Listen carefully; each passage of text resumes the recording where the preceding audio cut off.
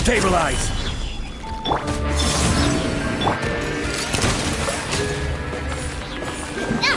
Feeling lucky? Hiya! This one's got your name on it!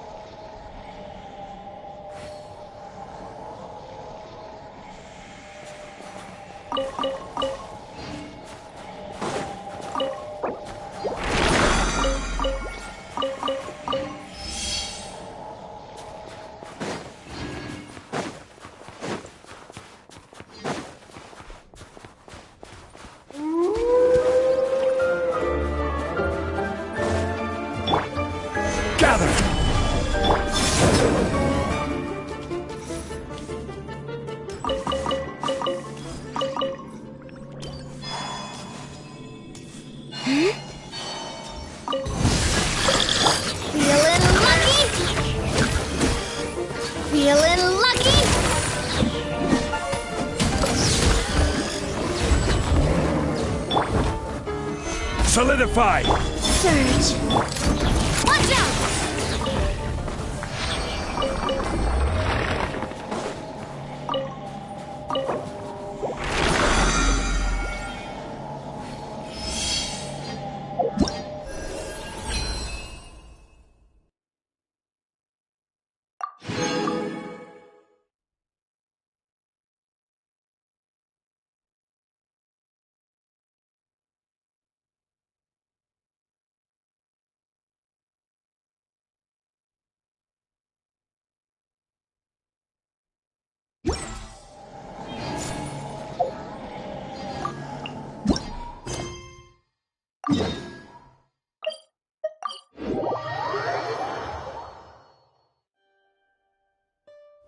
How strange.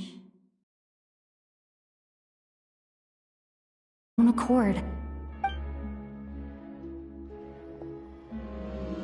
It's a very faint vibration, but it's getting stronger as I get closer to the statue of the Seven.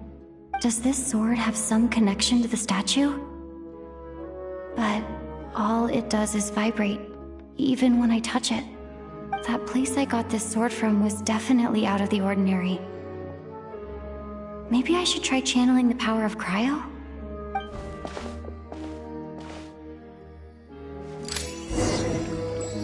And Kate! It worked! There really is something special about this sword.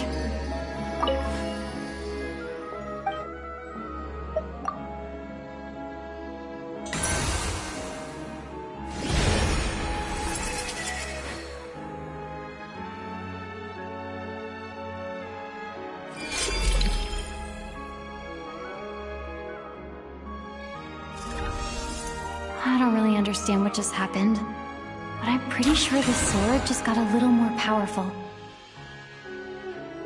I'll have to try the same thing again when I come across another statue of the Seven. In the meantime, I better go find Alosha.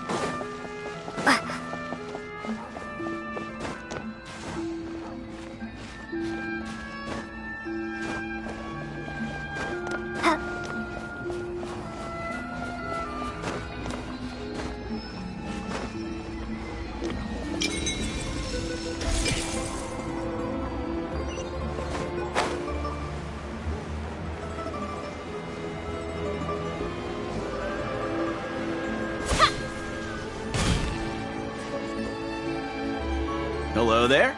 How can I help? Ah, sure thing. Give me a second. I'll go fetch them for you.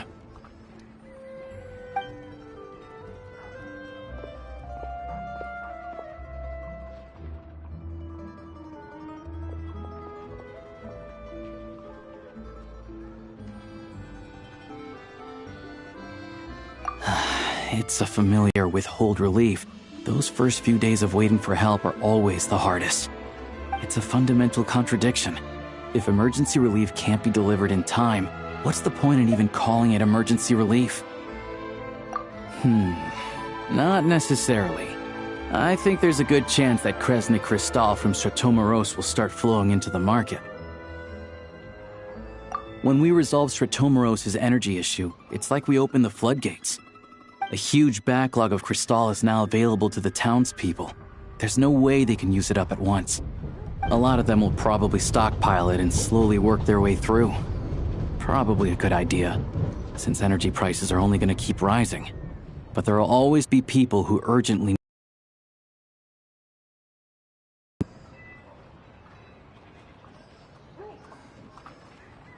Exactly. At the current prices, selling crystal is an easy way for an ordinary person to make a fortune. Hey boss, how much do I have left in my account? 1 second. Let me check. So, you're planning on buying the crystal out of your own pocket? Yeah.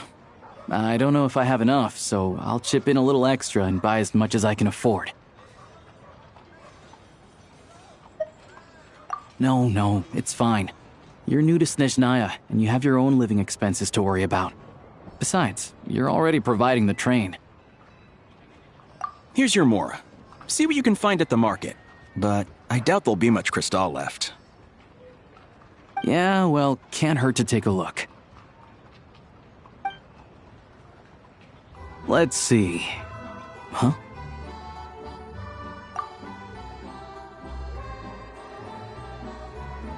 Oh, Alosha, and...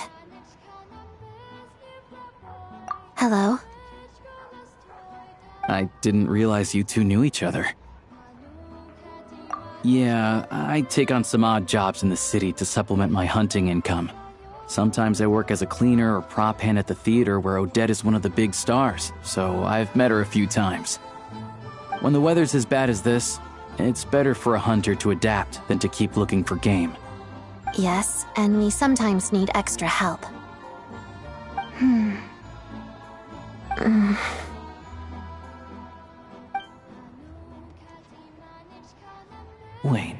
is the atmosphere so awkward? I thought things went pretty smoothly in Svietlolaidovka. So, what brings you here, Miss Odette? Looking for some new props? No. After I got back to the theater, I couldn't stop thinking about the situation in Svietlolaidovka. It bothered me so much I couldn't focus on my dancing. So I decided I'd come here and see if there's anything I can do. You too, I presume. I suppose that's why you're here. I didn't feel comfortable expressing my true opinions in front of the Harbingers. Not least because ordinary Fatui like me don't even know what Project Stuja is all about. Without knowing the full picture, I can't make sense of it. And at some point, if things aren't making sense to me, I can't just keep going along with it. So many people feel the same way. They wish they could do something, but all kinds of reservations hold them back. Explains why groups like the Rokot are springing up to fill the gap. Yes. Well, that's one option. But there are risks to consider with organizations like that. The Fatui does not encourage their activities. Right, because things can get out of hand, and it's hard to hold the right people accountable when they do. Sandrone said Odette was on track to inherit the title of the Fair Lady. If so, she'll be able to find out what Project Stuja is really about. Still, it's probably a little soon to ask her about that. There may be more to the story. What's on your mind?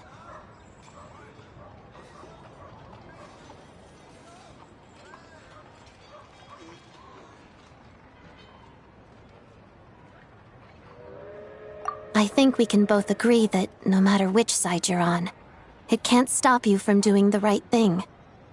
Where there's a will, there's a way.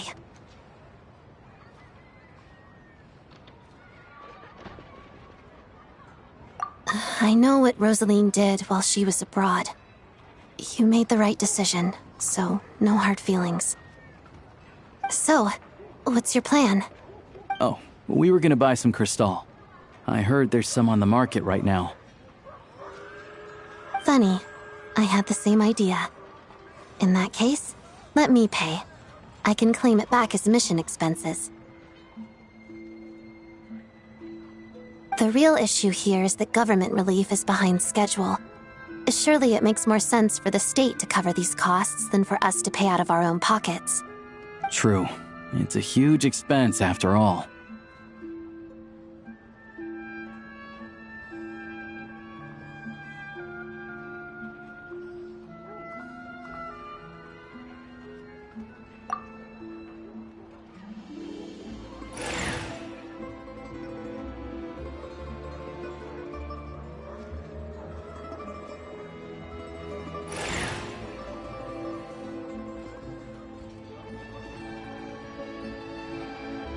Let me see. I'll take it all, please. And I'll be needing a receipt. Right. Choose mission budget under the expense category, but be sure to specify emergency rescue operation in the description.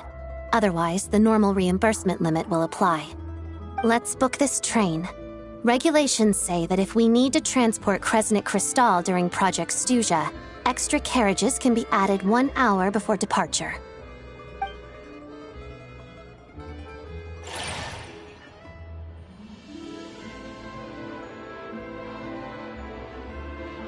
That should do it. The train will be escorted to its destination by Fatui guards. This is my first time seeing you handle Fatui affairs, Miss Odette. It seems you're as skilled an officer as you are a dancer. You flatter me. It's only because I've been doing both my whole life.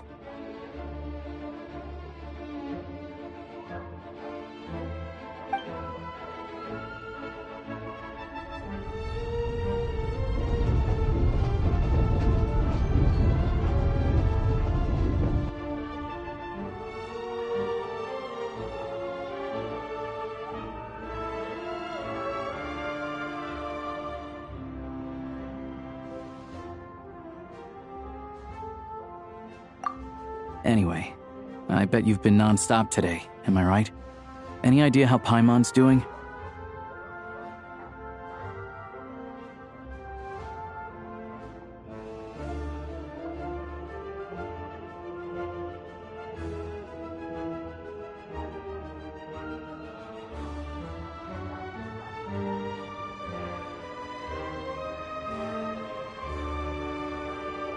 What's wrong? Who's Paimon? Her travel buddy hasn't been feeling well. She caught a cold right after they got to Snezhnaya. Sounds like she's important to you. I can't believe you've been dealing with this on top of everything you've been doing to help the people of Snezhnaya. I've got nothing going on right now, so I'll join you. I want to see how she's doing. May I come too? I have some candy that someone gave me back in Svietolaidovka. Plus, I know a little bit about relieving cold symptoms.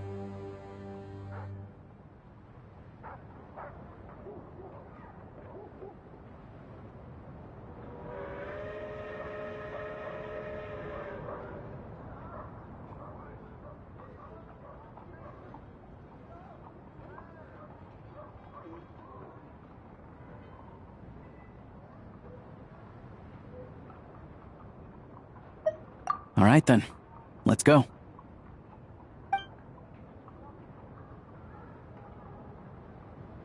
I still don't know what the deal is between these two, but at least the tension seems to have vanished. A good sign, hopefully.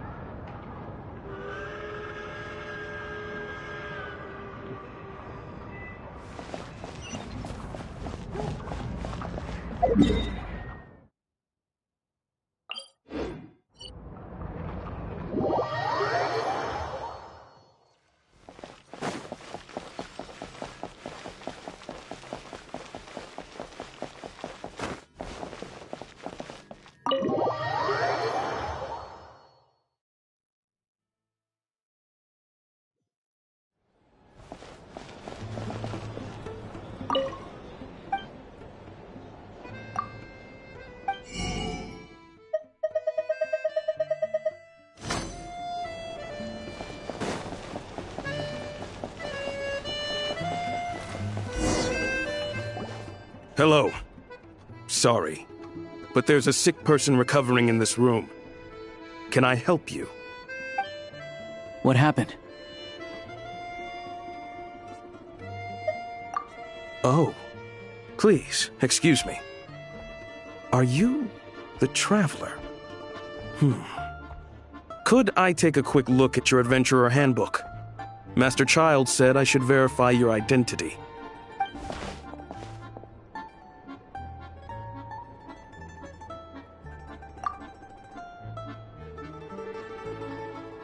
Ah, it's really you. Sorry for the inconvenience. We're under strict orders from Master Child to keep this room well guarded. At the same time, we can't interfere with Podvoye Restaurant's business. That would only seem all the more suspicious and draw unwanted attention to this room. Besides myself, a few of my colleagues are stationed in and around the restaurant, in plain clothes, of course. Rest assured, you're in safe hands. I didn't expect such a high standard of protection. Well, Master Child handpicked us for this special assignment. We're not about to let anything go wrong. Anyway, I won't keep you any longer. Please, head inside.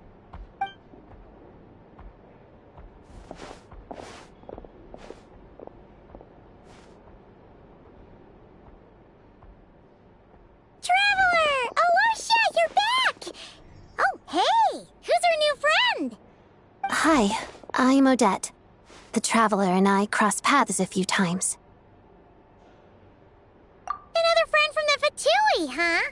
You're practically a member yourself by this point. Paimon's definitely on the mend. We should be back to our usual travels in a few days' time. Seems like that doctor was right. It's just... Paimon's limbs are still feeling a little chilly. I have just the thing. Whoa! What's this? Is that a flame inside an ice cube? Wait, is this real ice? How's it not melting? And how does the fire keep on burning? All keen observations. You're right. This is called Cor Ignis. Whenever I've caught a cold in the past, I found I recover much more quickly if I place this by my bed. You're welcome to borrow it. Awesome! Wow! It's so nice and warm! Oh, it's like magic. Your name was Odette, right? How did you two meet again? Looks like she's in pretty good spirits. That's a relief. Any progress with your investigation yet?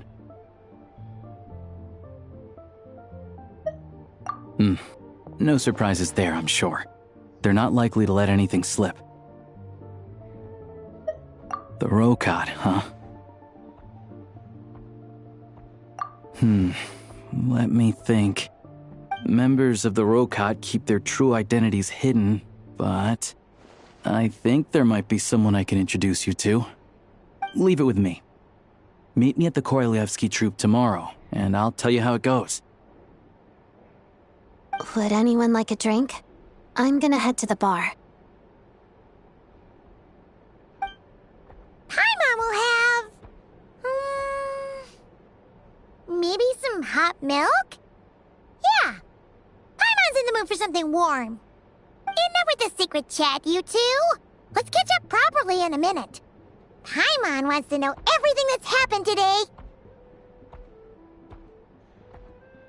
It'll be kinda like tabletop troop. No reason why listening to a story can't be an adventure.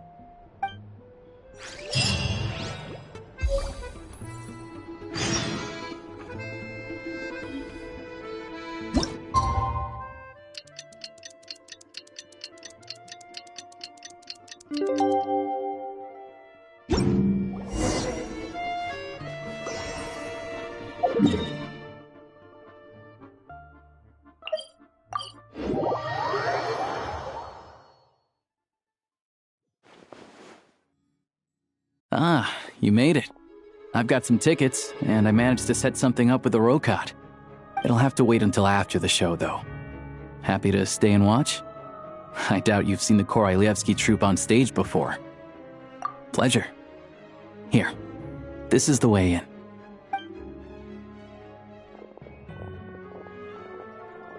Please present yourself for a routine inspection in accordance with theater regulations. Thank you.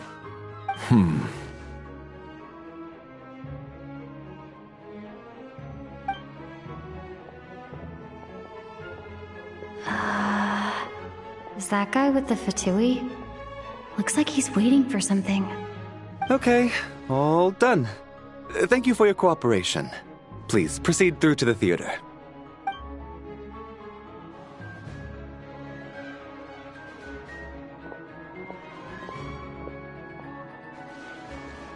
What's up? Everything okay?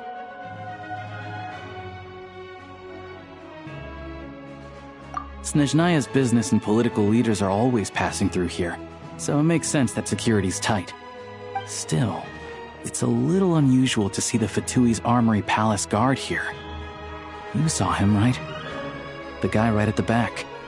Strong, silent type. His name's Valeri. He's part of the Special Assignments Battalion, but I only ever see him here for one thing: to look for a guy named Mitya. Supposedly a researcher, though he never seems to put much time in at the office. The theater is one of his favorite places to hang out when he's playing hooky from work. But that's not for us to worry about. Let's go. The show's about to start.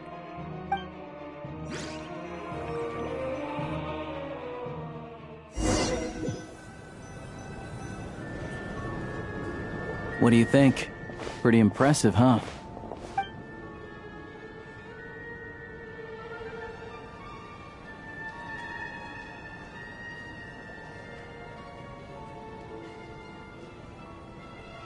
Oh, the one in Fontaine? I hear it's iconic. Never seen it for myself, though. Here we are, just in time. Sorry, coming through.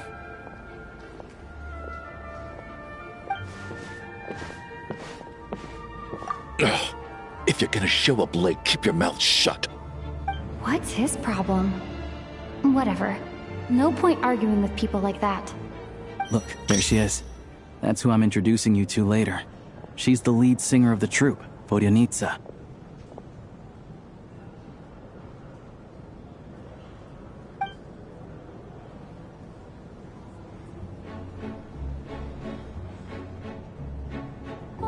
что мне приходил во сне, старость борется бессонной тьме, потоки будничной суеты, повеснее мечеты, тянутся годы мои бесцельно, в них больше нет любви.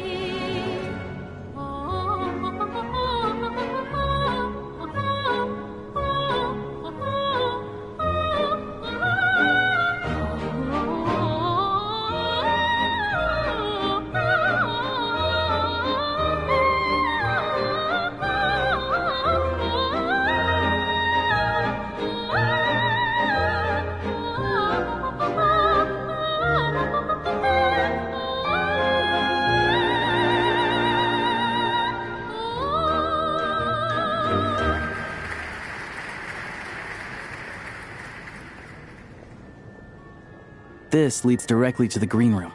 They're expecting us. Vodyanitsa will be waiting for us there.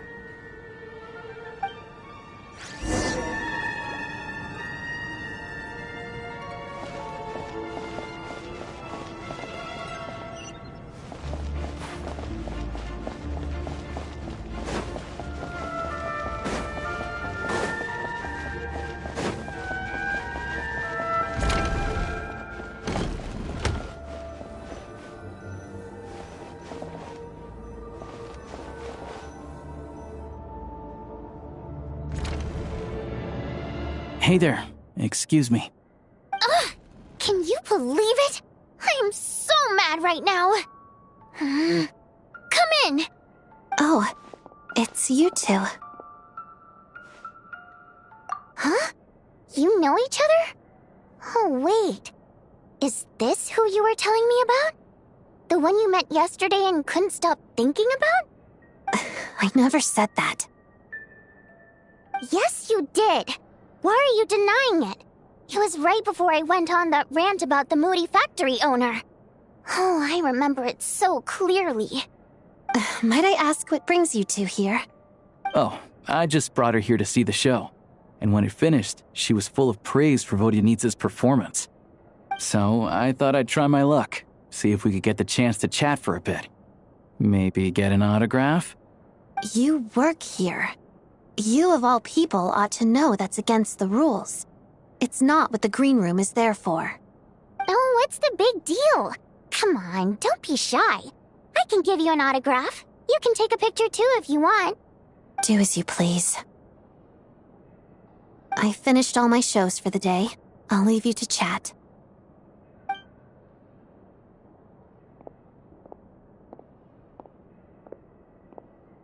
I wasn't making that stuff up, you know.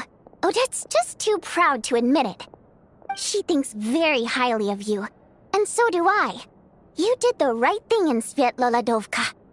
We're good. Odette's out of earshot. I'll lock the door. Confidentiality, of course. The Rokat is very strict on that. Whoa, Alosha! Not out loud! Not with an outsider here! Relax, I've taken care of it. Look at this. The president's reply sent this morning. Wait, so she's been approved to join? You told me last night that you wanted to get intel from the Rokat. Unfortunately, Rokat intel is only available to members. But ever since you set foot in Snezhnaya, we've been working together. I've seen the way you work, your character, and your motives.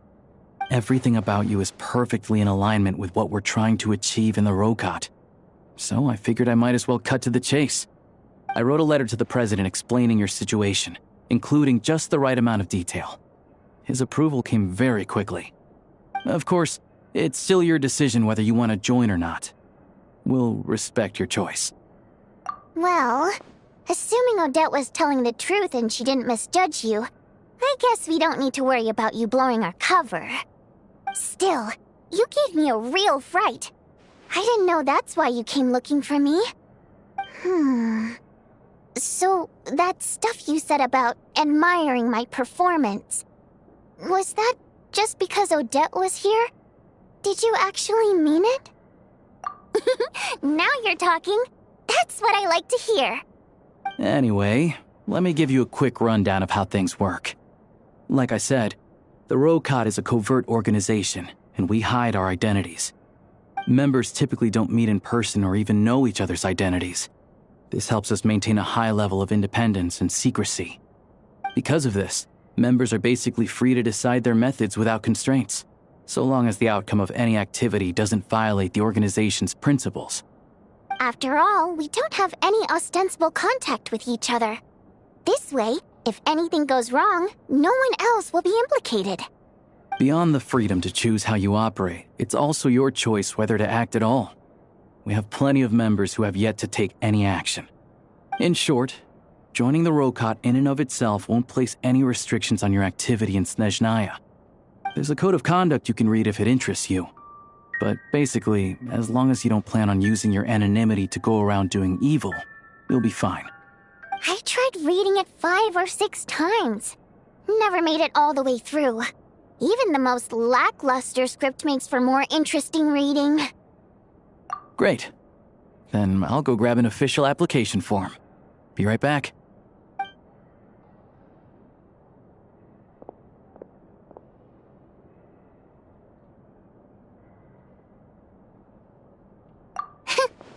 Well, Alosha has this pet dog, you see. His name's Tagarin, and this one time, Alosha brought him backstage. Tagarin took quite a liking to me, so I played with him for a little bit and fed him some treats. Then, the Rokot was out on a mission one day, and even though we were all in disguise, Tagarin recognized me right away. Just a coincidence, really. We didn't report it to the higher-ups, though, to avoid dealing with the fallout. Like my job at the theater, for instance. I really needed to make ends meet. By the way, what were you complaining about just before we came in? Did everything go okay with Chuganov? Everything did not go okay. That's why I was so mad. I tried to make some small talk with him before I went on stage to fish for intel about the Iskra manufacturing plant. But he wouldn't take the bait. No matter what I said, he kept dodging the question. And then he started complaining. He said he didn't appreciate his second-rate seat in the stalls because he usually gets a private box. I mean, what did he expect? Everyone knows that if you want a box seat, you buy a ticket well in advance. But instead, he sends me a letter the day before the show when we're practically sold out. I had to juggle things around just to get him a half-decent seat, hoping he would appreciate the gesture enough to share some information. But nope, he didn't give me anything. Yeah, meeting Chuganov in person has definitely been a disappointing experience. Oh, you probably don't know who we're talking about, do you? Chuganov was that older guy you were sitting next to today. I'm sure he didn't make a great first impression on you either. To the citizenry, he's a family man and a kind boss. But our interactions with him tell a very different story. It's one thing to ask for a favor, but he acts like it's his right. He always expects special treatment. Take the ticket situation, for instance. I've actually gotten him a private box in the past. But not only was he not even grateful, now he's acting like I've sold him short this time. Not to mention that he's never paid for a single one of his tickets. And another thing, if he's such a big family man, why doesn't he bring his wife and daughter to see the show once in a while? I've never seen them here, not even once. Calm down, Vodyanitsa. If you won't do it the easy way, we'll have to try the hard way. But first things first. Here's your application form. Go ahead and fill it out.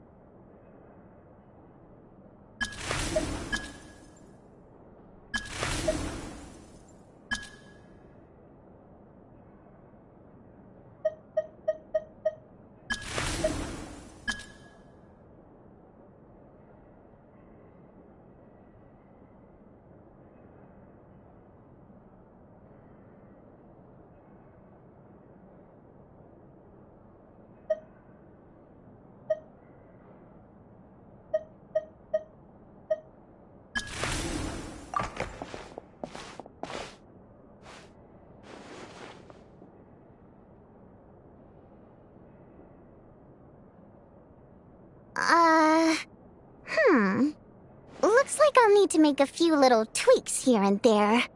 But other than that, you're good to go. We'll hold on to this for you. All right. Now that we're officially Rokot comrades, I can tell you. Chukhanov is the target of our current operation. Recently, we've done some recon work at the Iskra manufacturing plant, which way beyond the legal limit. All we need now is some direct evidence to present to the Vetcha, so we can demand that they shut the plant down. That way, the Kresny Crystal can be allocated to where it's needed most. I was hoping he might let slip during one of our chats, but he's too tight-lipped. We'll have to find another way. I'm meeting another regular theater-goer tonight, Mitya. But Valeri's here too, and he's probably looking for Mitya, so he may end up being a no-show. Don't you worry. He must know how to dodge Valeri, or he wouldn't be showing up on time for every performance. Mitya is a renowned energy expert. Although we can't get any direct evidence of the excessive energy consumption at the plant, we can accidentally let the information slip to him. The authorities should take someone like him seriously. So if he starts raising questions about energy use at the Iskra manufacturing plant, there will be a proper investigation. Also, we're not allowed on site, but he has clearance. So all we need is his cooperation. Yeah, so that's the other thing we're trying to figure out. Though I think we're far less likely to make any progress on that front. Still, I hear that Mitya is a bit of a chatterbox. So, who knows? Maybe if we catch him in the right mood, he'll let something slip. What do you think? Sound like something worth your time? Okay, in that case, you guys find a seat somewhere nearby. Pretend you're a couple of buddies there to eat, and keep your ears peeled for useful information. He's a huge fan, so I doubt he'll have his guard up around me. But you two need to be convincing. If he suspects anything at all, he might stop talking. Sure. Don't worry. We'll make a believable pair of buddies. Perfect! You've sold me already. Now, help me tidy this room up a bit before we head out. Okay. What needs tidying? Everything!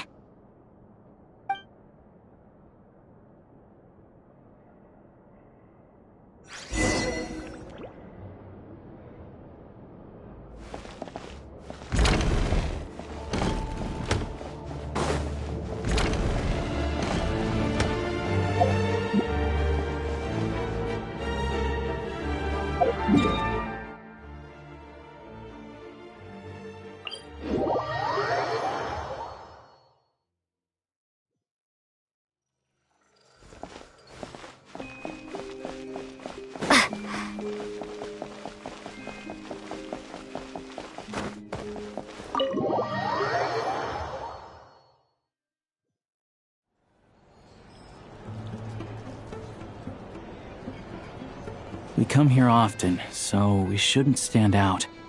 Let's sit here. Now, it's up to Vodyanitsa. Let's see how the conversation goes.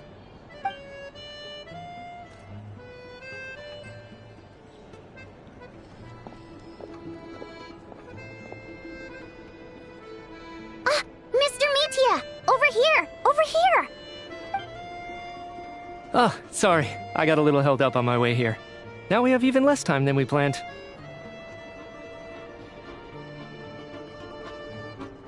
Go ahead and order some snacks and drinks. Whatever you like.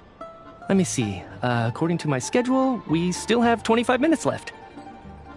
You're really pressed for time today, huh? I was imagining this would be a leisurely chat. If you'd prefer, we can always reschedule for another afternoon when you have more time. No need. Getting to meet the lead singer is a very precious opportunity for me. I'm not about to pass it up. I've already had to decline your invitation several times because our schedules rarely align. If I don't grab this chance while it's here, who knows when the next one will come around? Well, it's very kind of you to make time just for me.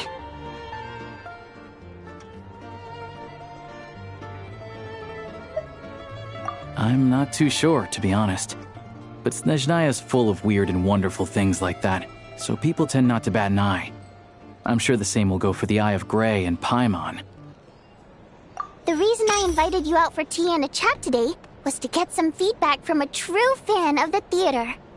Well, I genuinely have nothing bad to say.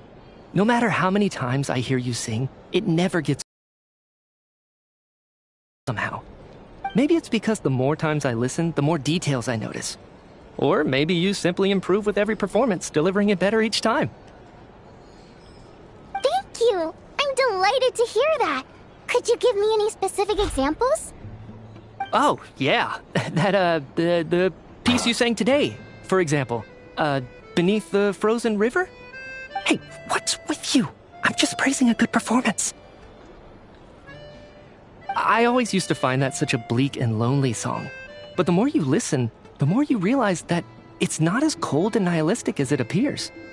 When you really dig down into it, there's a certain level where you're surprised by the emergence of hope. Wow, I'm impressed. I didn't expect you to pick up on that. Actually, I only tried out that angle after talking with a composer. Still, Beneath the Frozen River wasn't on today's program. Oh, really? But it's a classic. You sing it every time. Almost every time. Oh, well then. Let me say a few words about that other all-time classic, Flying in the Wind from the Mountain Sparrow. I didn't sing that one today either. My voice wasn't quite up to it, so I switched it out at the last minute. Oh, but, Sorry, Mr. Mitya, but you were at the theater today, yes? Of course I was. Remember? I said hello to all the troupe members before the show started. You, Odette, and the others. So what did Odette sing today? Elegy of the Snow-Winged Goose, of course. Correct. I see. I see. You find my singing boring, don't you? That's why you don't remember a single song. Looks like I'll need to cut a few from the program next time. No, that's not it. I swear. All right. I'll be straight with you. I'm sorry. My mind was wandering as you took the stage today. I enjoy watching your shows because the exquisite performances stimulate the mind. It always sparks some inspiration for my research. So, whenever I get stuck at work, I come to the theater for a change of pace. Odette's dance during the Elegy of the Snow-Winged Goose today was simply incredible. It got me wondering what she's been going through recently. That look of sheer defiance in the face of utter tragedy? It was so inspiring. I started scribbling in my notebook right away. Not that I made a ton of progress in the grand scheme of things, but I still think it was productive. By the time I snapped out of it, the entire show had finished. So what you're saying is, you didn't listen to my singing at all? Unfortunately not. I'm sorry, I don't know which is more disrespectful. The fact that I don't always come for the show itself, or the fact that I missed your performance. Seems like things are getting a little awkward. Mitya just stepped into a conversational minefield. If there's one thing Vodyanica doesn't like, it's people who show disrespect for her performance. This meeting was so hard to set up. Don't tell me it's already falling apart. It's fine. I suppose this is affirming in its own way. At least, it shows that our performance really touches people's hearts, right? Don't let it bother you. It certainly doesn't bother me. She's showing a lot of restraint. Well, I'll be sure to let Odette know how much you adored her performance. Please don't say that. I always love your performances too. It's just that inspiration struck at the wrong time today. I'm usually all ears. I know, I can tell. That's why I value your opinion. I'm sure some people can't stand it when others praise their coworkers right to their face, but not me. No, sir. Fair enough. I still feel kinda bad, though. But you know what I really can't stand? People who only show up to the theater to pretend that they're cultured. Makes me sick to my stomach. Oh, yeah, 100%. There are too many of those people around. By the time they're walking out the door, they've forgotten all about the show. What's wrong? You look furious. I don't know if you've heard about the boss of the Iskra manufacturing plant. He isn't even a theater investor, but he always demands the same privileges as actual investors. Box tickets only, premium drinks, even the right to request specific songs. Well played, Vodyanitsa. Seems like she's harnessing her rage to steer the conversation back on track. Now that you mention it, I've interacted with that guy before. I gotta say, everyone holds him up as an example of a benevolent businessman, but I don't know. I don't see it. Yeah, he couldn't care less about what's happening on stage. He's just there to flaunt his social status. I hate that I have to prepare programs for guys like that. What's the big deal with that factory he runs anyway? I asked around a bit and heard some pretty shocking stories. Sounds like he's just another greedy capitalist. Oh, really? Yep, the things people are saying are pretty damning. Low wages, insanely long working hours, equipment running around the clock. And as if that's not bad enough, he also strictly forbids his employees from giving any kind of interview. Project Stuja has now been extended so many times, we're at the point where crystal rations for the common folk are barely enough to survive on. Yet he even wants to get his greedy hands on them just to boost his own profits. If the rumors are true, he's in serious violation of the law. Interesting. So you've heard about it too. What? So it's really true? Who knows? I've only heard the same rumors you have. But there's no smoke without fire. The Rooster's been coming down on us hard lately, demanding that we track and trace every single batch of Crystal. My coworkers in the Department of Energy have been tearing their hair out over it. The Rooster? I didn't realize he cared that much. Yeah. Even though there are no restrictions on Crystal trading, the poor will wind up freezing to death if we let the rich buy as much as they want. That's clearly unfair. Looks like we'll need to arrange an investigation into the Iskra manufacturing plant as soon as possible. I never knew you kept up with current affairs beyond the theater, Miss Vodyanitsa. You really have a heart for the common person. Most Fae in your position have long been indifferent to the plight of humans. Well, those of us who choose to live in human cities are naturally going to pay attention to any significant upheaval. Isn't the Rooster a Fae himself? I'm just surprised to learn that even someone with as much experience as him is getting so stressed out over Project Stuja. What is the end goal of this project anyway? This is it. We're finally going there. I'm sure Mitya can sense on some level that she's fishing for information. But since their conversation is so relaxed, he might just let something slip. It's stressing me out too. If I'd only made better progress with my research, things wouldn't have dragged on this long. Oh, so you're... The power of the light realm and not elemental energy. Right now, the only thing that meets the requirements is the power contained within stellar linchpins. But harnessing that power is costly. Each step of the process requires enormous amounts of Kresnik crystal, from extraction to quantification to attempts at conversion. Progress has been painfully slow, and the team is getting burned out as time goes by. Sometimes, I see people staring into space as if in a trance. Could it be that this new energy source has side effects? No, it doesn't affect us, because the energy is used for... Okay, I got it. Stop choking me. Sorry, I can't talk about that. I think we're all just exhausted. We've been working ourselves to the bone for so long with so little progress to show for it. It's no wonder people are struggling to stay motivated. Seems like I owe you an apology. I shouldn't have gotten so mad at you for not paying attention during the show. Don't worry about it. I count myself lucky, to be honest. I don't envy the people who work closely with the Tsaritsa herself. I'd much rather be in my current position. At least I don't have to shoulder any major responsibilities. So they're trying to develop a completely new kind of energy. Yeah, censored by a scarf. Who would have thought? Oh, dear. It looks like my time is up. I'm afraid I have to leave. I'm so sorry. We ended up barely talking about the theater. That's okay. It was a pleasure chatting with you, really. Let's make up for it next time. Yeah, hopefully once the work pressure eases up a little, I'll be able to focus more on the performance, and then we'll have more to discuss. We touched on some confidential issues today. I'd be grateful if you could keep it between us.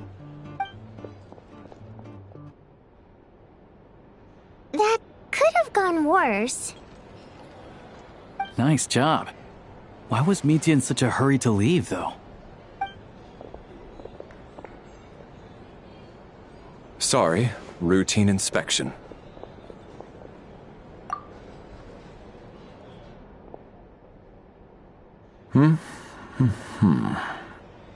Okay, let's go. So he wasn't rushing to get back to work.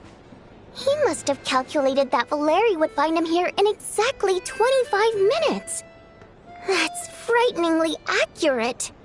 One of the main duties of the Special Assignments Battalion is to ensure that important figures stick to their schedules. All right, time for us to get going too. Excuse me, check please. We'll settle our check too, then. Oh, hello there. Mr. Mitya paid the check before leaving. He also asked me to pass on a message. He said it was an honor to share his tea break with Miss Vodyanitsa and her two friends. Wait. So he knew we were here all along? This raises a lot of questions. Did he deliberately mention the new energy source so that we'd overhear it? Maybe his work isn't confidential after all. Maybe the key here is the purpose of this new energy. I guess that's the next thing to look into.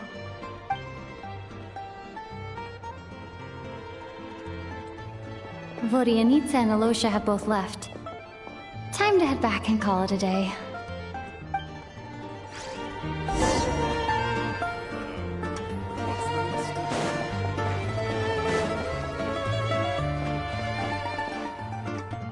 You're back!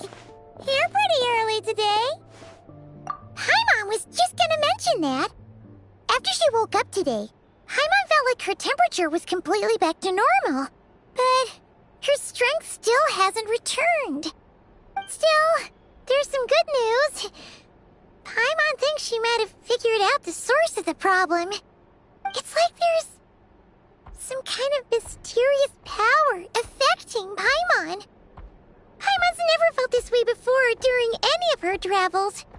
She only started feeling this way since we arrived in Snezhnaya. That's right. The Armory Palace needs a brand new energy source. Could that have something to do with this? What is it? You're making that face again. You know, the one you get whenever you have a light bulb moment?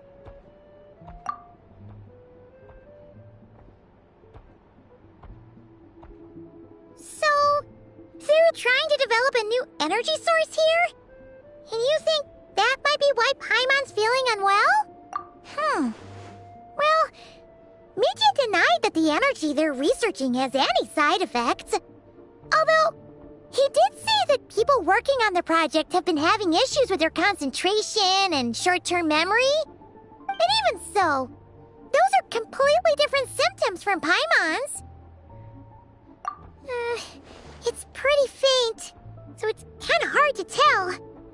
But if anything, it seems like it's coming from roughly the same direction as the Armory Palace. Sure, Paimon's with you there. But how, though? The Rokat only has a limited amount of intel. Oh, great point! They are you about Project Stuja every day. If we could sit in on one of their sessions, we might pick up some new leads. Good idea! Oh yeah, while you were out, Paimon tried all the yummiest looking desserts in the Potforia restaurant. This one seemed right up your alley. So, Paimon saved some for you. Come try it once you finish writing your letter.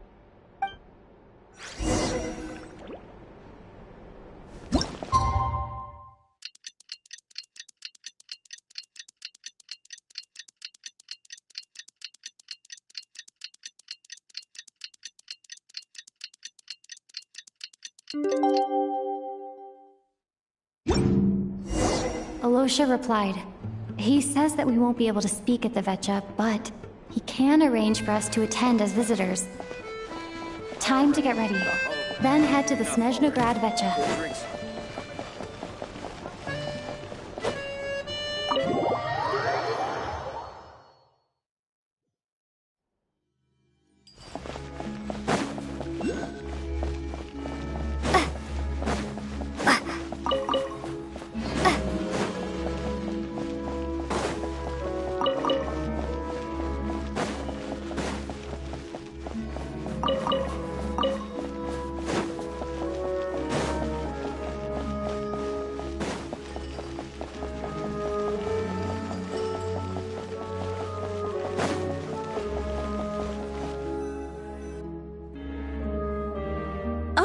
Miss Vodyanitsa, prima donna of the Korolievsky troupe. What a surprise meeting you here. Will you be sitting in on a session of the Vetcha? Sorry, I'm not taking interviews today. Oh good, you're here. The session's about to begin. Let's get inside. Please wait, Miss Vodyanitsa. Could you introduce me to your new friend?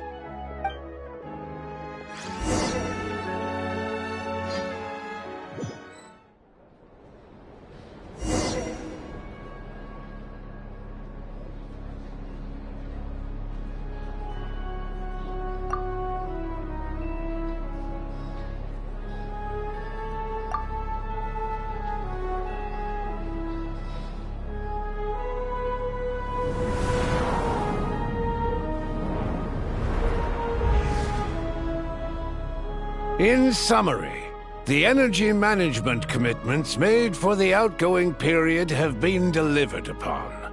Furthermore, both the production and consumption of Kresnik Crystal show clear signs of stabilizing. The relevant agencies have assessed the present circumstances and determined that the status quo can be sustained until the next period.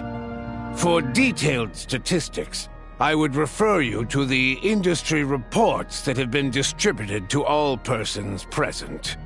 It should also be noted that while the recent blizzards have led to a significant increase in people's energy expenses, this is strictly a short-term phenomenon associated with a remotely located monster. Her Majesty the Tsaritsa is giving her full attention to this matter. We should have every confidence that it will be dealt with swiftly and conclusively. A financial report on disaster relief is also present in this report, courtesy of Pantalone. They cover the same old ground every single time. The rooster never seems to mind, but everyone else is getting tired of it. There's a general lack of trust. People aren't seeing any tangible benefits that affect them directly. Of course, none of that will be reflected in any of the reports on the table. Yeah, if it weren't for these hard copy documents, I could have at least made something up. Oh, don't mind me. I'm just out here trying to hit my interview quotas. Bring out the Kvass. Ever read it? Best-selling newspaper in town. If I remember correctly, you guys don't even have a sales permit. You have to sell from stalls on the street. Okay then, best-selling street stall newspaper in town. Still counts.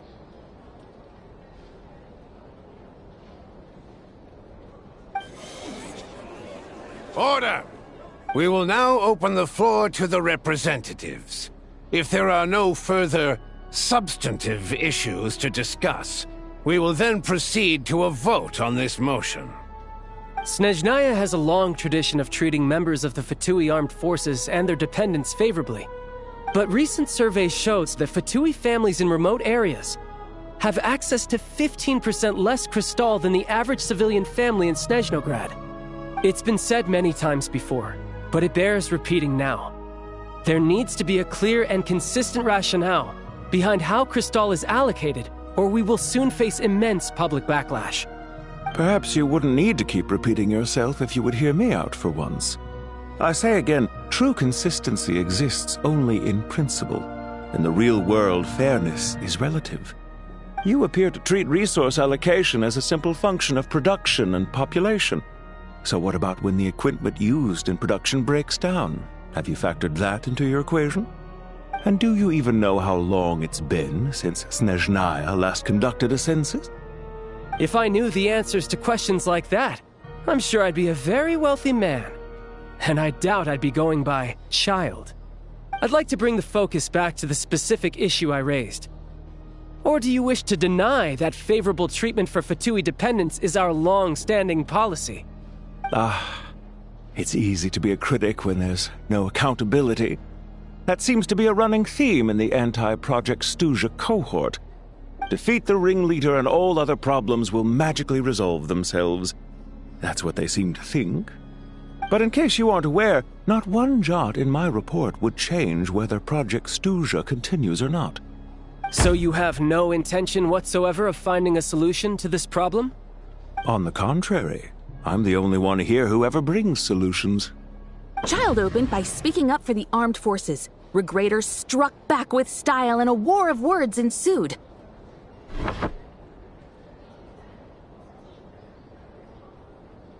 Our reporter was live on the scene to get the audience's reaction as it all unfolded. Who do you support? The people have spoken! Child received raucous applause from the crowd as he pushed Regrator onto his back foot with a relentless barrage of questions. It had to be seen to be believed. Now you see why they don't have a sales permit. However this reporter wants to spin things, I haven't forgotten that Tartaglia was representing the Northland Bank when we first met in Liyue. So, surely their relationship can't always have been this strained. You two are getting off topic. Let's focus on what the data is saying. Mr. Pantalone, may I speak on your behalf? Oh, please do. I'm more than happy to save my breath. Crystal distribution policy undergoes modifications with each new period. The ultimate goal being to find the most reasonable method of allocation, which I believe is what Mr. Tartaglia also seeks. But I fear many may have been misled on this topic by extremist activists. To clarify, Project Stuja is not the root cause of the problem. It is merely a framework for resource distribution. The most recent reports all point to Snezhnaya's resilience and adaptability during this period of fine-tuning, and give clear indications that a distribution framework is improving with each iteration. To make drastic adjustments without first considering the risks would likely do more harm than good. It would be a waste of the hard-won experience we've gained to date. Renowned scholar of finance, Arapov spoke up to clarify the fiscal logic, clearly alluding to social organizations like the Rokot in his words.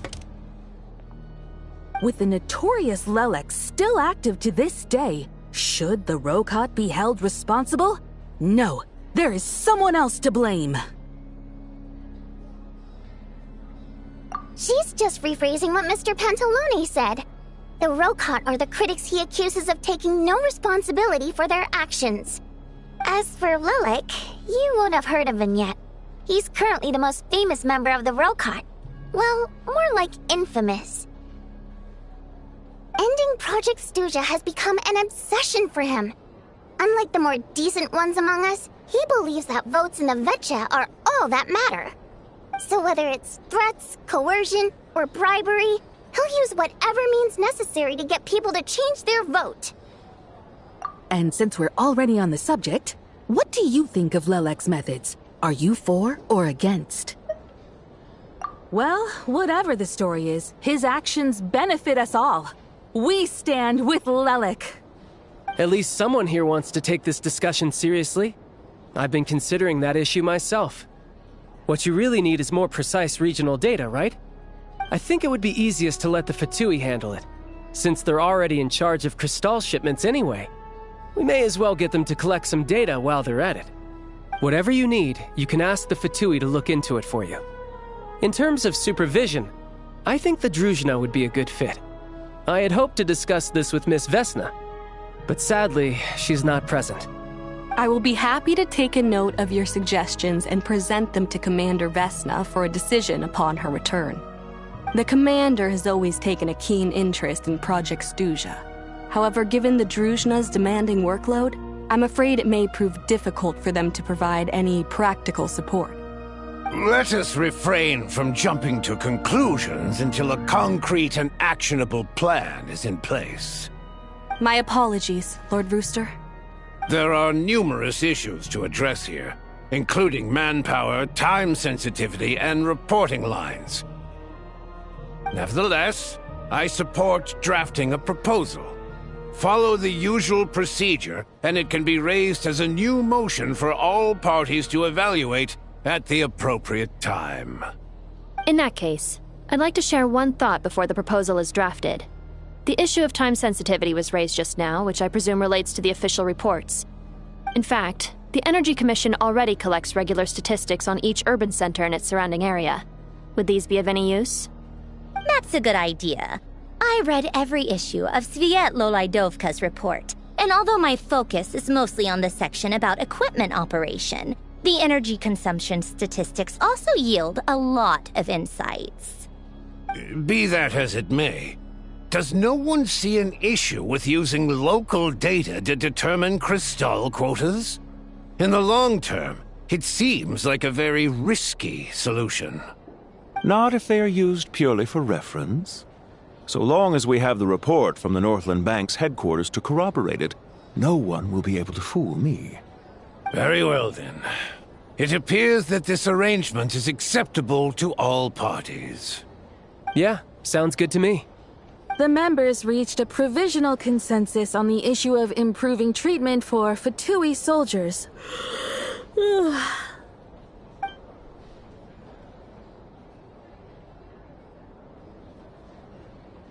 Today, the prima donna of the Korailievsky troupe attended a session of the Snezhnograd Vecha in the company of a most charming young lady. The question on all our minds is, what is the true nature of their relationship? Write anything like that again, and I'm revoking your permission to interview the troupe. Got it?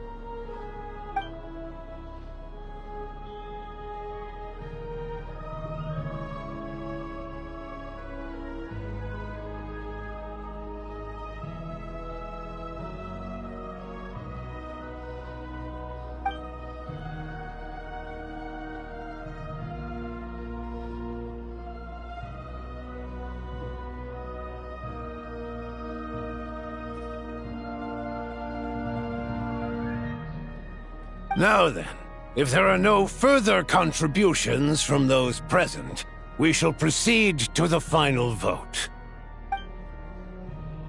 Hey, check it out! What made him vote against? Why now?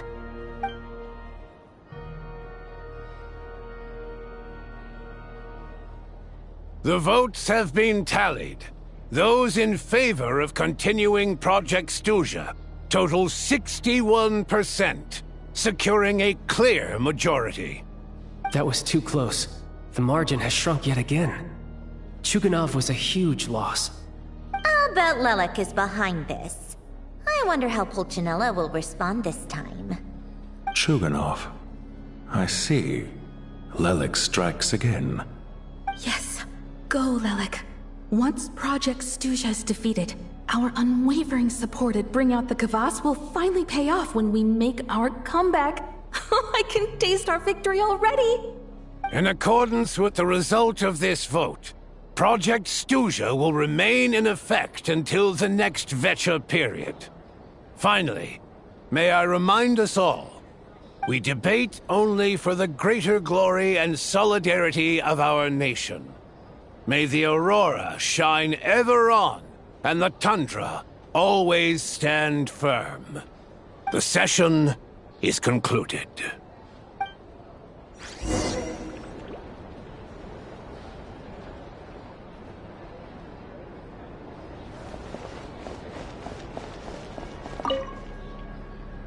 I have to say, I really wasn't expecting Chukhanov to vote against Project Stusha. Well, in principle, Snezhnaya's business and political elites ought to be the ones least likely to oppose it. As we heard, Project Stusha is basically just a resource distribution framework that requires everyone to cut back during the winter. But even if the policy got cancelled, the Tsaritsa's energy needs wouldn't suddenly go down. The extra demand from the public would have to be filled from somewhere. So logically, the factories would have to take the hit.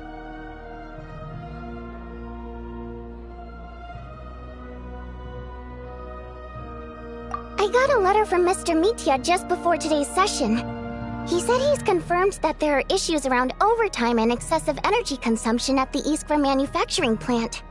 In a situation like this, once the Rooster receives the report, he'll order the factory to halt production and submit to an investigation before issuing a penalty. But that's a week-long process, and thus didn't make it onto the Vetcha agenda this time. I don't think he suspects anything so far.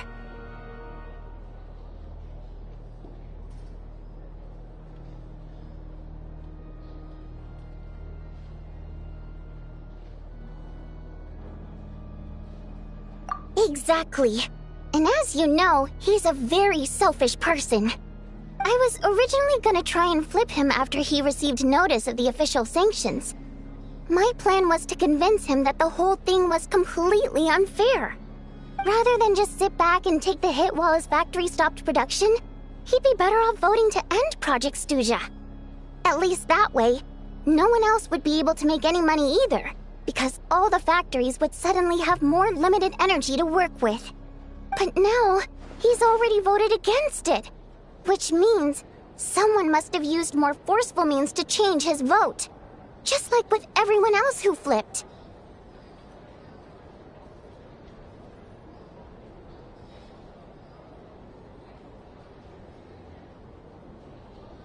Yeah, no one knows why Lilac is so obsessed with ending Project Stusha. But by the looks of it, he's inching closer and closer to success. Lelek must have strong motivations, given how he'll stop at nothing to achieve his goal. Maybe he knows the full truth of Project Stusha. Maybe my next step should be to focus on him. All right. What are your plans for the rest of the day? Shall we head out? Hey, comrade. I noticed you were here during the debate. I didn't take you for a political enthusiast. Greetings, Harbingers. I just happened to have some free time today, and my new friend here thought it might be fun to check out the Vetcha. Ah, Odette must have introduced you. Looks like you two are getting along pretty well. I'll leave you to catch up. I should head back to the troop. Sure. Break a leg and all that.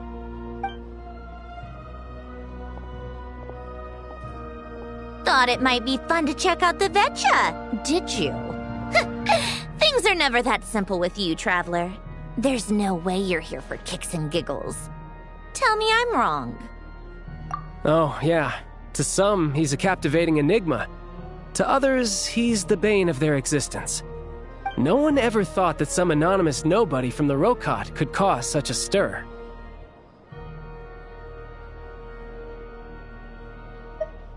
Huh? You want to look into Lelik?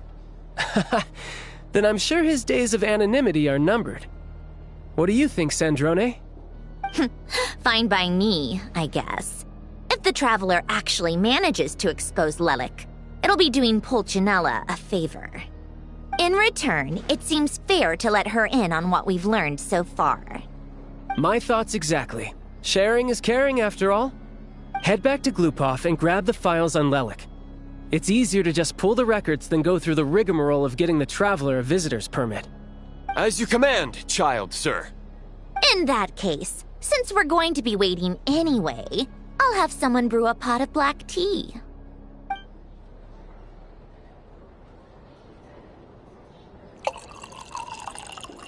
One common thread among the many incidents Lelik has been involved in is that the victims are all too scared to share any real information about him. Clearly, he must have threatened them in some way. His modus operandi is to silently infiltrate the scene and leave a threatening letter behind. But neither the letters nor the crime scenes ever yield any clues to his identity.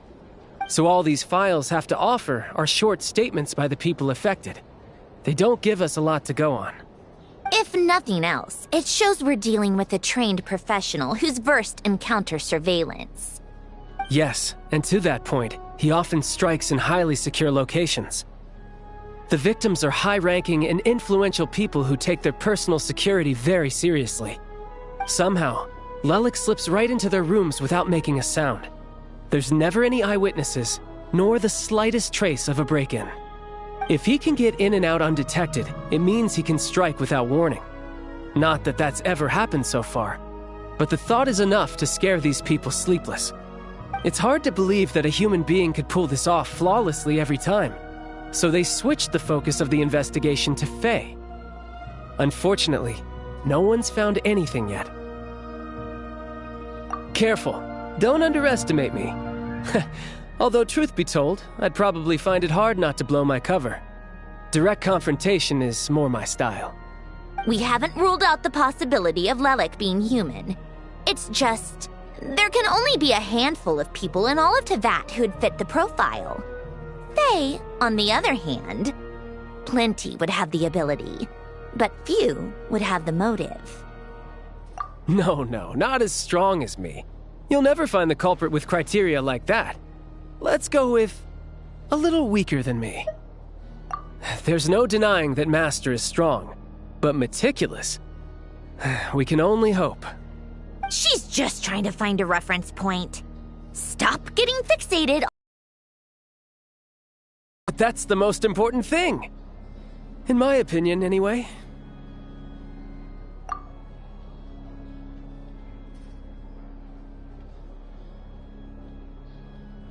Odette? Yeah, that seems about right. Her skills are solid, and she's always calm under pressure. Except she's Fatui, so the likelihood of her working against us is pretty low.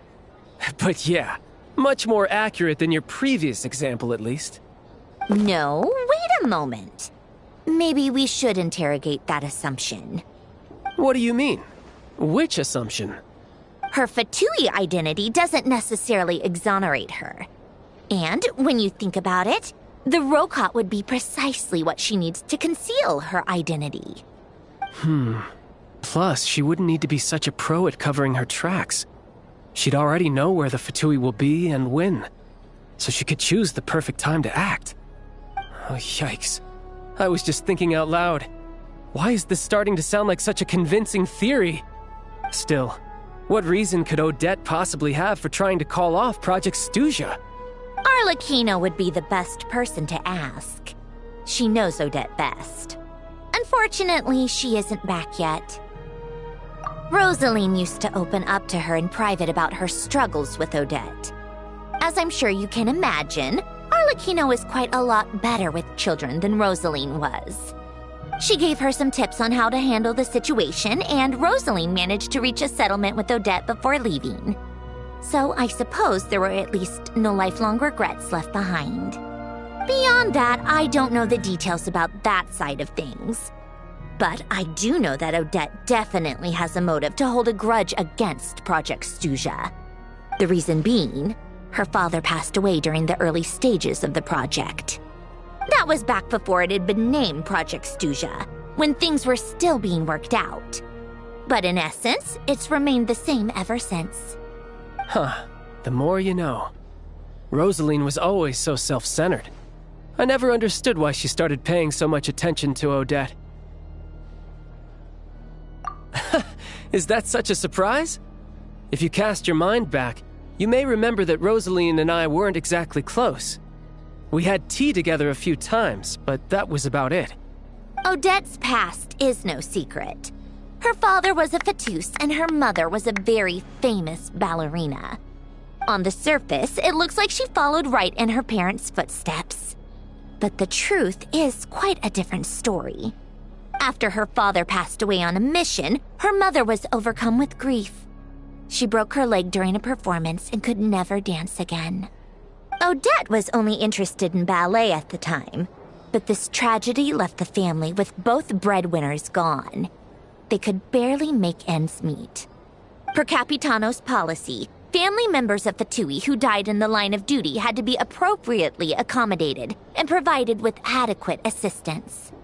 So, regardless of how Rosaline may have felt about it, it fell to her to resolve the issue of Odette's family's livelihood.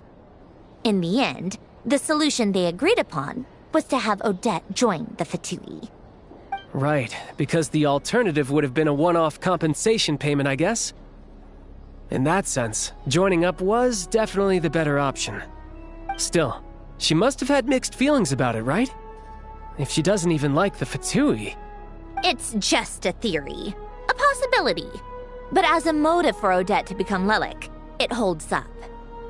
That said, I have no idea where Odette's head is at right now, or what her conflict with Rosaline was about. Plenty of people were on bad terms with Rosaline. I have no intention of trying to figure it all out.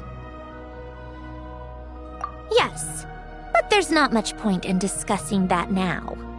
Yeah, back to Lelik. Since our investigations so far have turned up next to nothing, we've got nothing to lose by trying a new angle.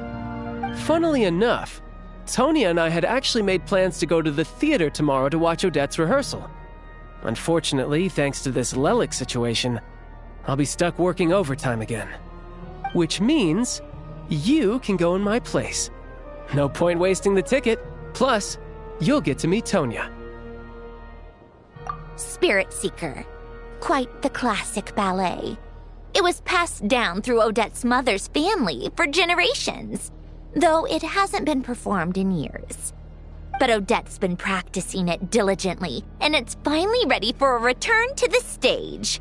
Excitement is through the roof. Tickets for the official performance sold out long ago. Tonya's excited for it too. She's desperate to see it no matter what.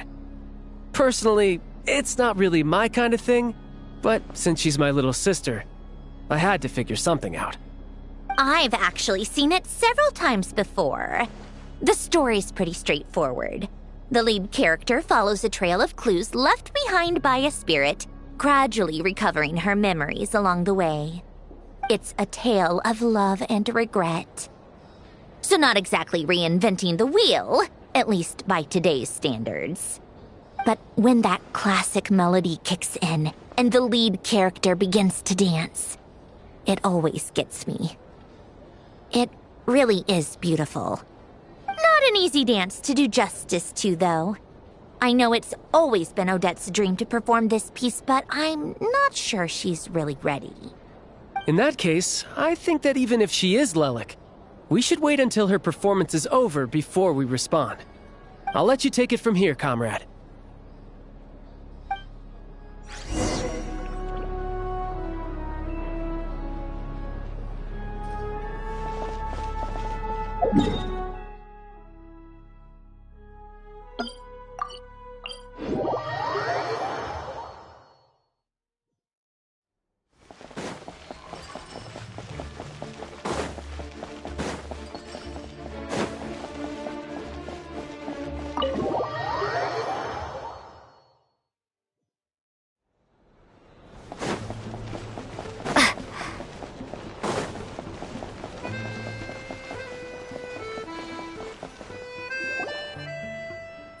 You made a ton of progress today. It's good that everything's going so smoothly. Next step is to head back to the theater and get a clear answer from Odette. Either way, Paimon doesn't get the sense that she's a bad person. Sure, she might have done some pretty extreme things, but Paimon bet she has her reasons. Maybe this is going too far, but with everything she's managed to do so far, wouldn't it make more sense in theory to be even more, heavy-handed? Why leave a letter when she could, We know there are plenty of other ways to keep people in line, right? The point is, she could have gone further, but she didn't. So, if it is her, she's got some principles at least. Yeah! Well, all you can do is follow the facts wherever they lead. No change, really. But that thing Paimon told you about yesterday? Paimon feels like she can sense it more clearly now. Hearing you talk about your day makes Paimon itch for an adventure. If only she could be there with you so we could experience it all together. Yeah, I wish you could be there too. I'm not used to adventuring alone. But don't worry, we'll get to the bottom of this. Guess it's just one of those things. Never mind. Paimon will behave herself and keep resting.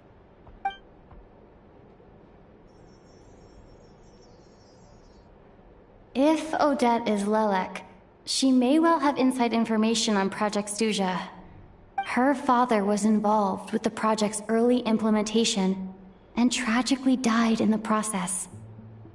Now, she's dedicated herself to bringing it to an end. It's hard to imagine she could have gotten this far without knowing anything at all about the Tsaritsa's true intentions. When she spoke to us as a member of the Fatui, how much did she let on? And how much was she hiding? Only time will tell. Maybe tomorrow everything will be answered. Hey look! It's snowing! Could be a tough day ahead. Make sure you wrap up warm tomorrow.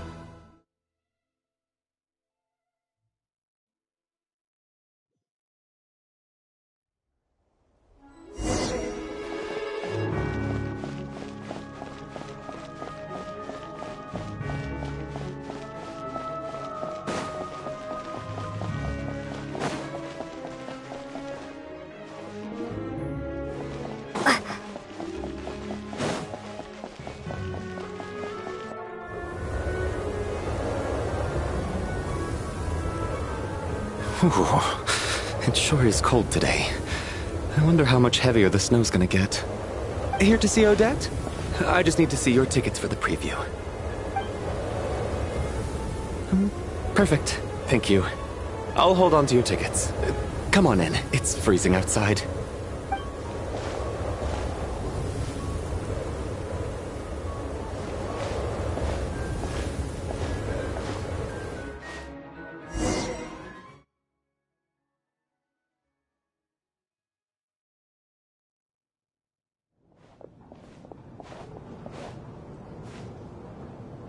I think I'll leave the Lelek question until after the show's over.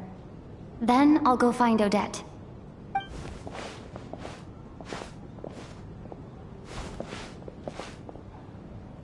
Child said he was originally going to come with Tonya, so I'm guessing Tonya's already here somewhere.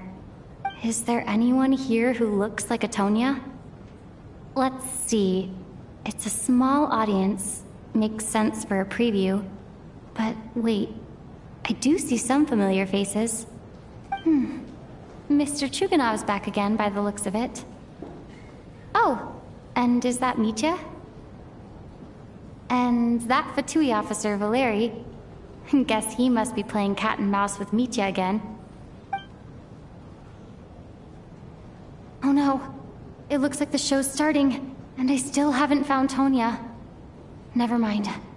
I'll just have to take a seat for now and see if I can catch her afterwards.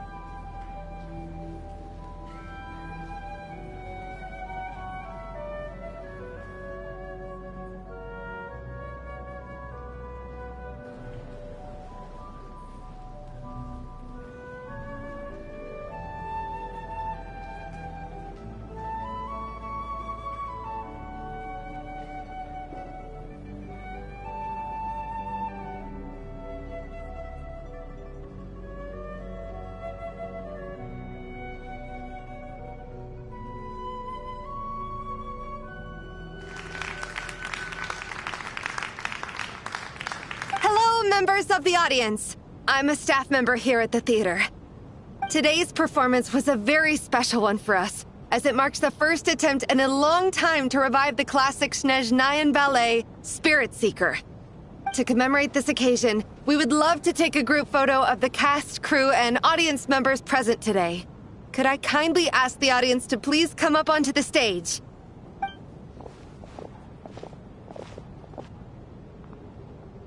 All right, everyone, huddle in a little more. Now, look at the camera. 1, 2, 3.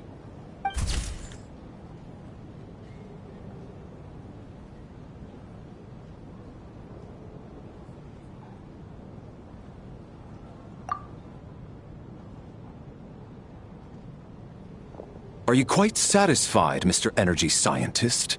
I rather hope you don't have any other escape plans to add to my workload today. What are you talking about, Sarge? This was simply my way of inviting you to watch Miss Odette's new show with me. And wasn't the performance spectacular? In the future, I heartily encourage you to take a leaf out of my book. Find some soul-nourishing pastimes to enrich your time outside of work. It was indeed a fine performance, but I must correct you on one point. This is not time outside of work. These are working hours. Working hours and non-working hours are just a social construct. Human technology can never advance if we're too rigid in our thinking, Sarge. May we leave now? Already? I mean, I was kinda hoping to soak up the atmosphere for a little longer, but... No? Okay, guess I'm pushing my luck. Didn't seem like too much to ask, but fair enough. Off we go then, Sarge. Back to the land of working hours. Lead the way. That has to be her. She's the only person in the audience around Tonya's age. Excuse me? Are you Tonya? Huh? Your brother's busy today, so I took his ticket. Don't worry about him. He's fine. Oh, okay. Sorry for the trouble. What's wrong? Are you sick? No, I'm fine. It's nothing. Maybe she caught a cold on the way here because of the weather?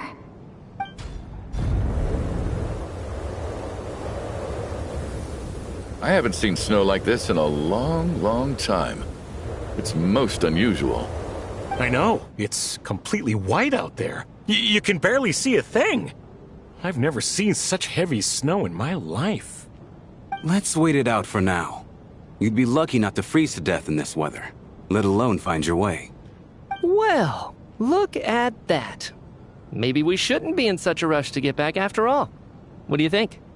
Let's wait and see. Why do you need to take it so seriously? Fate has given us this wonderful chance to take a break. We owe it to ourselves to make the most of it. Come to think of it, there's a small inn not far from here that always keeps plenty of extra blankets on hand for guests. I know the route well. Shall I head over and borrow a few blankets? That way, anyone in a hurry can wrap up warm for the journey back. Just remember to return them next time you're over this way. Sir, there's really no need to go to all that trouble. Hey, it's no trouble at all. Wait here, I'll be right back. What a kind gentleman. Very good. My wife and daughter are waiting for me at home, so I shall be heading back as soon as I get my blanket. So... are you expecting us to go back to the Armory Palace wrapped in blankets too? Don't worry about that. I made arrangements in advance. Should I not return to the Armory Palace within 3.5 hours after Operation Showtime begins, an armed squad will be sent to collect us. They will escort us back. You are one of our key military personnel, so any weather-related risks must be eliminated. Operation Showtime? So, wait. Every single time you drag me back to work when I sneak out, it's a whole official operation? I gotta say, you've really turned this into quite a moral dilemma for me. It's snowing pretty hard out there. I think you should stay here for now. You seem a little under the weather. Sure. My brother might come pick me up in a bit anyway. Time to get to work. I should head backstage and find Odette. I need to look her in the eye and ask her about Lelek. Excuse me, are you looking for someone? Ah, a fan, I'm guessing? Today is just a dress rehearsal, so Miss Odette won't be meeting with fans. She's taking a well-earned rest right now. Sorry, but that area is currently off limits to everyone except the cast and crew. Huh. Bad timing, I guess. Well, I might as well stick around. I doubt Odette will be leaving before the snow lets up in any case.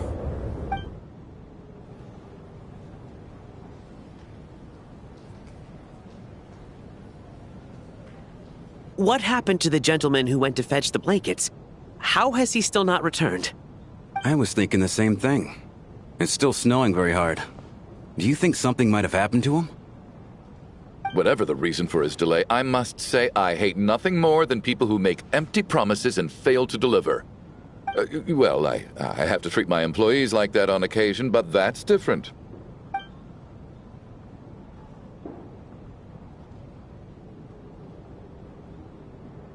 You seem anxious, Mr. Valeri. It's been nearly 4 hours since I left the armory. The army should have arrived to extract us by now. They know how much I despise tardiness and disrupted plans. There's simply no reason that they shouldn't have shown up by now, barring exceptional circumstances. Surely a snowstorm like this one counts as such. Few things in this world can stop the Snezhnayan army, Mr. Mitya. And a snowstorm is certainly not one of them. Why don't you go out and take a look? They might be right outside, waiting for your orders before they dare come in. An absurd hypothesis. I have no intention of leaving your side for even a moment until I have escorted you back to the Armory Palace. This doesn't look like an ordinary snowstorm to me. That guy who left earlier. It looked like he just vanished into thin air. Either that, or my eyes were playing tricks on me. A man-eating snowstorm? Come on. Night hasn't even fallen yet. Spare us the ghost stories.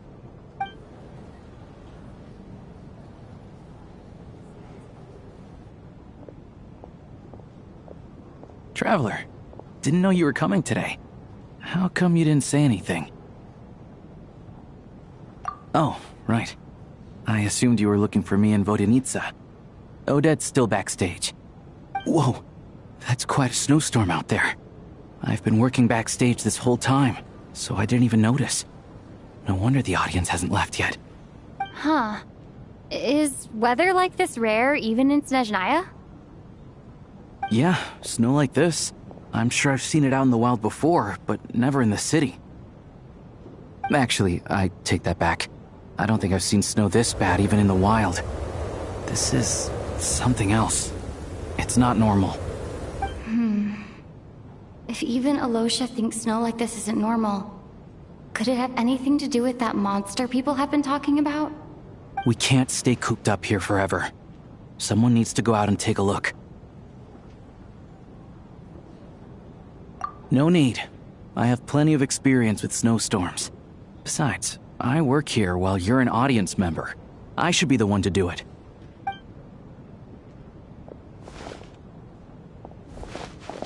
Everyone by the door. Careful not to let the snow soak into your shoes. In a snowstorm, you gotta look after your toes above all else. Heading out, my man? Be careful. I've been told the snowstorm eats people alive. Thanks for the advice. I am planning to be careful. I just want to take a quick look at the situation out there.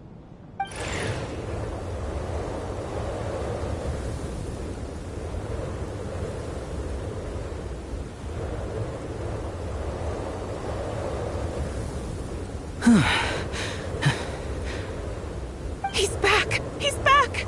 How was it? What's going on out there? Did you see any soldiers patrolling the area? Something about this storm isn't right.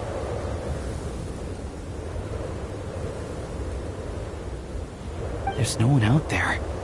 I didn't see a single soul. And something in the air gives me the creeps. This isn't your average snowstorm. I suspect it might be related to recent events in our nation. I strongly advise everyone to stay here until the snow dies down. Are you serious? So... You want to go outside and see? I, for one, am not risking my neck in that weather. This just turned from a minor delay into a major hassle. We can only hope that our friend who went to fetch the blankets just ditched us and went home. Is it really that bad? But my daughter, I won't be able to read her a bedtime story tonight. Huh? What are you all still doing here? Whoa! It's snowing hard! So now we're stuck here? Oh, this is terrible! Luckily, it was just a dress rehearsal today, so there aren't too many people here. On the bright side, the theater's always well stocked with supplies. If the snow still doesn't let up as we get into the evening, you can spend the night here, everyone. At least, I assume that's alright? Odette? Fine by me. This seems like a sensible backup plan under the circumstances. My thanks to the theater for being so accommodating. What are you staring outside and praying for, my man? You anxious to get home too? Oh, Your Majesty the Tsaritsa, I beg you, please do not let tonight's snowstorm stop. This is a golden opportunity to spend the night under the same roof as the two top stars in all of Snezhnaya. It's a once-in-a-lifetime experience. I think I've changed my mind.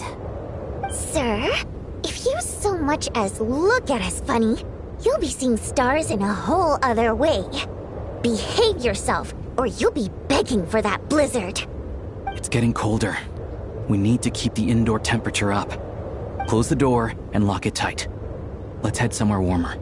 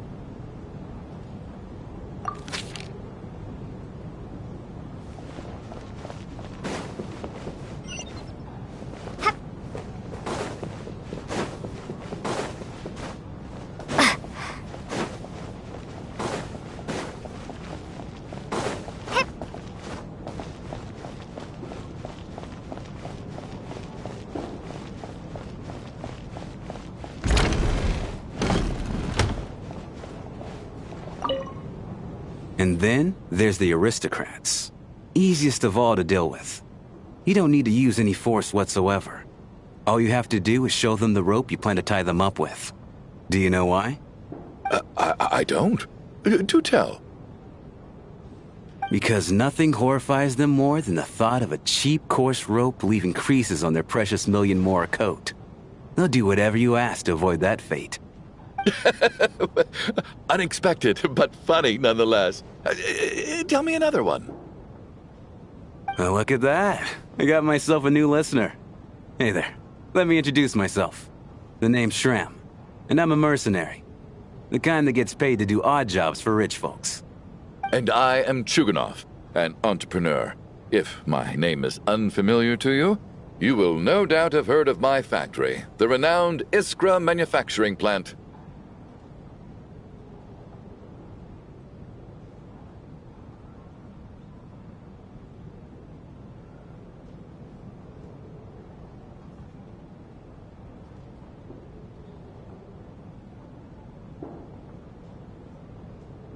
Are you really that famous, Mr. Chuganov?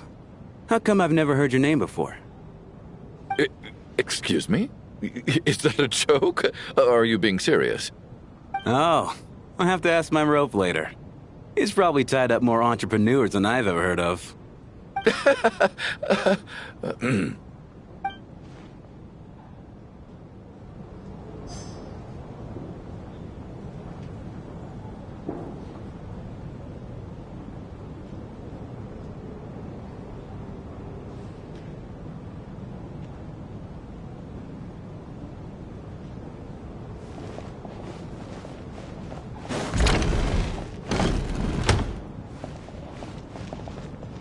My husband has major trust issues. To him, I doubt even this snowstorm is a good enough excuse for me to stay out all night. That's the price of marrying into wealth. You'll get used to it. I'm not about to stop you if you want to leave. But don't drag me along. Hello? Can I help you?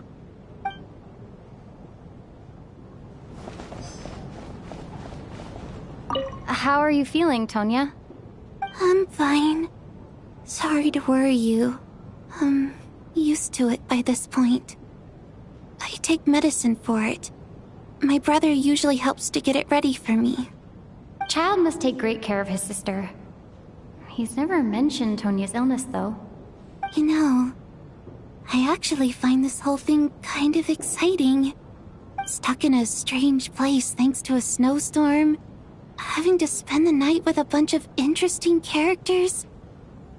It's pretty cool, don't you think?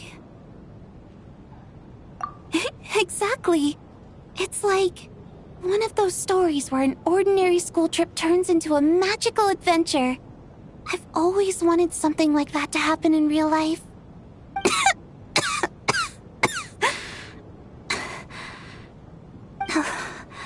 I'm fine, really. Just got a little overexcited. Look after yourself. Otherwise, your brother will come after me.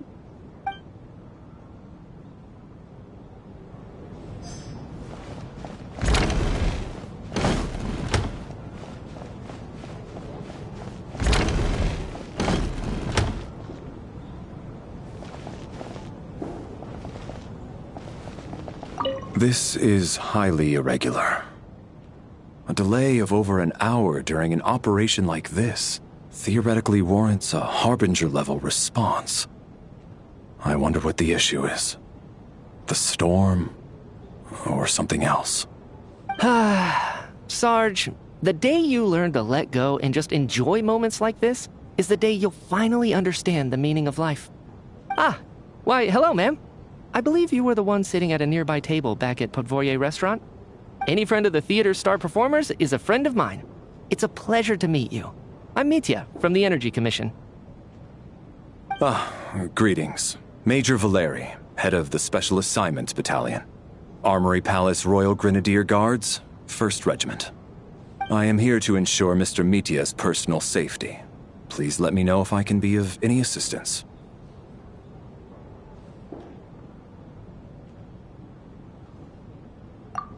Miss Traveler, I cannot help but notice that Miss Odette is stealing glances at me. Any idea what that could be about? I've racked my brains, but I can't think of anything I might have done to offend her. Perhaps she noticed me spacing out during her performance? What? You mean I really did do something to upset her? Well, thanks for letting me know. So, Mr. Mitya, is your work related to Project Suja?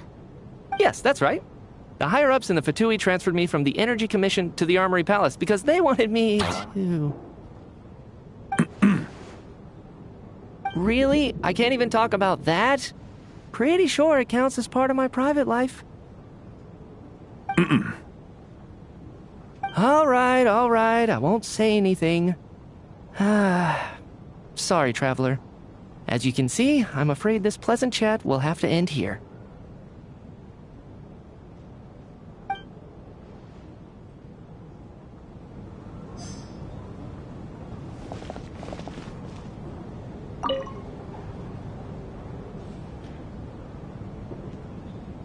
I don't think it's ever been this lively backstage before. I didn't know you were coming today.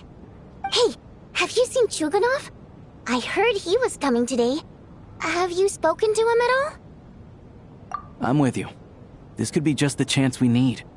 Yeah, I gotta figure out a way to coax some more intel out of him. I want to know why he suddenly changed his stance on Project Stuja. What exactly happened before the most recent Vecha vote? For the Rokad, or just out of personal interest? Shh! There are other people around. Don't say the R word.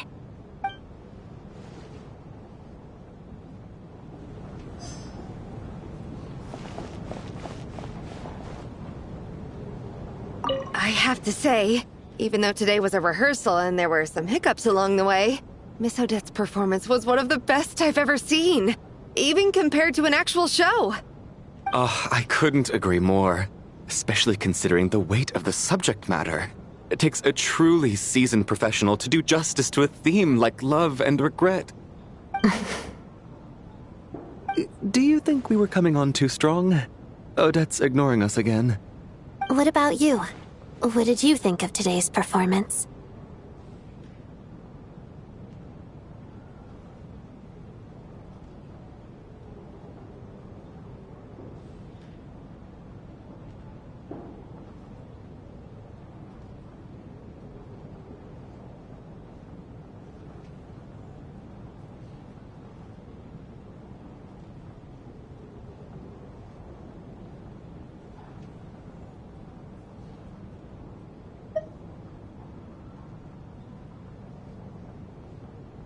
Huh.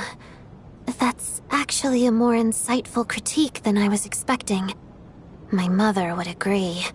She's always thought that was my biggest flaw. Maybe I need to work on making my facial expressions appear more natural. I'll make sure to save a ticket for you when the show's performance ready. This doesn't seem like the time or place to bring up the subject of Lelek. I need a chance to speak with her in private. So unfair. Talk about double standards. And now it looks like I've been spotted.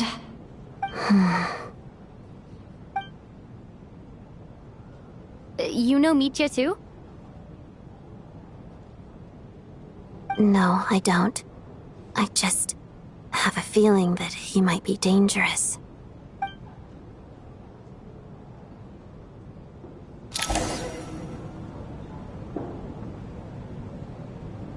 How's it looking, Alosha? No change from this afternoon. Heavy snow with no sign of slowing down. May I have your attention, please? The storm is unlikely to stop tonight, and it'll be even more dangerous outside at night than it was during the day. We at the theater owe everyone here a duty of care.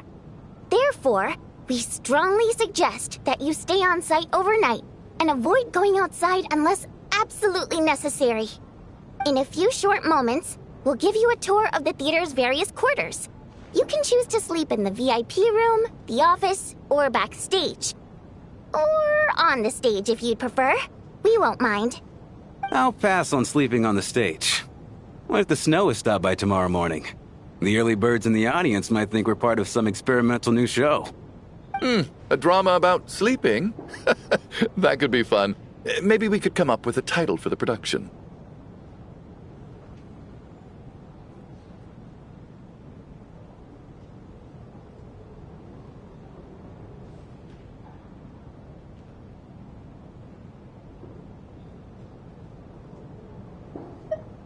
What? Gotta admit, I didn't get that one. Anyone who doesn't wish to sleep on the stage, please follow me. I'll show you to the rooms.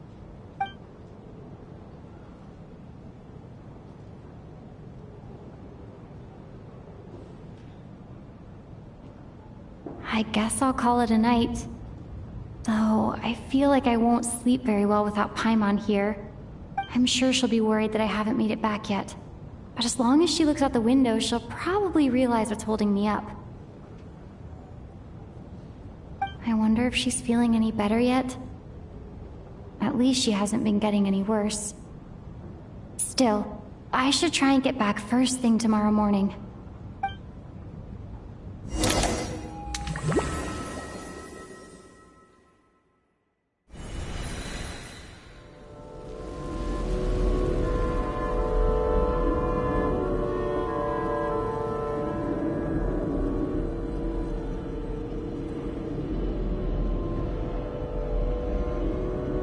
Finally!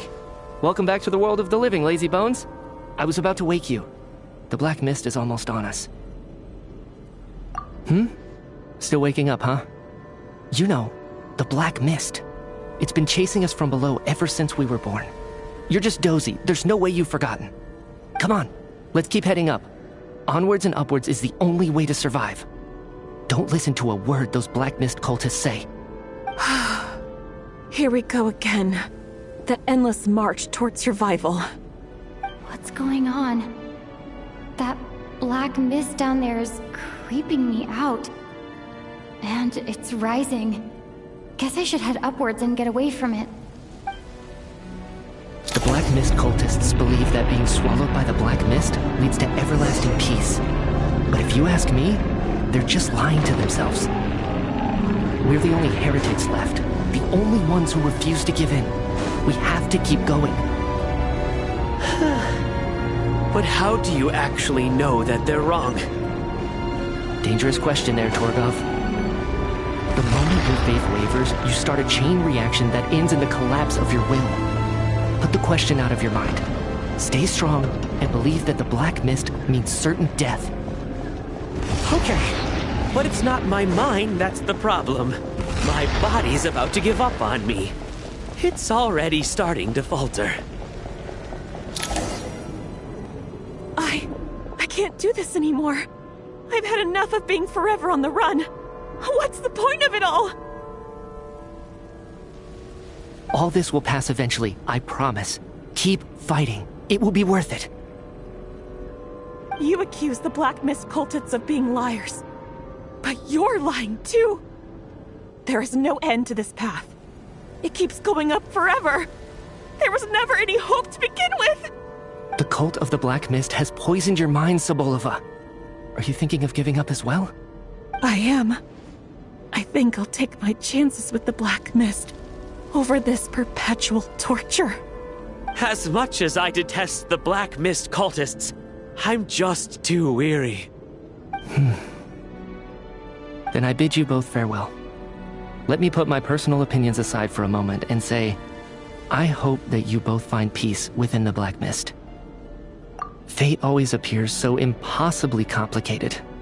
But at moments like this, its raw simplicity is laid bare. Their fate was sealed from the instant they entertained doubt. From then on, the outcome was both inevitable and irreversible. Let's go.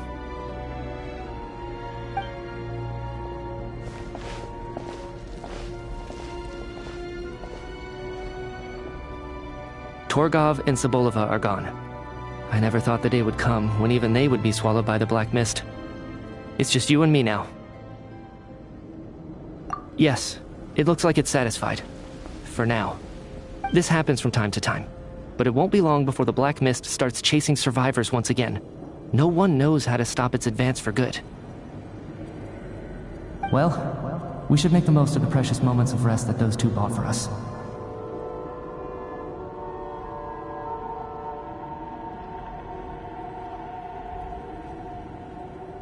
Huh? Are you really that sleepy, traveler?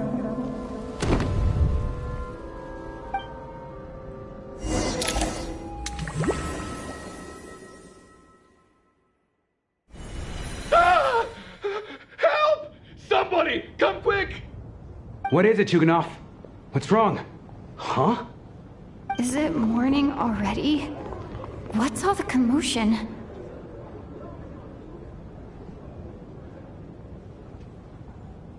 Sounds like it's coming from next door. I should check and see what's going on.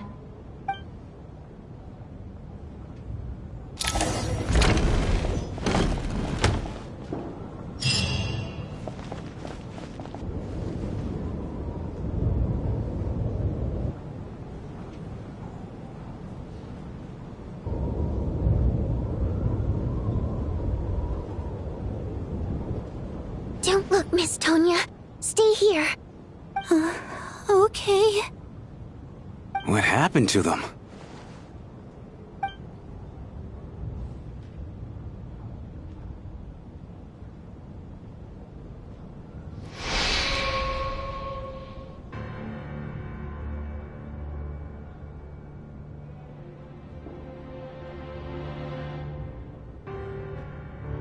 These two people have passed away. And the strange thing is that somehow I knew this was going to happen. I knew that they would be the ones to die. Have I seen this moment before? Or did I have some kind of premonition? I can't remember what it was. Let me take a look.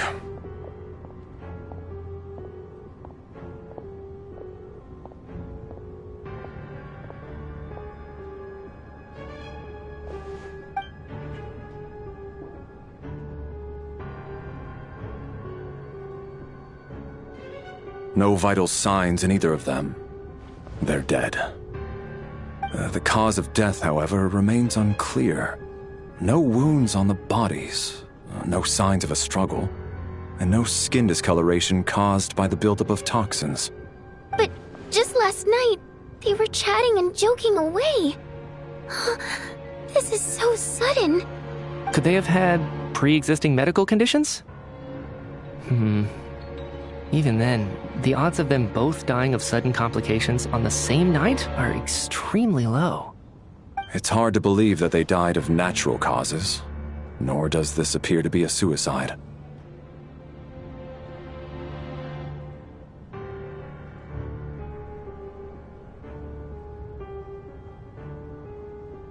Who was the first to discover the bodies? It was me. But these deaths have nothing to do with me, officer. I got up early because I wanted to see if the snow had stopped. Then I noticed that the door to this room was open, and it looked like there was a man and woman inside. I just went over to see what was going on. I had no idea they were... I can corroborate this. I was doing my morning exercises near the stage. When I saw Mr. Chuganov heading this way, I followed him. I can also confirm that I didn't see a single person approach that room before him. The snowstorm was raging all night, and it's still going now. There's no way someone could have come in from outside, correct? You mean an intruder? No, not possible. I slept by the door last night as a precaution. There's no way I wouldn't have noticed if anyone had tried to open it. Everyone, split into pairs and search the theater for anyone in hiding or any signs of suspicious activity. I'll follow up with a full search of my own shortly. Go. There is no time to waste.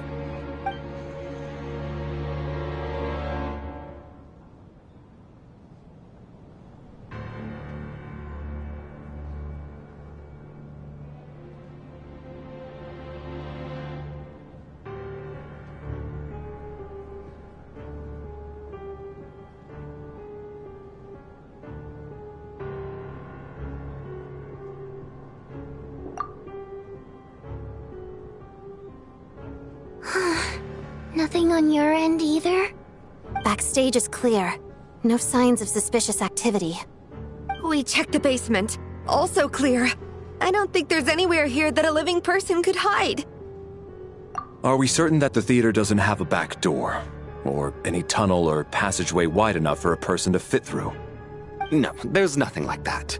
If people were sneaking in through some secret tunnel to avoid buying a ticket, we'd have sealed it off ages ago.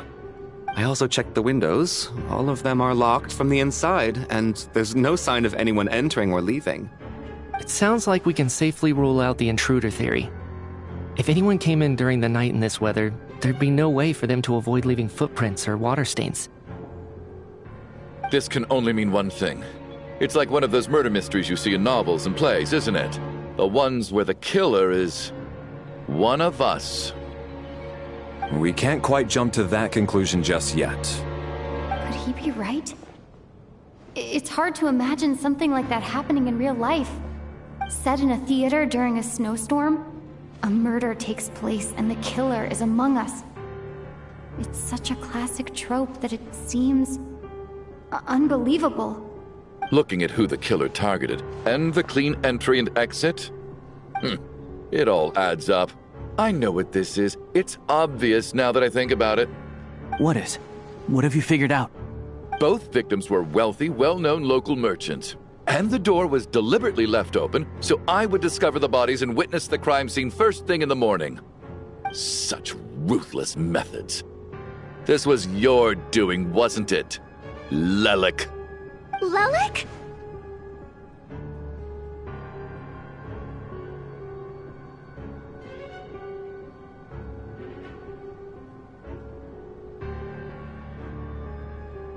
You mean Lelik is among us? And he's the killer? Lelik. I know this code name. Member of the Rokot, anti-Project Stuja. Always works alone. I've read the case files at the Armory Palace. Walk me through your reasoning, Mr. Chuganov. What do you know about Lelik?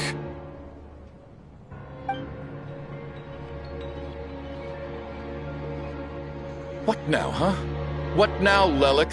What more do you want from me? I already voted against Project Stuja at the Snezhnograd Vecha.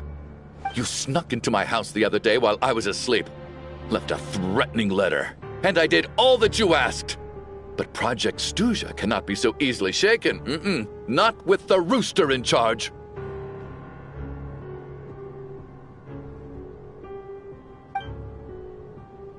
So he really was threatened by Lelik. That makes sense. And now you're resorting to murder to threaten me. Isn't that right? I knew it. The Rokot despises the rich. The lives of the wealthy are but refuse in your eyes.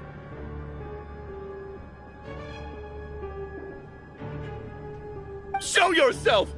Which one of you is Lelik, Tell me!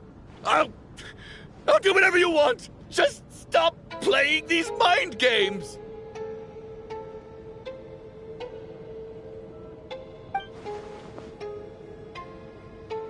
Was this really Lelik's doing? Would Odette really do something like this? If Odette really is Lelik, this seems out of character. But then again, how well do I really know her? I'm probably the only one here with a compelling theory about Lelik's true identity. But if I reveal it now, I'll be putting Odette in the line of fire. What should I do? I don't think it's likely that Lelik killed anyone. At least from the stories I've heard, he's never killed anyone before. And his name has never come up in connection with any murder cases. Besides, even if Lelik did want to threaten you, why resort to such an extreme and roundabout method? It's not his style at all. Vodyanitsa doesn't know that Lelik might be Odette, but her assessment is pretty much identical to mine. Miss Vodyanitsa, why do you suddenly feel the need to speak in Lelik's defense? Defense? Oh, no, it's just... I'm worried that we're jumping to conclusions here, so I wanted to share my point of view. Also, I don't think the Rokot is as bad as you're making it out to be. Well, if you think I'm so wrong, what's your theory then, Why don't you tell us who the killer is? The case is still evolving, Mr. Chuganov. Please do not prevent others from expressing their opinions so early on in the discussion. Even so, there's no denying that the recent threat received by Mr. Chuganov may well be an important clue. So there's still a good chance that Lelek is right here among us. I can't do this anymore. I don't care if it's still snowing outside. I have to get out of here.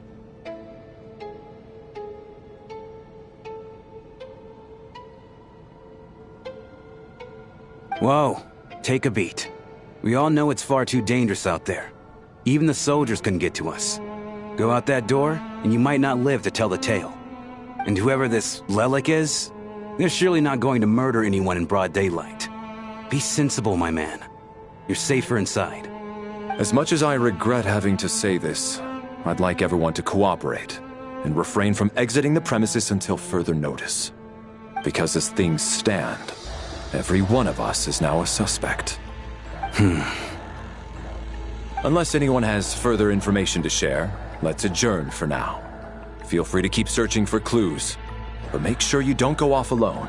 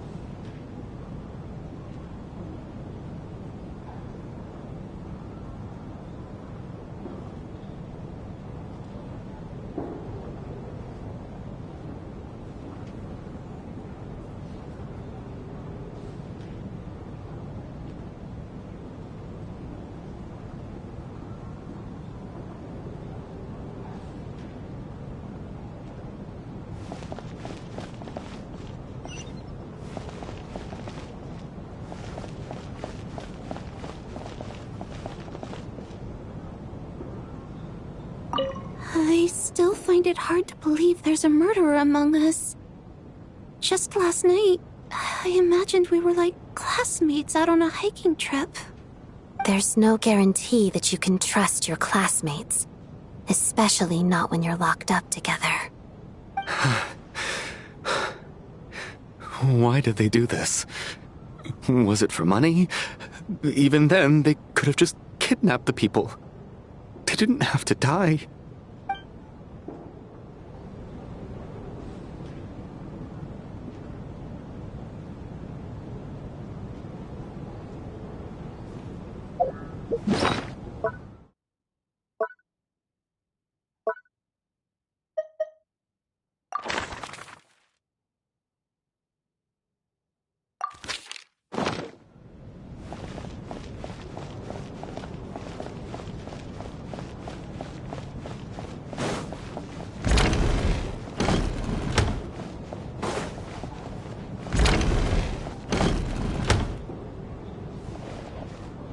You're right, that was my bad. It was a knee-jerk reaction. I didn't think it through. Luckily, no one suspected my identity.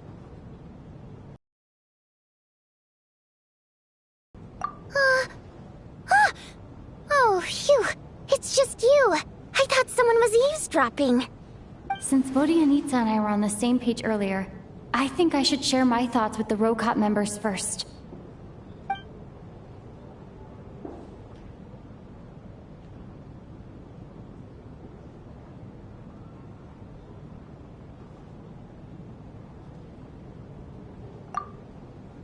Whoa.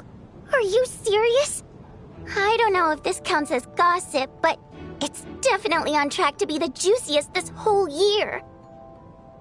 Odette? Really? Odette? Oh god, how dumb does this make me look?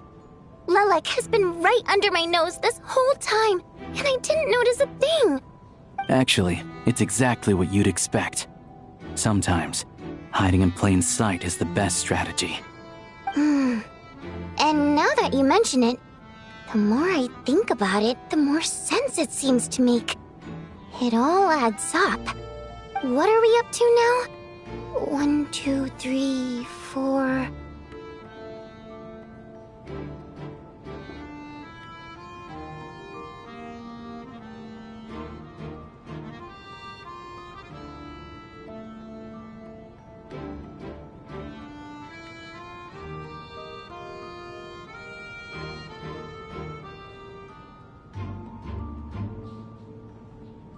Odette's identities. She's my coworker, specifically a ballerina, and also a Fatous, a member of the Rokot. Now, Lilac. It must be so exhausting. I just want to give her a hug. I guess since I've always known her as a member of the Fatui, it never even crossed my mind that she could be involved with the Rokot, let alone be Lilac. I don't understand. If she's with the Fatui, what reason could she have for being so opposed to Project Stusha? Probably best if you ask her that in person. Well, since you waited until now to bring this up instead of announcing it to everyone earlier, does that mean we're all on the same page here?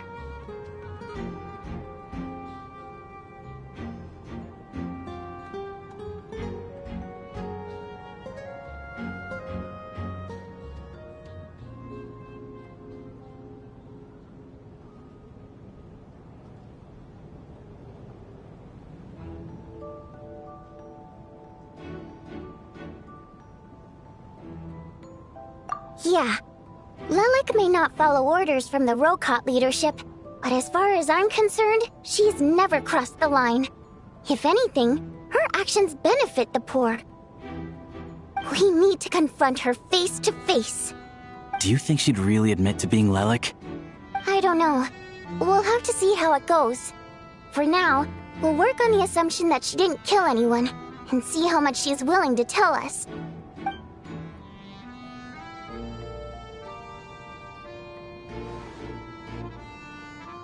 Now's her chance. Odette's alone. Let's go. Hey, Odette. What is it, you guys? Shh. Keep your voice down. We need to talk. So, you're Lilac, aren't you? Alright, fine. You don't have to say anything or explain yourself. Just hear me out first. None of us believes you kill innocent people. Whoever murdered those 2 people last night, it wasn't you. The Traveler was the first to figure out your identity, but she kept quiet during the discussion just now. Still, it's clear where the group consensus is heading. Everyone believes Lilac is the culprit. If your identity is exposed, you'll be in a really bad spot. We're your colleagues, and we know what kind of person you are. I don't want anything bad to happen to you. So, can you clue us in? Tell us everything. The more we know, the more easily we'll be able to cover for you. Alright. Yes, I'm Lilac. And no, I'm not the murderer. And thanks, but I don't need you to cover for me. Actually, I'm planning to reveal my identity. Huh? You're gonna reveal that you're Lilac? Here? That's right. I'll admit I was surprised at first when Shuganov guessed that I was here. It was just a lucky guess, but it caught me off guard. But after taking some time to assess the situation and confirm where everyone stands, I don't believe I have anything to worry about. Are you sure you don't need a second opinion? Given the circumstances. Mr. Valeri! What?!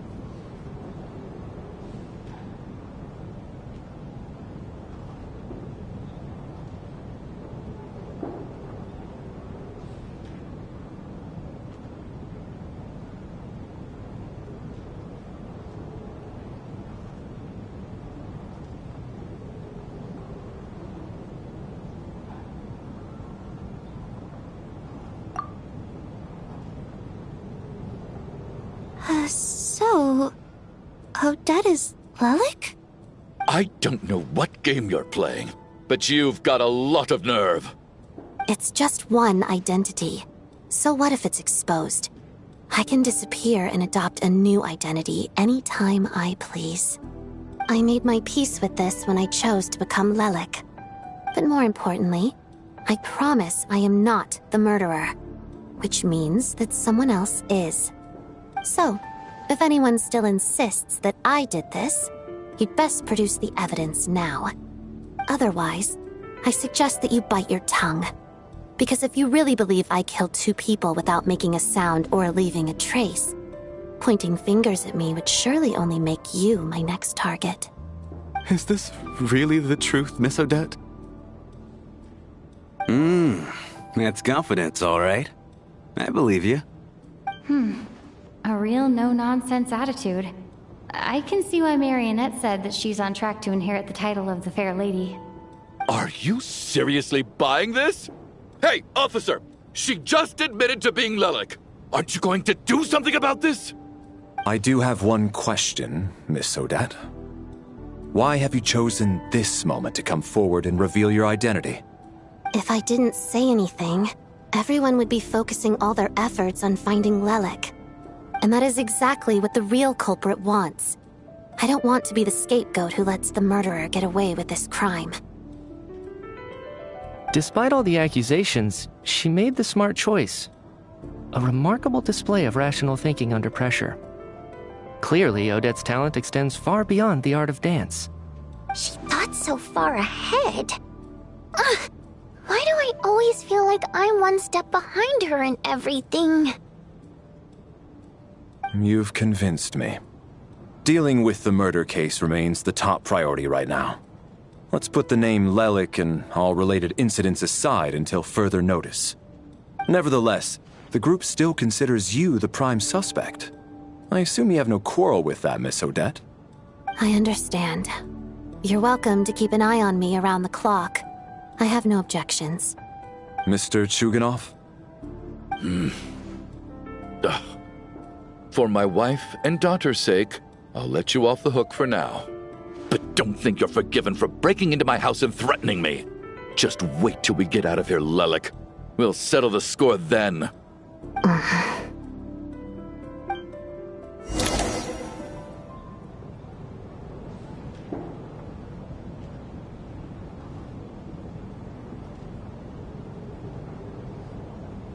Good work, Lelik guard team.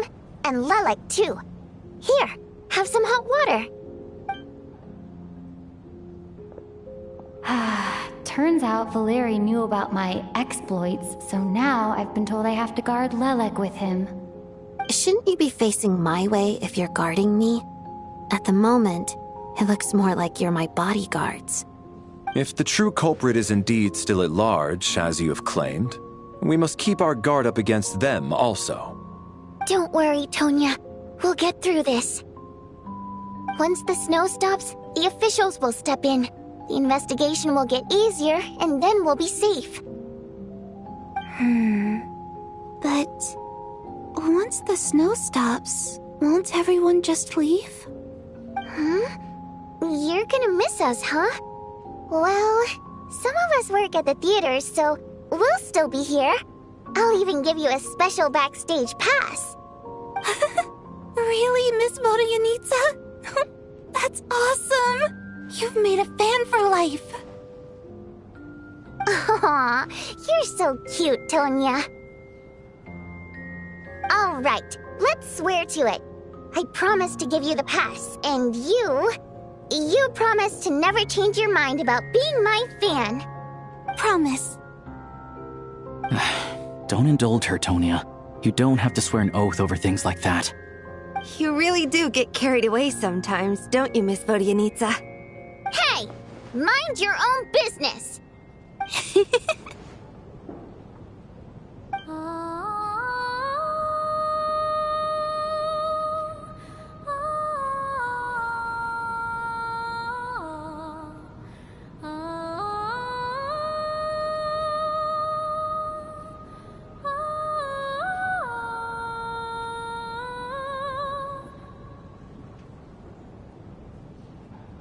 Don't be nervous, Miss Water Imp.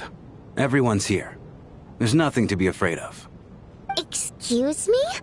Do I look nervous? Don't be ridiculous. Hmm? No. You sound nervous, lass. Oh. Wait, but how...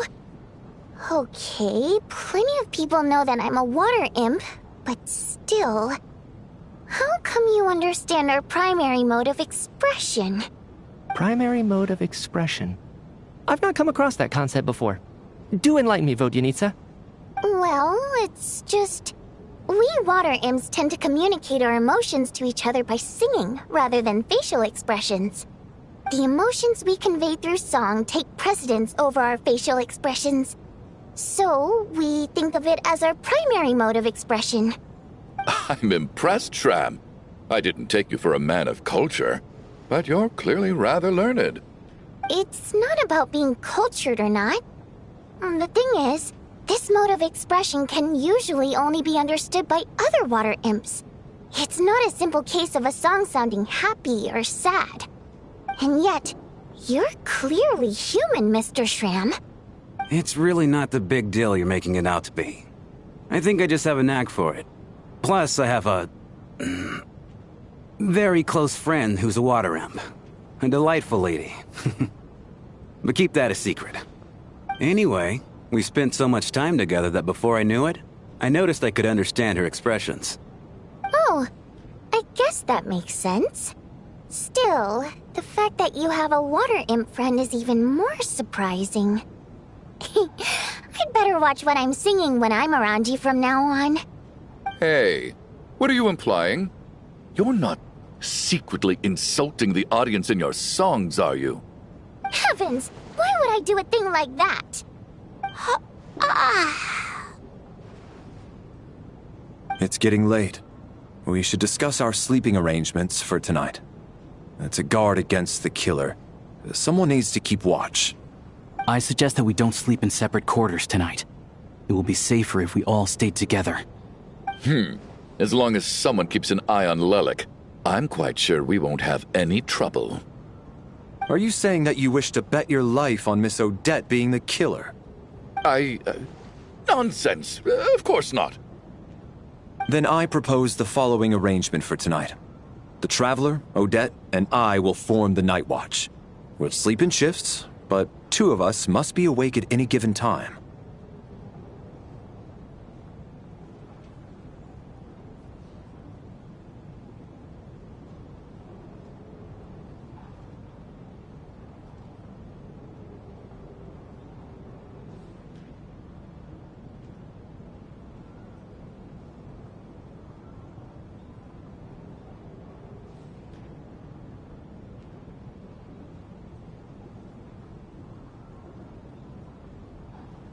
An excellent idea.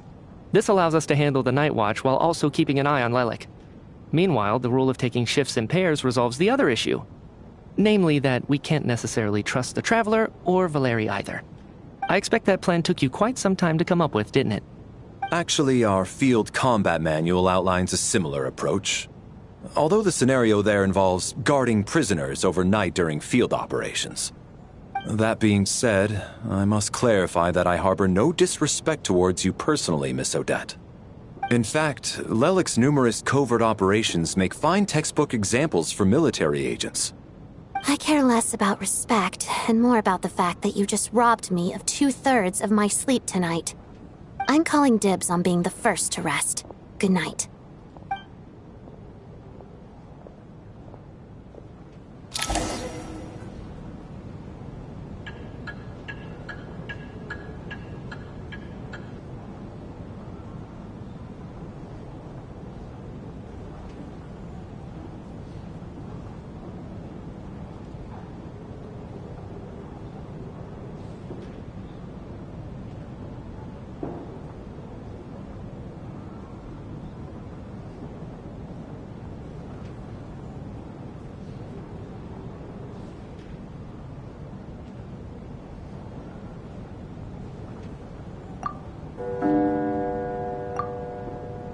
It's almost time.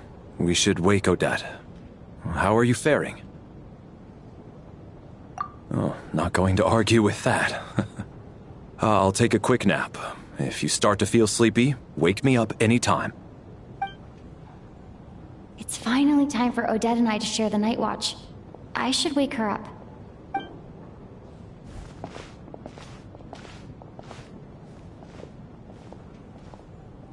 I came here to get information from her in the first place. Maybe I should think about what questions I want to ask before she wakes up. How long are you gonna keep staring at me? Couldn't sleep. My mind's been running haywire. Plus, there's something I've been meaning to talk to you about. I had a hunch that you wanted a conversation too. Let's take this chance to clear the air, shall we?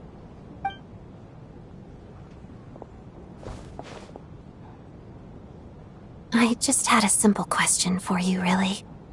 It's, Rosaline. In her final moments, did she have any last words or anything? I see. Well, that was all. I have no other questions. No. She was utterly ruthless in pursuing her goals. That kind of person should be hard to miss. And yet, even though I never approved of her methods, and she was an abrasive person, the fact remains that I am indebted to her. Oh, she told you. I guess that makes sense. I think she and Rosaline were on pretty good terms.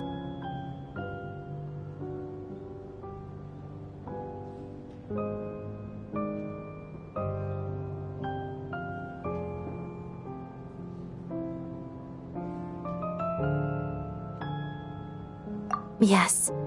Rosaline wasn't the kind to gossip about this sort of thing. Not that it's any huge secret to me, though. When I was a child, I had to join the Fatui for the sake of my mother and me. I trained under Rosaline. It was extremely grueling, and it didn't exactly come naturally to me. All I could do was try to ignore the biting cold and practice. I was a newcomer who'd managed to make a good first impression on a harbinger. There was pressure to live up to her expectations, to be worthy of the fair lady's reputation.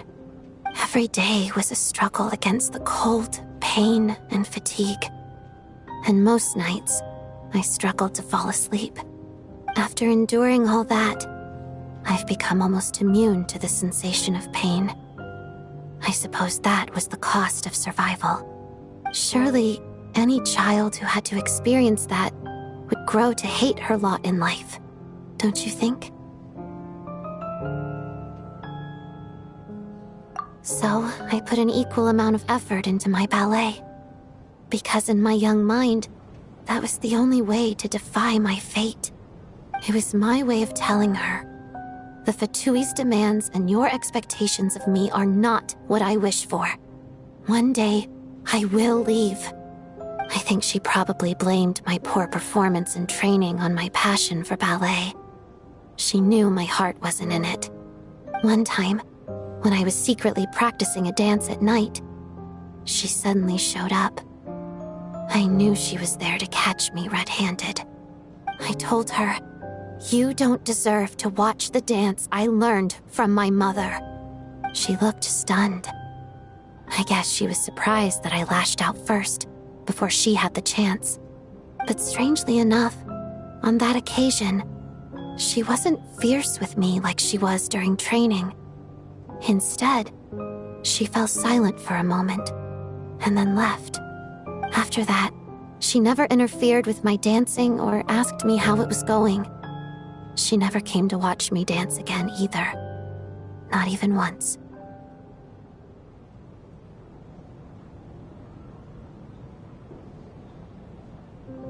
She was. But even now, whenever I take out this core Ignis, I can't help but think of that night. Of the look on her face.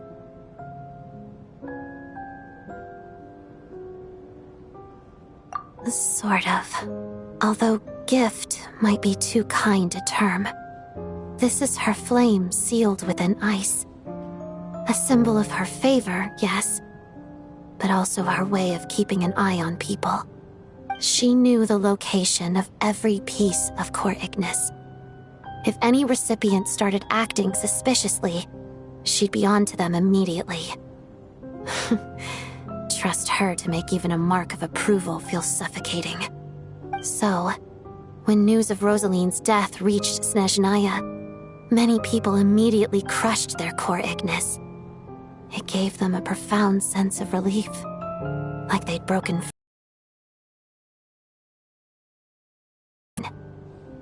With my sensitivity to pain being as dull as it is, the warmth from this Core Ignis is one of the few things I can still feel clearly. I still wonder, did she really come to stop me that night? I wasn't sure, but I was scared, so I said some really awful things. I guess she didn't leave anything behind. Not that I expected her to. It's fine. It's just a bit of a shame that we couldn't settle our differences before the end.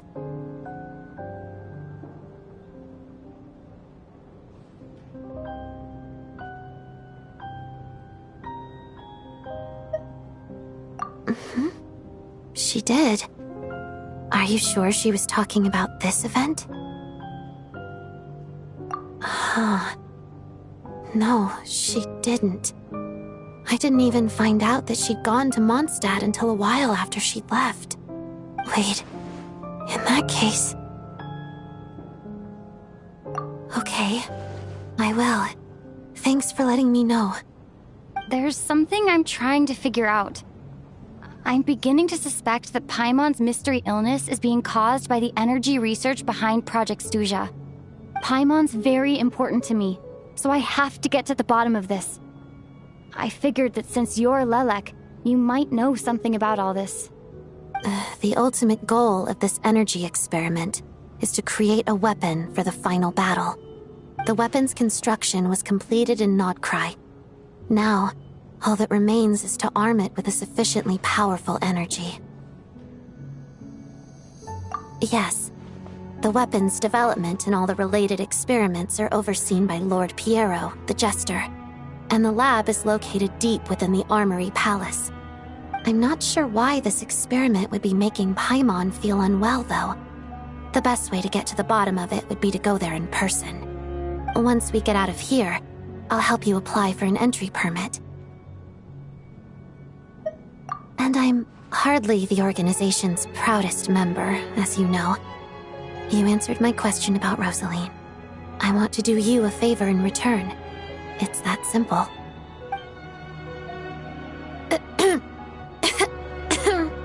Huh? What's wrong? Are you not feeling well? You two seem to be hitting it off.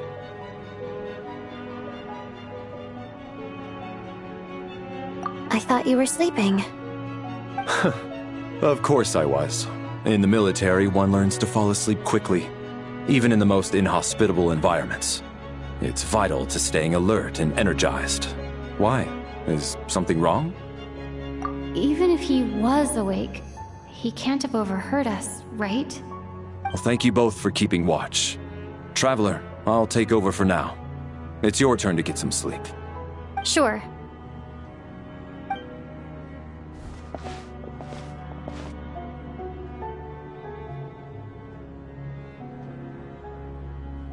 This is our second night here, but at least I found out a little more about Paimon's condition. I hope she's been sleeping well the past couple of days. Huh. Why do I feel like I'm being watched? Seriously? Is this payback for when I stared at her earlier? But I thought she was asleep. Never mind. I'd better try and get some sleep myself.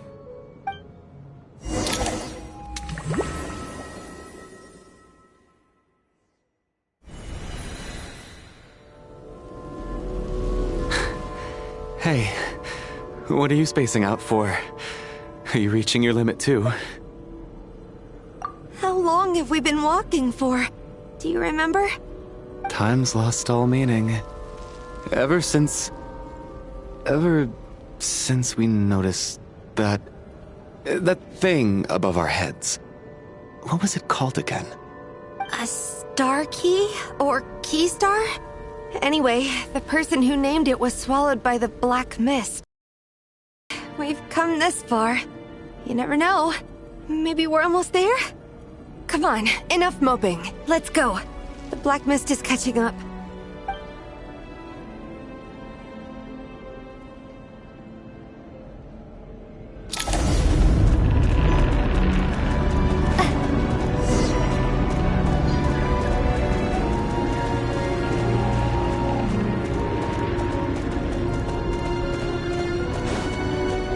Monsters! Watch out! Not again! I've lost count of how many times we run into them. Be careful.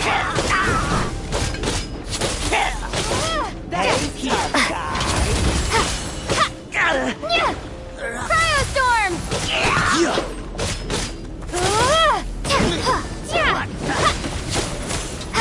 That's it!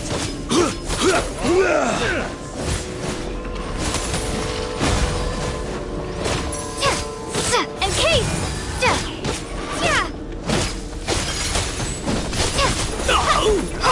Shut up! Run faster.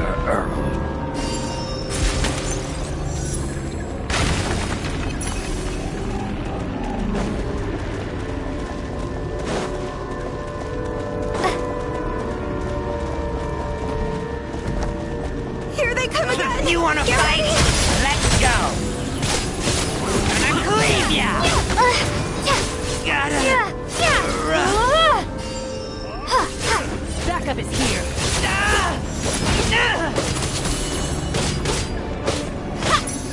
What the?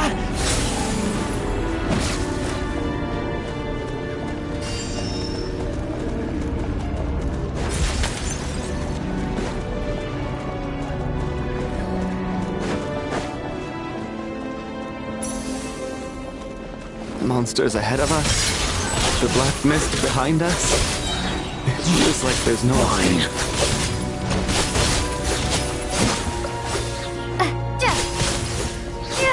Backup is here.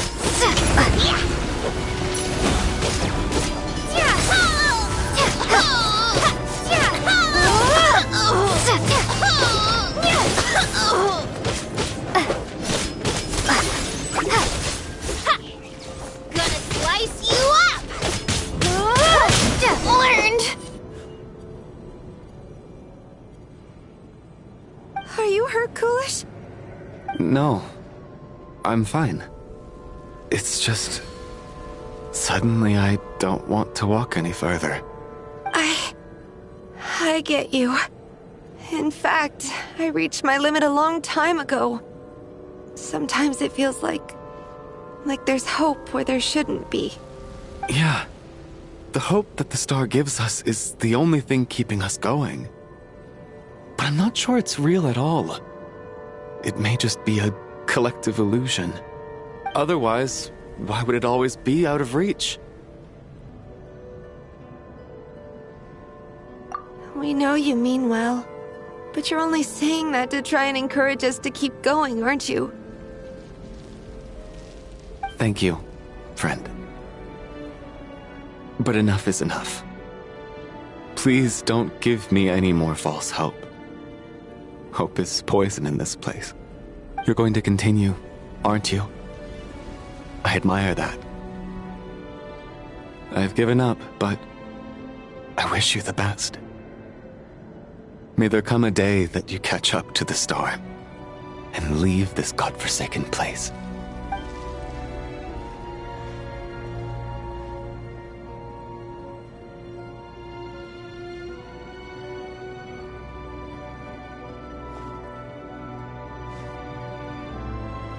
It's not an illusion. We really are getting closer to the star.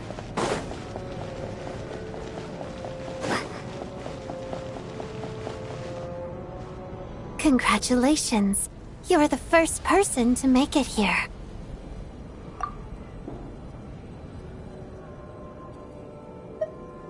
I'm the star's envoy. The black mist has stopped rising. Its hunger is satisfied for now, having devoured your two companions. This is a good opportunity. I'll let you get some rest before we continue. What do you mean, leave? The star represents the starting point. It's the waypoint for the beginning. Congratulations on reaching the starting point. Once you are ready, we will head out and walk upwards. I will be right by your side the whole way.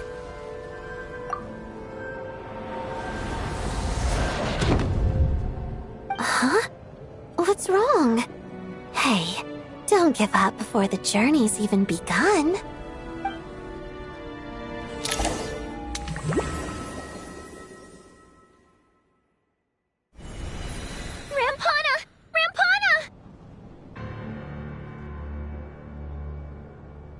Is that Vodyanitsa's voice? What happened? Coolish, wake up! Please wake up!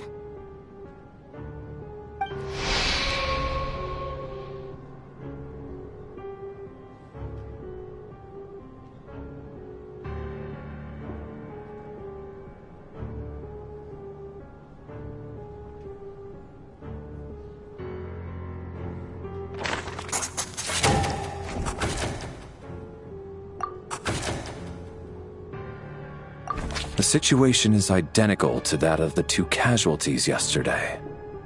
We cannot ascertain the cause of death. At least there are some elements that we can rule out this time. They slept on the stage with everyone else. So I suppose the surrounding environment can't be a relevant variable. Rampana. Coolish. Weren't some of us keeping watch last night? 3 of us, in fact. How could you not notice something was wrong? I'm as confused as you are. Certainly nothing unusual happened on my watch. Likewise, and from what I've observed so far, both Miss Odette and the Traveler can be trusted. To be honest, I didn't get a wink of sleep last night. I couldn't help but think I was the target, so I just laid there with my eyes closed. I heard the Traveler and Lelik chatting, but otherwise I don't recall hearing any commotion during the night. Me too. I didn't want to wake everyone up, so I was concentrating hard, trying not to cough. I hardly slept at all. If anything had happened, I'm sure I would have noticed. Then, what could possibly be causing this? Once was bad enough. I can't believe it happened again. I worked closely with Rampana and Coolish for so long. I never imagined that one day they'd... And on this stage of all places... Vodyanitsa... 4 victims in just 2 days, and we still don't have a single lead. I need to get to the bottom of this as soon as possible. And above all, keep Tonya safe. I'd never be able to look Child in the eye again otherwise. Still snowing? Yes, I just checked. Still no sign of anyone outside either. So we only have ourselves to rely on. If you ask me, this killer can clearly strike whenever they please. The Night Watch was a useless endeavor from the start. Lelik must be an expert in poisoning. Clearly she used some poison that can't be detected on the corpse. Here we go again. Listen, I was already thinking to myself last night, was Lelik's reason for revealing her identity the real story? Well, now I have my answer. It most certainly was not. She's been playing us for fools. You get off on this, don't you? Revealing your identity, only to carry on with your killing spree?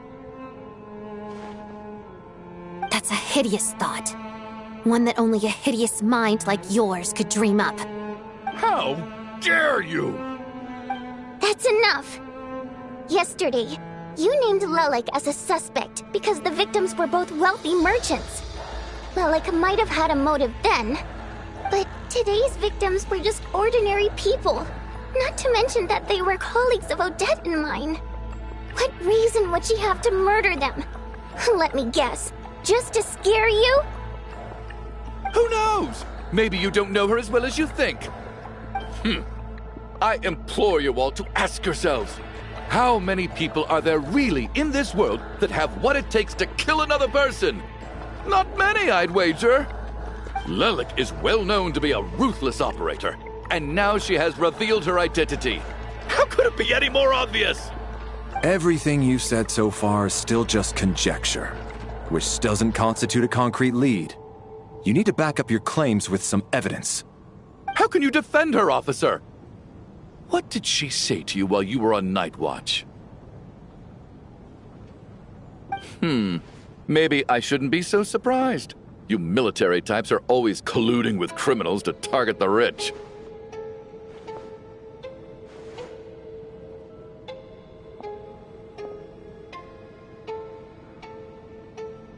All so you can get your grubby paws on our hard-earned fortunes, then tell us to fall in line. The Fatui, the Druzhna, and the Rokot. Thugs, the lot of you.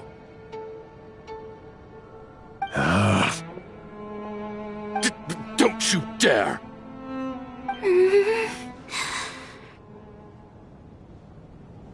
Sir, but you were the one who told us not to stop other people from expressing their opinions yesterday. 4 people have already died. Only yesterday I was chatting with Mr. Coolish. Then we woke up in the morning and he's... Turning against one another is the last thing we should be doing right now. Little girl. Even if Mr. Chuganov is a puffed-up, pig-headed windbag who doesn't have a clue what he's talking about, he's still one of the victims here, isn't he?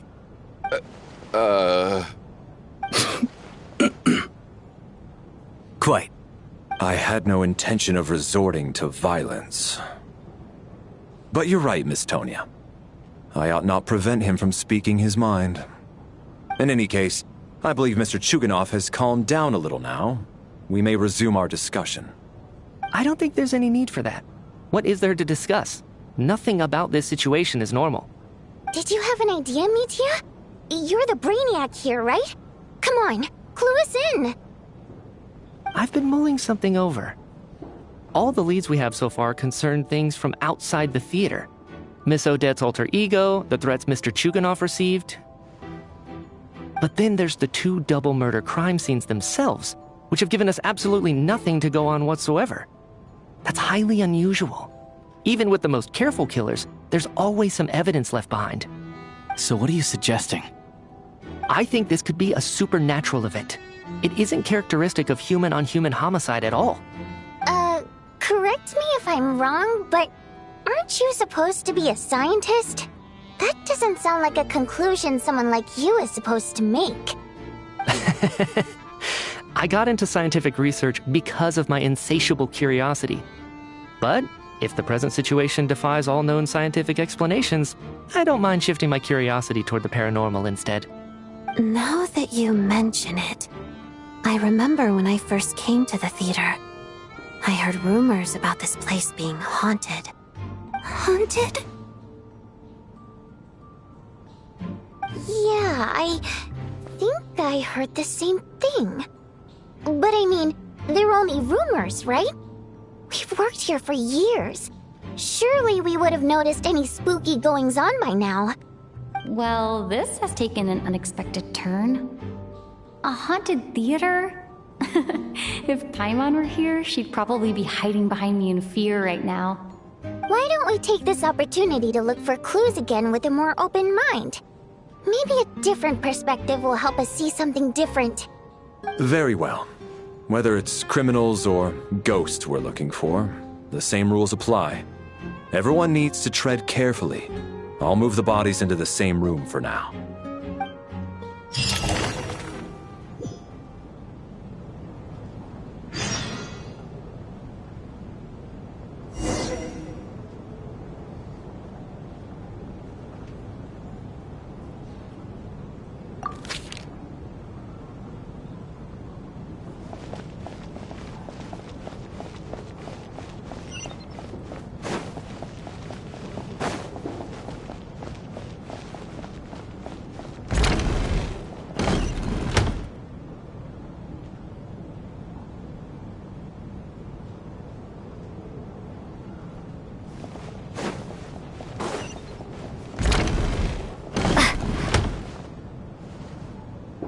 Valeri, come take a look at this. You too, Traveler. Some sort of notebook. What is it for? It's the on-duty logbook for the theater. Coolish was the main person to use it.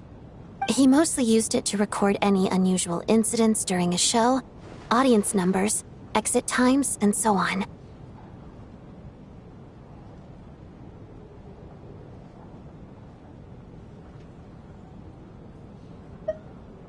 Yes, he'd always have this logbook with him when he checked tickets at the entrance. This should confirm a lot of key details about the recent show. So, you find anything unusual? Yes. The number of people. I've checked and double-checked, but the numbers just don't match what's recorded in the logbook. Apparently, we have an extra person among us. Are we certain that logbook is accurate? Could someone have sneaked in without buying a ticket or something? Unlikely.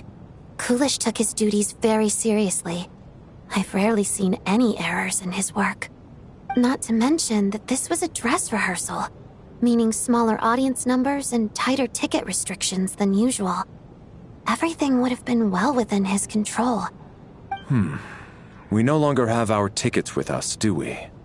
They got collected on entry. I assume there's no way we can check them again. Unfortunately not. The theater recycles tickets. Once people are in the door, they don't tend to leave until the show ends, so we collect the tickets at the point of entry.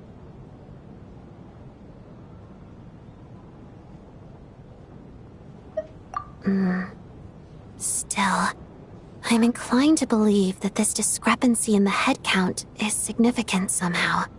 Did an extra person just materialize out of thin air?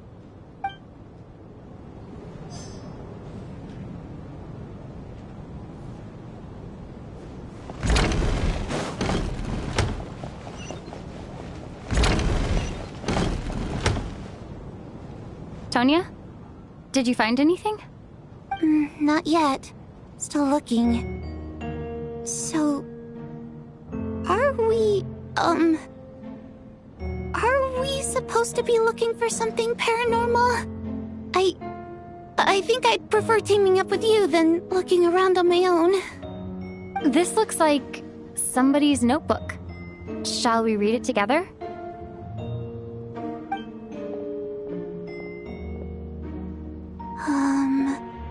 Well, it doesn't look scary or anything, so I guess it should be fine. Alright, let's read it together.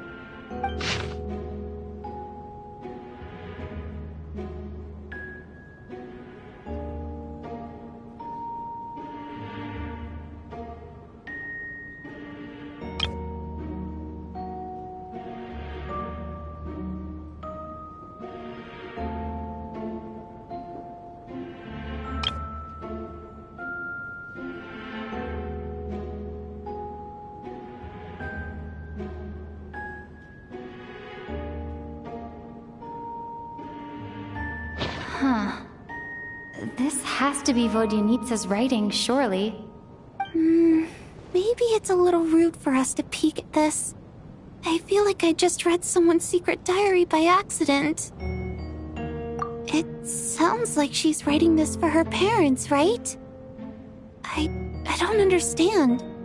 Why put this stuff in a notebook instead of mailing it in a letter?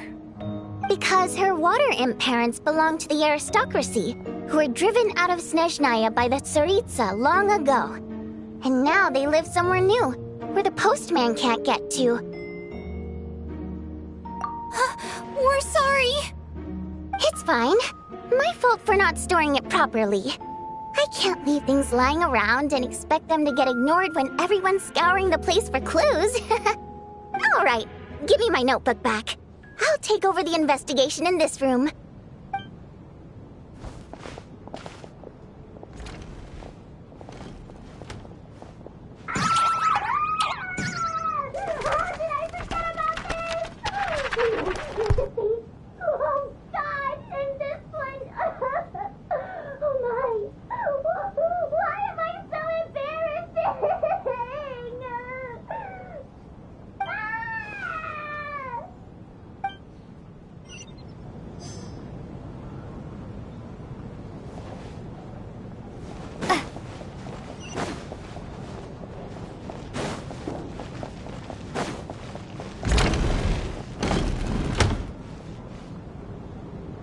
Ah, Traveler. Since you're here, come take a look at this. Alosha found it. We're both curious to hear your perspective. It appears to be an investigation report. And the focus of the investigation was the rumors of haunting we heard about earlier.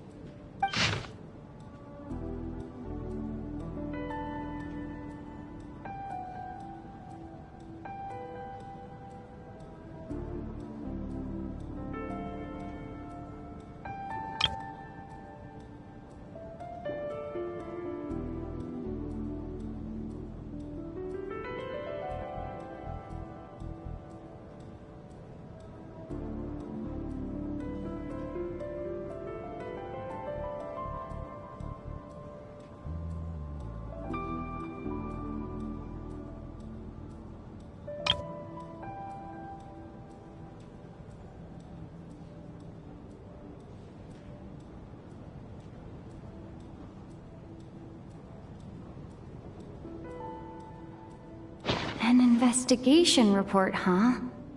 Looks quite old. Huh. This person's name looks to be of Sumeru origin to me. Was the investigator from Sumeru? The theater manager must have hired an investigator once specifically to look into this issue. But it doesn't look like anyone ever looked at the report. Presumably, the manager wanted to know if the supposed haunting was dangerous, while also being fearful of word getting out in case it affected the theater's business. Anyway, the bottom line is, the haunting is actually real after all. It's caused by an obstruction in the ley lines. Is there any chance this is the key to finally making some progress with the murder cases? Ley line problems are pretty unexceptional to me by this point. And while it certainly offers an explanation for the ghosts, it's hard to imagine what connection it could have to these two murder cases. Some of the language that appears at the very end of the report caught my eye. Angel civilization, ley line renovation? My area of research doesn't touch on any of that, so it's completely outside of my wheelhouse. Huh? A piece of paper just fell out from the report. It landed right by your feet.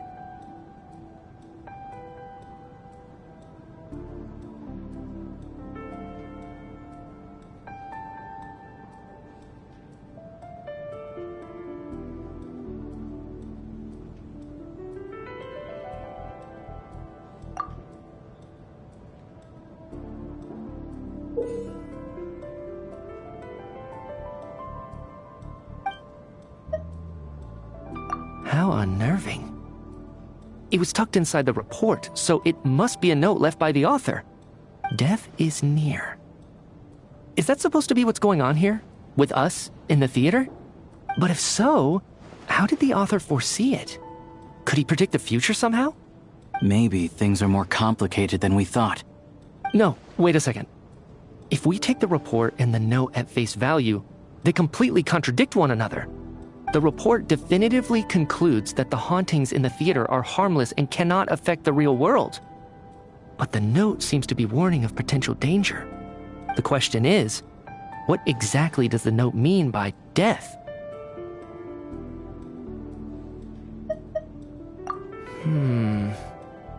The various ways we could interpret this keyword lead in completely different directions. Let's pause our analysis here for now. I think we need more information.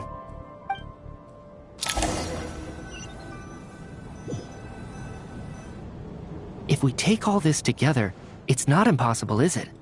If anything, it's the natural conclusion. Oh, I beg to differ. This sounds to me like a product of a researcher's vivid imagination. And perhaps it's because I'm still viewing this through the lens of a typical murder investigation. But still, I'm struggling to be persuaded by your theory. Does it really sound that far-fetched? Alright, well, let's treat that as speculation for now. I do agree with what you've said, so let's go with your idea for now. Good. Okay, now that we finally have some meaningful leads, I think it's time to reconvene. Let's get the others.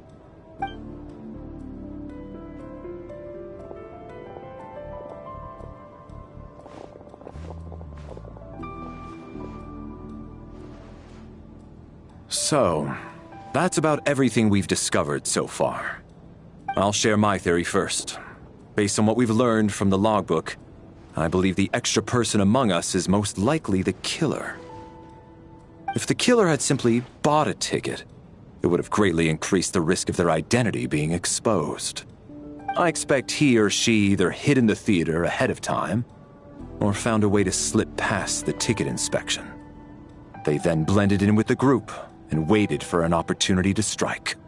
What about the note found in the investigation report? Any thoughts on how that fits in?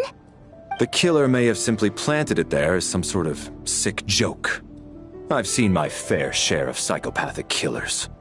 They love playing cryptic mind games. So, it has nothing to do with the haunting of the theater after all. This theory makes sense to me. If we have an audience member unaccounted for, chances are they didn't come here to watch the show. Could it really be that simple? So, in other words, all we have to do is find out who got in here without a ticket, and all our problems will be solved? Then let me make one thing clear. All the theater staff should be well aware that I came here for the rehearsal legitimately, yes? There's no way I'm the one who didn't have a ticket. It's true. I hear you used every trick in the book to get a hold of that ticket, too. Everything short of throwing a temper tantrum and rolling around on the floor at the entrance. I most certainly did not degrade myself in such a way. Probably a stupid question, but I might as well ask. Did anyone here get in without having their ticket checked? Hmm? Guess it was naive of me to expect them to just admit to it. Especially after the unprompted Lelik reveal. Once was already a miracle. Twice would be unfathomable.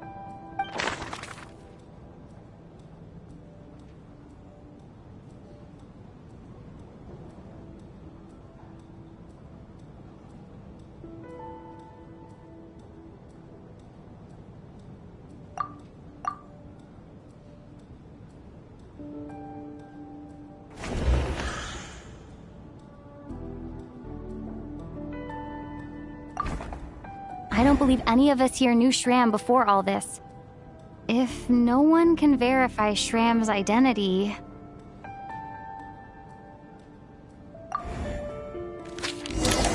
Mr. Shram, did you really go through the ticket inspection to get in here? Huh? Me? Why am I being singled out, my friend? Do I seem that suspicious?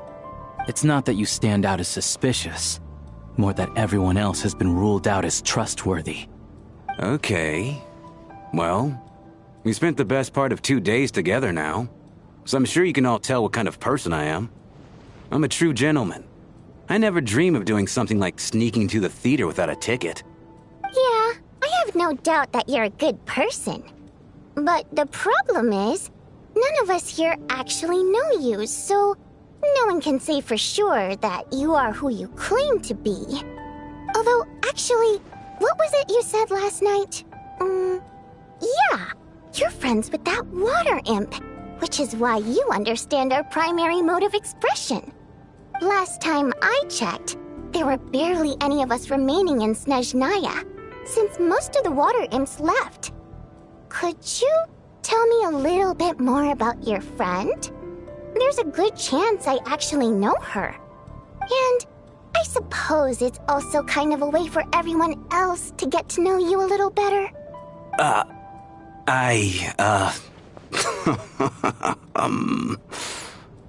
Good grief. Are you blushing? Pull yourself together, man. Stop giggling like a teenage boy. It's revolting.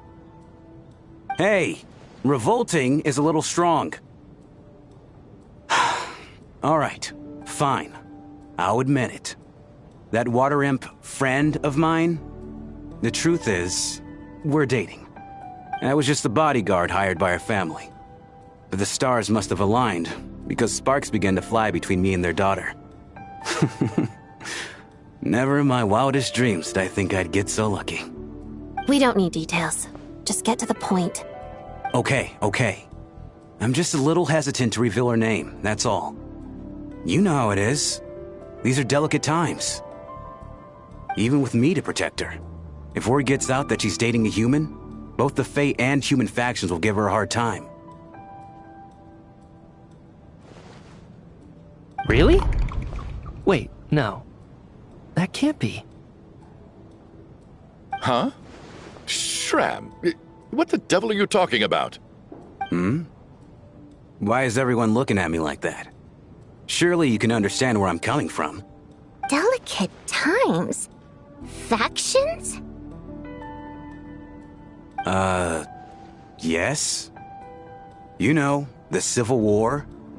Last time I checked, the Fae and the humans were still at each other's throats.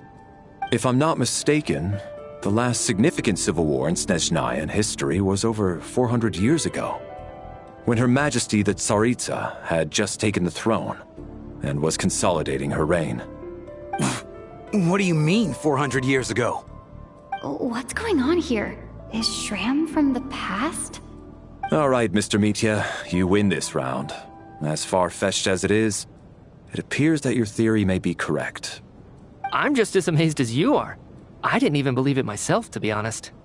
Is someone going to explain what's going on here? From the look on your face, you figured it out too, haven't you, Traveler?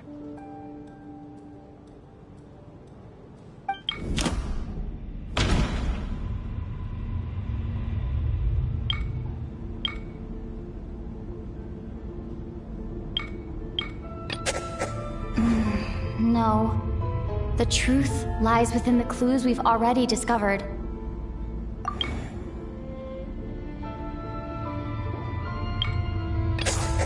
The theater's ley lines have been modified to block souls within its grounds from returning to them. Some souls can even wander this place forever. Mr. Shram's statement proves he's from hundreds of years ago. And according to the investigation report on the theater hauntings, Mr. Shram is very likely a lost soul wandering the theater.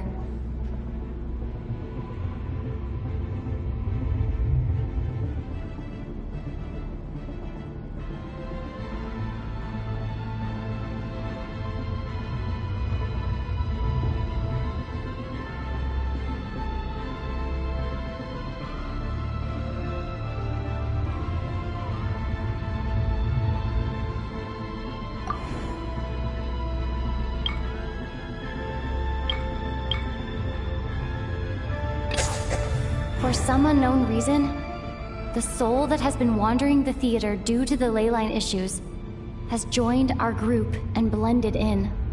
Yeah, that must be the immediate reason why the ticket count doesn't match the number of people present.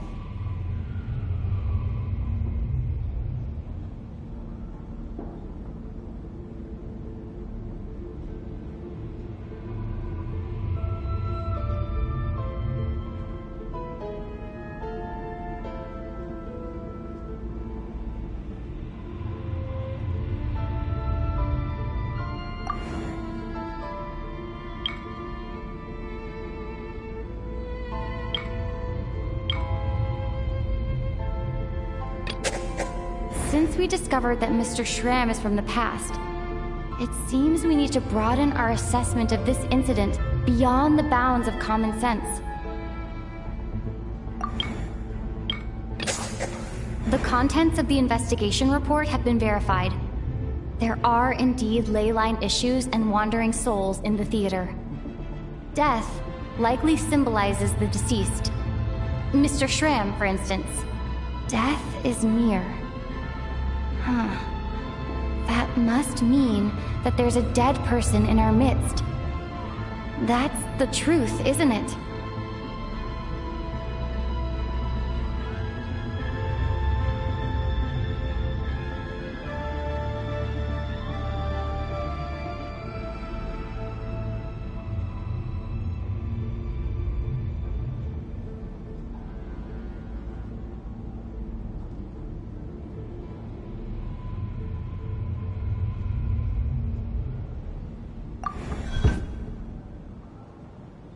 Yeah, the logic is clear now.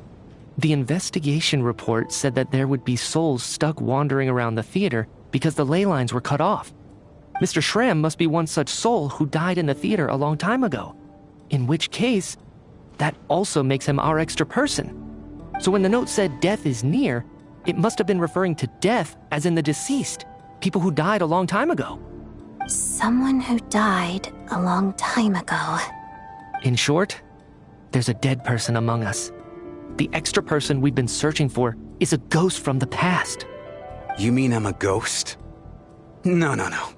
Don't make jokes like that, my man. There must be some mistake. But even if I was dead, I know for a fact I didn't kill anyone these past 2 nights. Yeah, even if all that's true, the report also said the souls inside the theater can't affect reality, right? They're harmless. Then what if the problem isn't the souls at all, but the ley lines themselves? The ley lines have a powerful ability to attract and devour souls. Let's say that the ley lines are like a black hole, constantly seeking to engulf souls. But the souls that don't want to return are trying to avoid being sucked in. Huh. Why does this analogy sound so familiar? What happens when the black hole can't achieve its goal? I'm only speculating here, but what if it ended up swallowing innocent souls by mistake, or intentionally taking other souls to compensate? That could explain why we weren't able to determine a cause of death. If you're right, and their souls were devoured by the ley lines, it does make some sense. It does seem to explain a lot of the things we couldn't make sense of. Does that mean it's true? Except there's no concrete evidence. Mitya is relying on a lot of logical leaps. Still, it seems like the best explanation we have under the circumstances. All right, so how could Shram not know that he's dead? Seems a little unlikely that he hasn't noticed anything unusual even after several days interacting with us. On the contrary, it's perfectly normal for a soul to wander the theater for centuries without questioning their existence or reason for being there. It's simply what's natural for them.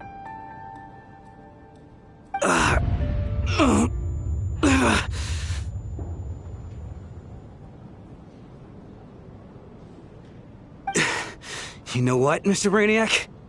I think you might actually be right after all. I'm trying to remember and... even though my head feels like it's going to explode, I think... it's all coming back to me.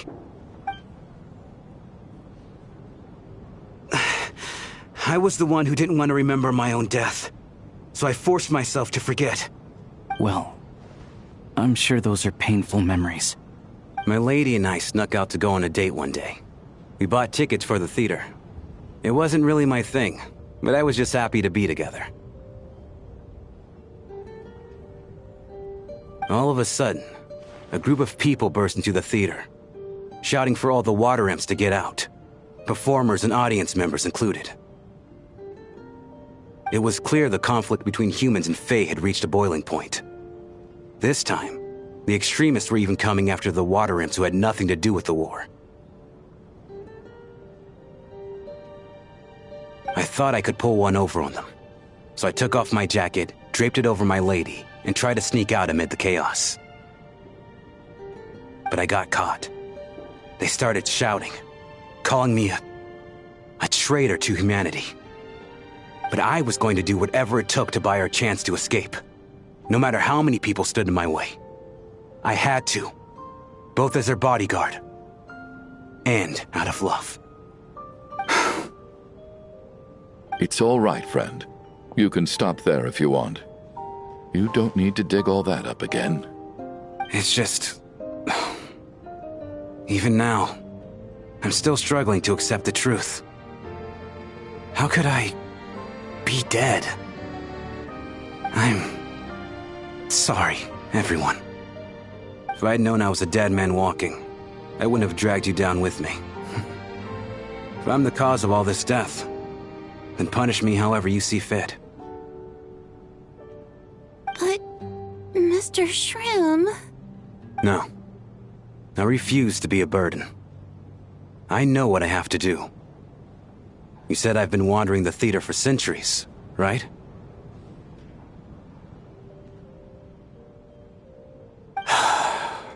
I guess it's high time I got a breath of fresh air. Out there, I mean. I'll leave this place and take all this death with me. Go out on my own terms. Mr. Shram, I'm sure we can figure out a different course of action. My good sir, we both know I'm not supposed to be here. I should have accepted my death long ago. One way or another, this has to end. Unless you're saying this goes against another one of your military principles somehow. No, I'm speaking on a personal level this time. Let it go, man. Oh, wait. One last thing. Miss Wateramp. My lover. Her name was Litia. Litia Ozarova. Do you know what happened to her? Ozarova. Oh, Auntie Ozarova. That's what we all called her. I remember her as a very kind elder. She had a bunch of kids, too. I'm so glad she survived. And she had lots of kids? Good. That's good. I could hardly expect her to stay single just because of what happened to me, right? As long as she went on to be happy, that's all that matters. Besides, I'm dead. My soul's been wandering around here for so long because I was worried about her. But now, I can go without regret. There's no need to see me off, my friends. I've enjoyed our time together over these past few days. Perhaps we'll meet again in the next life.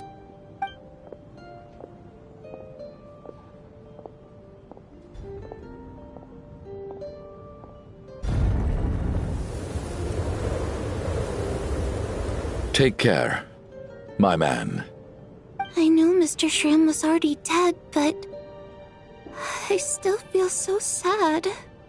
Death is cruel, no matter how we might try to make sense of it.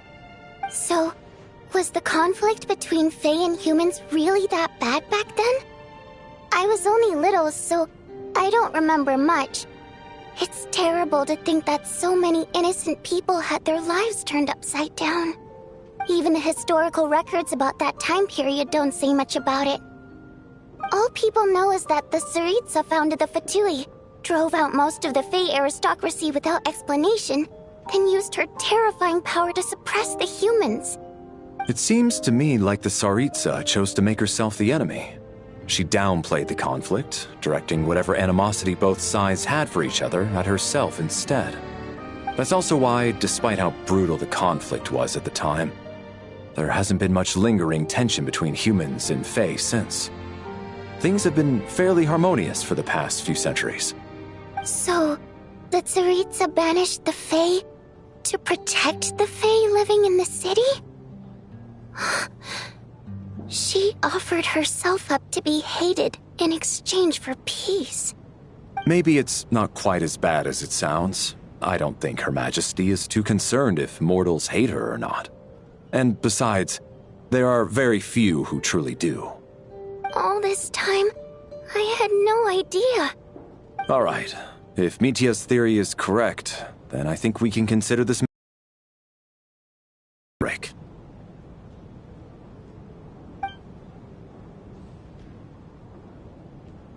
Ugh, if only this blasted storm wasn't still raging on.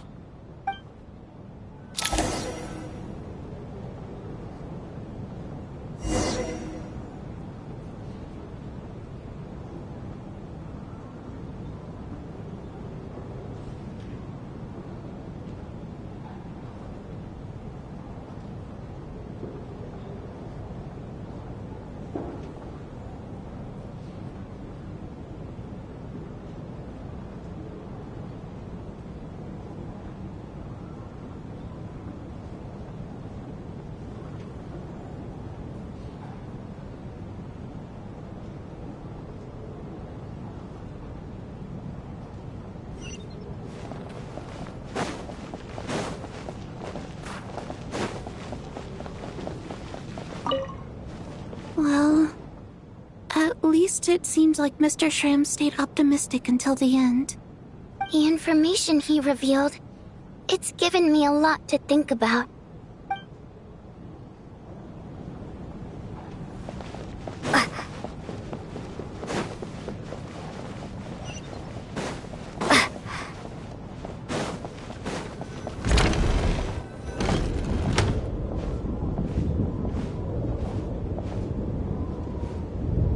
like now we can just rest until the snowstorm stops. I still can't believe Shram turned out to be a ghost who'd been in the theater for hundreds of years. To think he was dead this whole time. What a strange turn of events. Knock, knock. Knock, knock. You know the door isn't closed, right? You don't have to knock. Think of it as a signal, then. When I'm entering someone else's room and I knock, I'm here as Odette. If I don't knock, it's Lelik.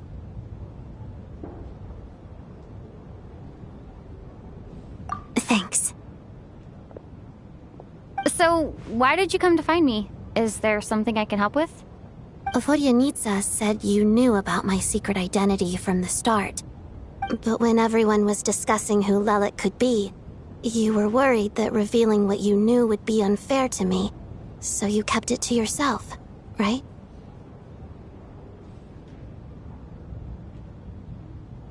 Yes, I'm extremely grateful for that. It's nothing. I mean, you didn't hold what happened to the Senora against me, so I should thank you for that as well. Actually, there's something else as well. I found myself in a situation similar to the one you were in when you helped conceal my identity. So I thought I'd come and ask you for advice.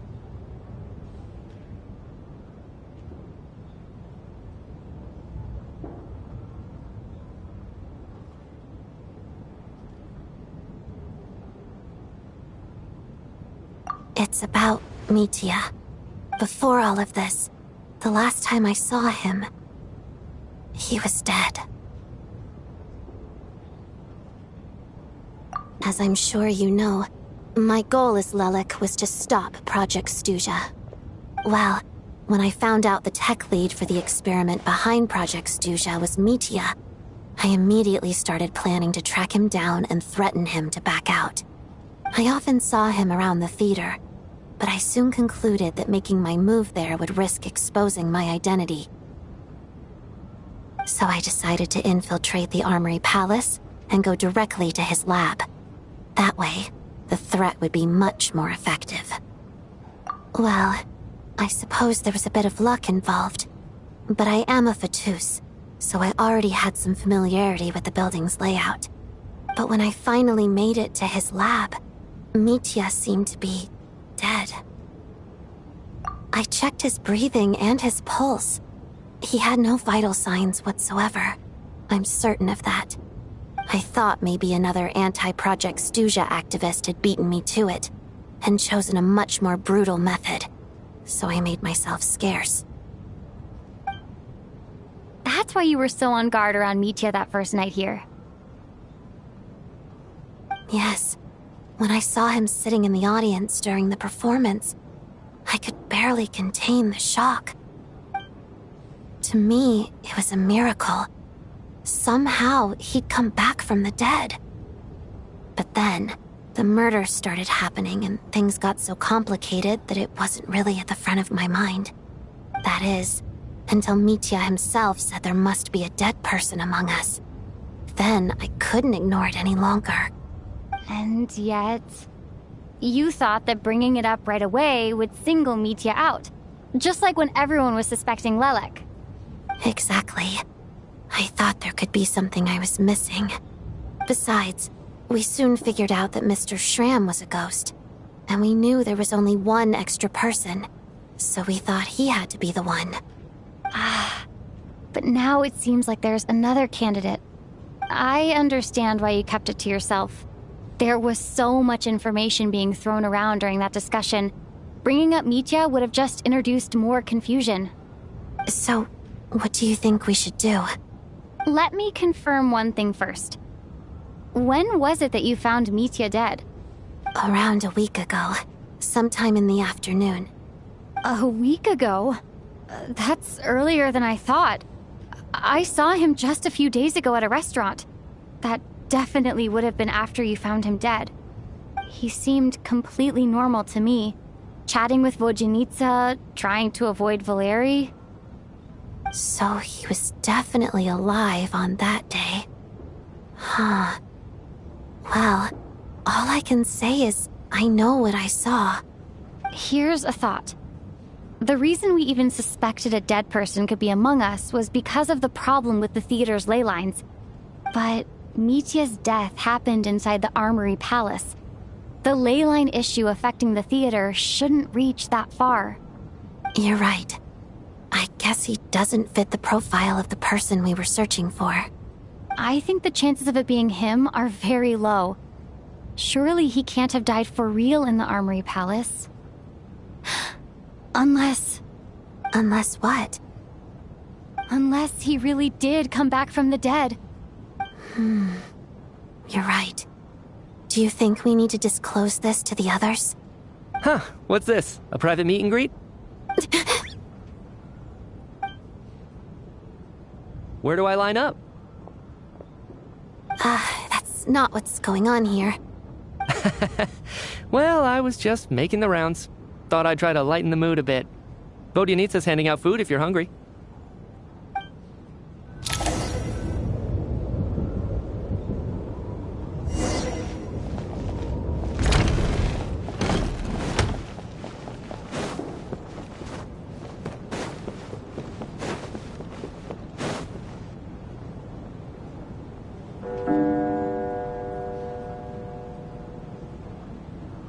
What is going on with this storm? Could it be connected to that monster that just arrived in Snezhnaya? I almost hope it is.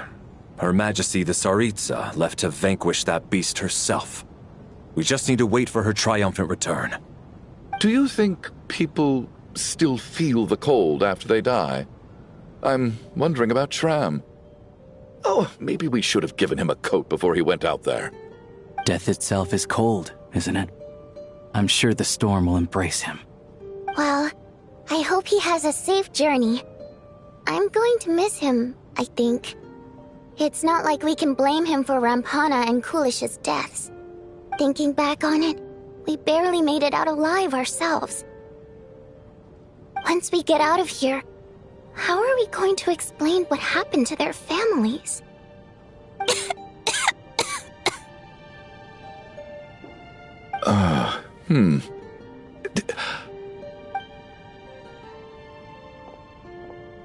Are you okay? Here, take this. I've never used it.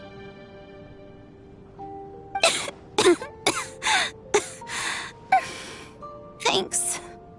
Look who's Mr. Nice Guy all of a sudden. Is it because Tonya stood up for you this morning? At least you know how to return a favor. Yeah, without Tonya, who knows how badly he would have been hurt. I told you already, I never intended to resort to violence. Duh, bunch of rascals. Little girl? I was rather surprised when you spoke up for me this morning. I didn't think I had many admirers here, so, thank you. Oh, no need to thank me. I said some bad stuff about you too. I've been, too embarrassed to admit it, but, you remind me a lot of my daughter. So kind to everyone, but never lets her old man off the hook. Unless my wife and I are having a fight, then she's always on my side. Especially when she was little. Every time I took her out...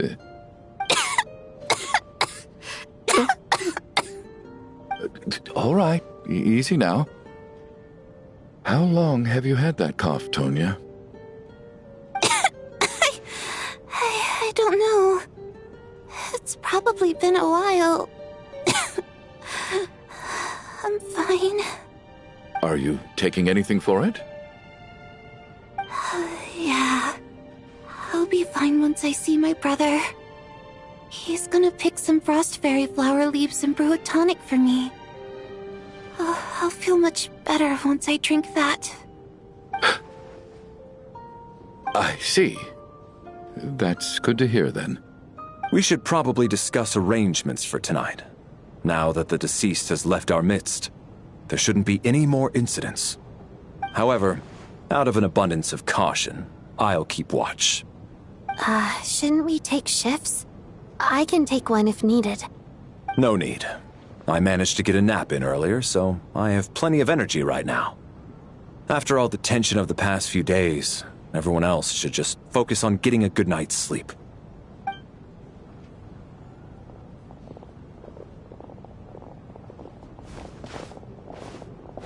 What a long day. This whole situation turned out to be way more complicated than I expected.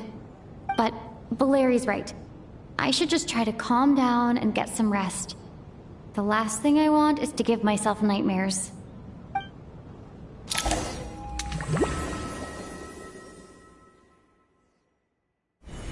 She's awake. She's awake!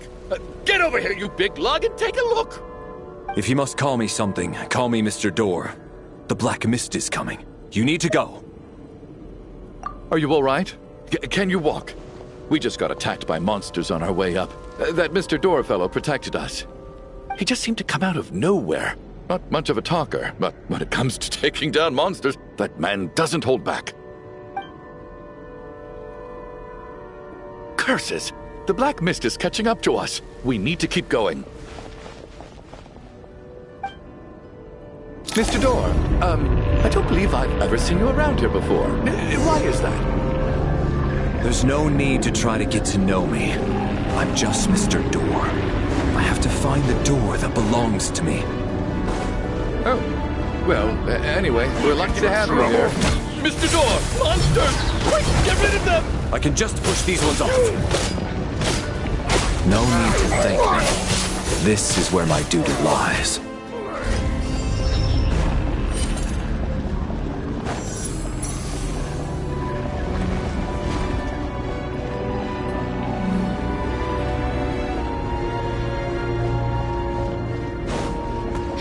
So we're doing this the hard way. How? And Kate! Oh, remarkable work, Mr. Door. If I had your muscles, I'd do the same.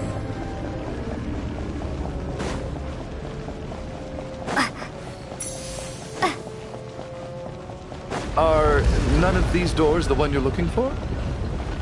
No.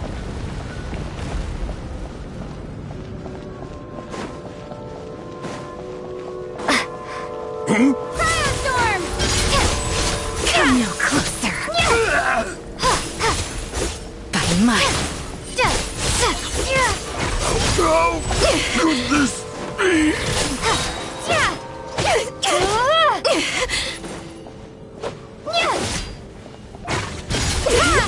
Impossible.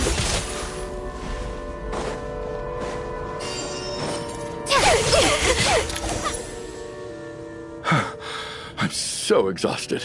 And the Black Mist is still rising. Oh. Wait, look! There's more monsters down there. Are they coming from within the Black Mist?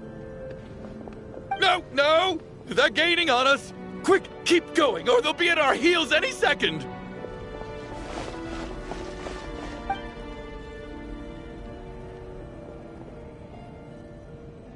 Mr. Door, what are you doing? We need to get out of here. They're coming! Found it. This is my door. What? You mean you're going to stay here? I am a door. This is where my duty lies.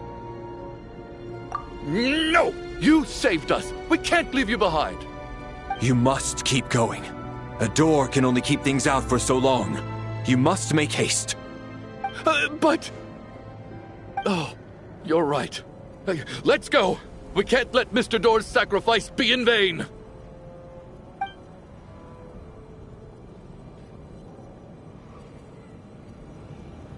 The Black Mist isn't moving anymore. Looks like both the monsters and Mr. Door are gone. I didn't just imagine all that, did I? Surely I wasn't so scared out of my mind that I hallucinated a door as a human being. Oh, okay, good. There's no way we both hallucinated the same thing. Getting sleepy? Well, looks like we're safe for now. Go ahead. Let's get some rest.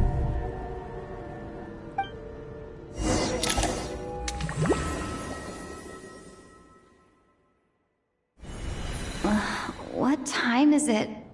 Is it morning? I think I had a nightmare. Oh, I guess everyone's still asleep. These past 2 days have been exhausting. Valeri's keeping watch though, so he's probably the only one awake. Valeri?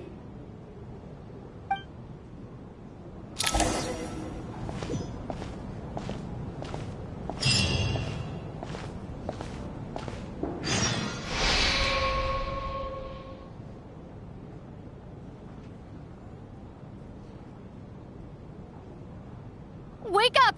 Everyone needs to wake up!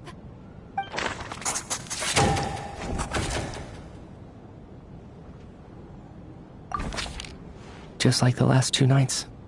No clear cause of death. I've been a real thorn in your side, haven't I, Mr. Valeri? Now you can rest in peace. But for me, life will be all the duller for not having to run away from you, my friend. How's Tonya? Is she okay? I just checked on her, and it doesn't seem like anything serious. She's just exhausted from the past couple of days, and she's still recovering from her illness. We should let her sleep a bit longer. That means Valeri was the only one who died last night. If Valeri was awake and keeping watch, it would have been impossible to kill him without waking everyone else up. That much is certain.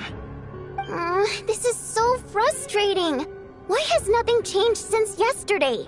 I thought we already dealt with the dead person causing all this. Actually, one thing has changed. There's only 1 victim this time, not 2. Does that mean...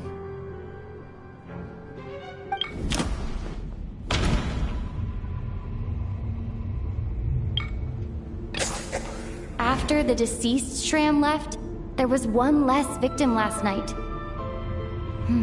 That more or less tracks.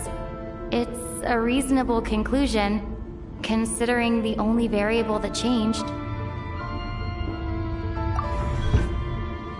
Oh. The number of people who die each night is equivalent to the number of dead among us. That's your theory, right? Exactly. We identified Mr. Shram, and the night after he left, the death toll dropped from 2 to 1. By that logic, there must be 1 more dead person left among us. Another one? But there was only 1 person unaccounted for in the ticket checks, right? The head count should match up now. Having an extra person was definitely a cause for alarm, but being 1 person short isn't nearly as unusual. Someone could have left in the middle of the show, or made it out before the storm hit. 1 more dead person among us. If Mitya's theory is right, then what Odette told me seems a lot more relevant. It's just, at the time, we had no reason to think there was more than 1 dead person. If only we'd taken it more seriously as a possibility, maybe this could have been avoided. I'm sorry. This is my fault. I had information that could have been helpful, but I held back. I should have brought it up right away. I'm partly to blame as well. I was too quick to dismiss Odette's concerns. What is this about? What have you two been getting up to behind of us? Well, we're all ears.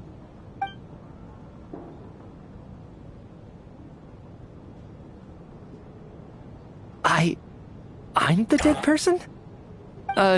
Wow, that's certainly news to me.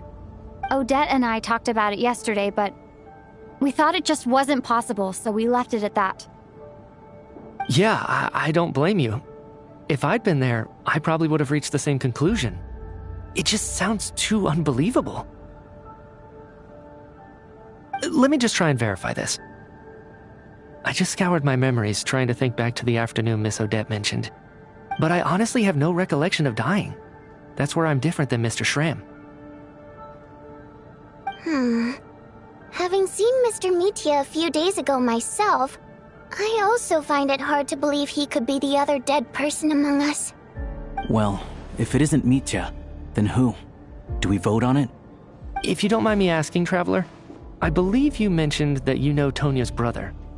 Had you ever met her before all this? No, never. Wait, are you saying... Now, just 1 minute. I know where this is going. You can't just randomly point a finger at anyone you want.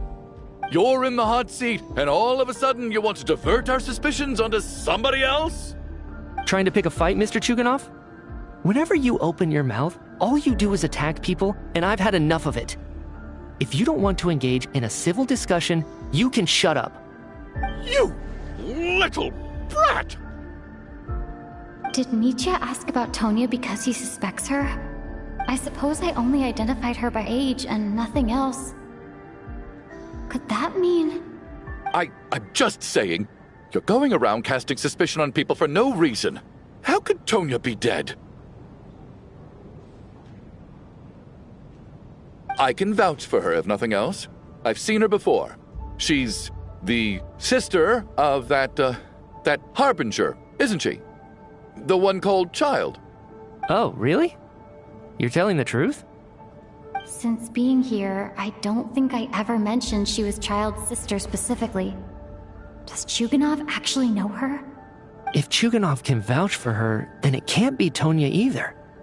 In which case, it seems unlikely that there's another dead person among all. Miss Odette, could you go over that afternoon with me one more time, when you found me dead? No problem.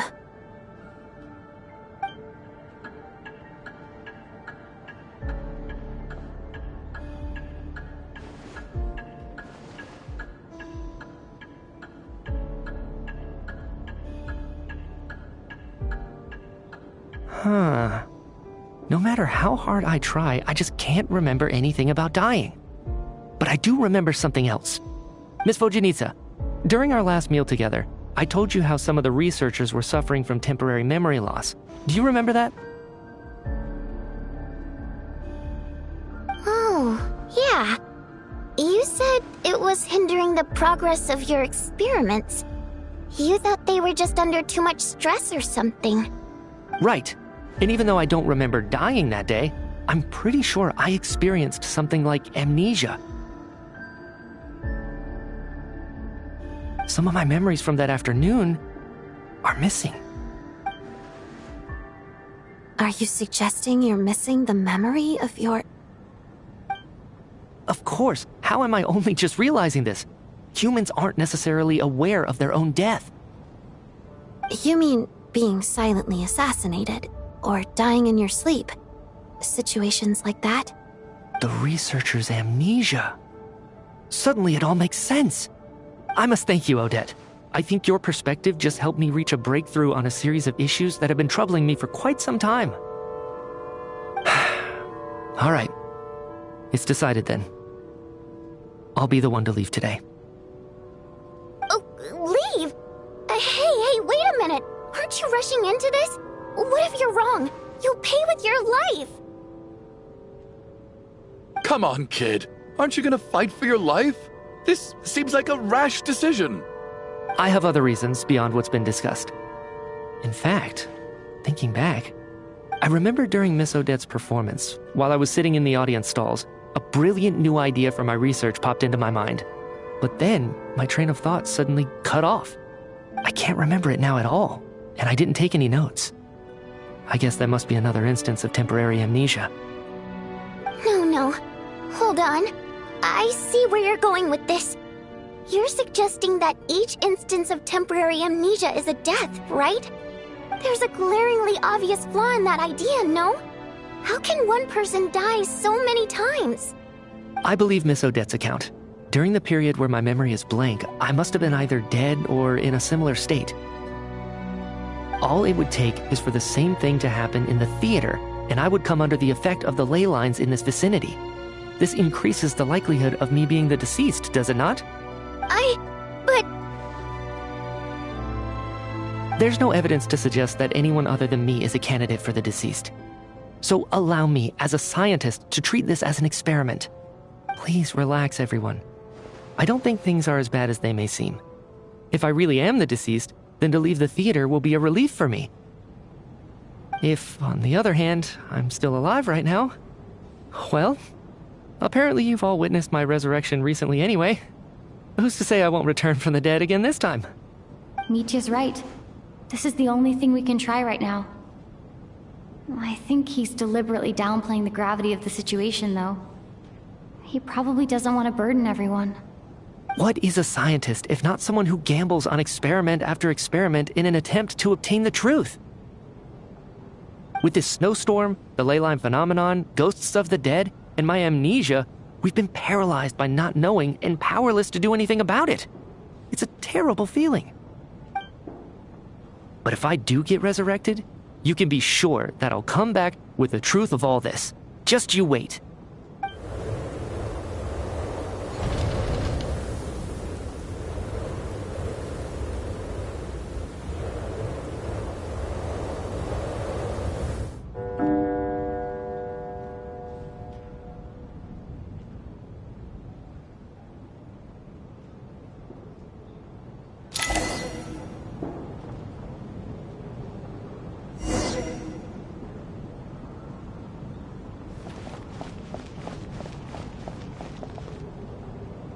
Poor Mr. Mitya. I didn't even get to see him one last time. Maybe it's a good thing that you weren't there to see it. It was a hard thing to watch. I hate goodbyes. Why does it feel like everyone around me is slowly disappearing? Not just in here, I mean. In the outside world, too. Maybe it's the realization that, at the end of life, everyone has to face it alone. Come to think of it, the main reason we're still alive right now is pure luck. Each morning here, for every one of us, there's the chance that we might not wake up. You could take it a step further and say that the same is true outside, too. Who can ever be 100% sure when they drift off to sleep that they'll open their eyes again in the morning? If I make it out of here, I'm going to cherish every moment that I'm awake and live without any regrets. Without regrets? I feel like a strange sense of anxiety has been quietly growing inside me over the last 2 days.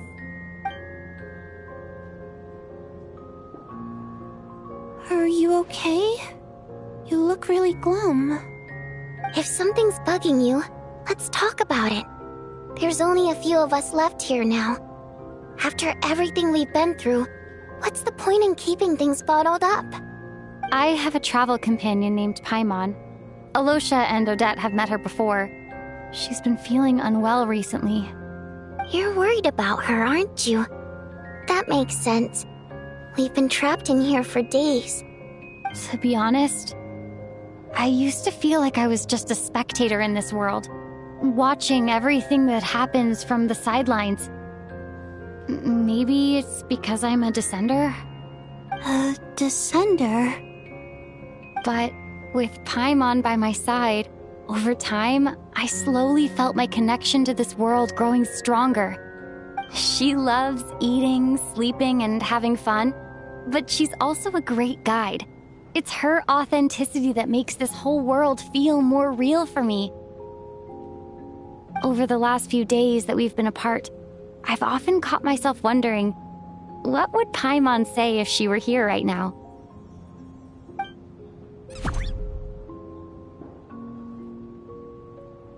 But by the time I snap out of it, the conversation has already moved on and I'm still in my own little world.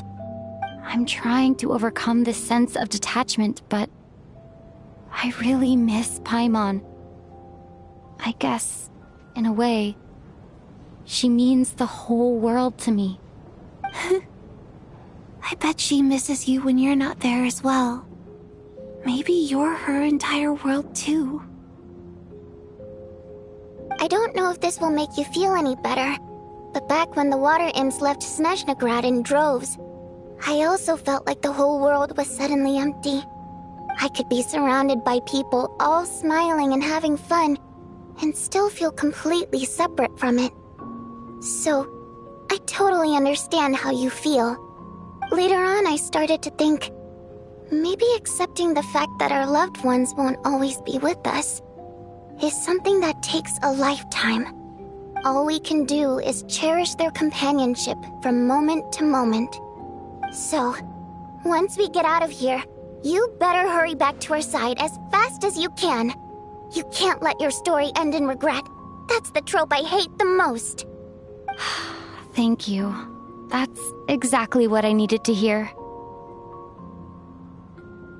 But Vodyanitsa, if you hate goodbyes too, why didn't you leave with your people? That's just the choice I made. I used to regret it, but I don't anymore. Like I said before, singing is a water imp's primary mode of expression. It's how we convey our emotions. Our songs have echoed through this theater for hundreds of years, each one a story pieced together through moments of joy and sorrow. But does a story exist without someone to read it? To me, the answer is no. So I made the choice to stay. That way, there would still be someone left to sing these songs and listen to their stories. Otherwise, they could have been lost forever. Could you teach me how to understand your people's songs sometime? I want to be able to truly hear them, like Mr. Shram. A fan after my own heart. Thank you, Tonya. How about I sing something for you, and you tell me what you hear? Okay, I'll do my best.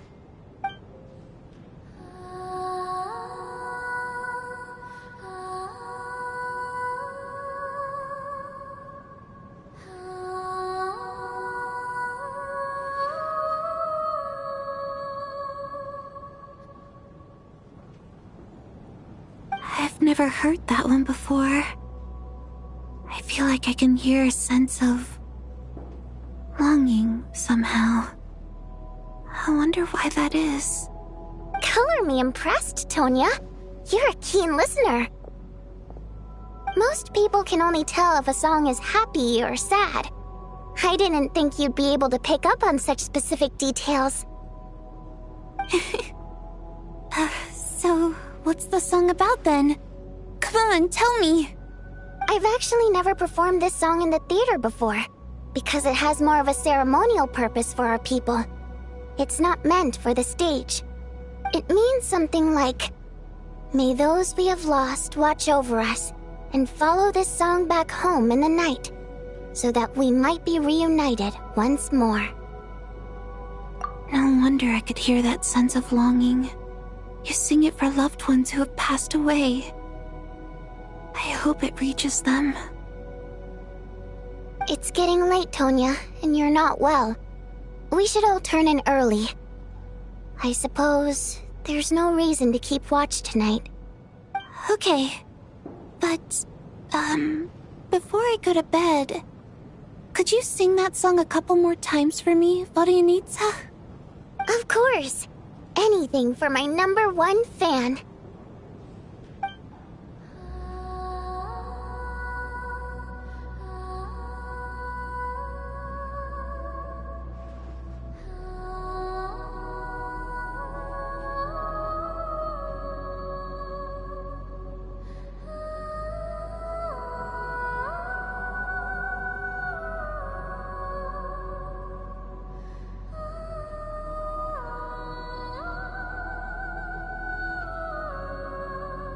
Once I get out of here, I definitely don't plan on ever coming back. But I guess that means I'll never get to hear Vodyanitsa sing again. That's a sad thought. Before I fall asleep, I should cherish this moment of companionship while it lasts.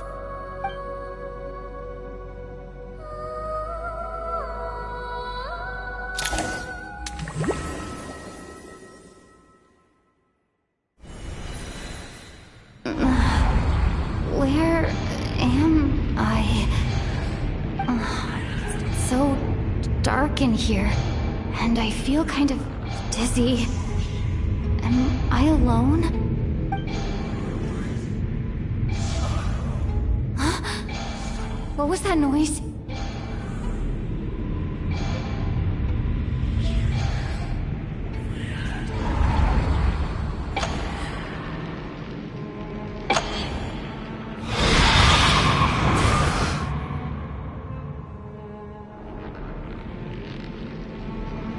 Return, O spirits. Fulfill your oath of protection.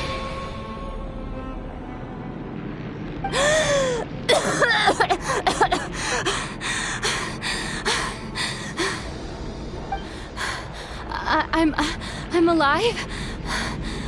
What just happened? No time for questions. Quick, over here. Turn on the switch. We need to bring back the light.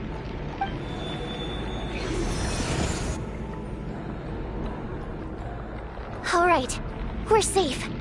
The spirit just now is called Night Prayer. The light subdues her, but she'll attack without a second thought in the dark. Sort of.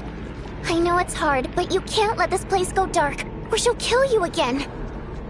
Yup. Luckily, I was here to resurrect you. Otherwise, that'd have been a real bummer. A bit more than a bummer, I'd say. Wait, so you have the ability to resurrect people? Sure I do. I'm your guardian spirit after all. I specialize in soul recall. Oh, it's nice to meet you, by the way. Thanks. It's nice to meet you too. Alright, there's no time to waste. The black mist is already catching up.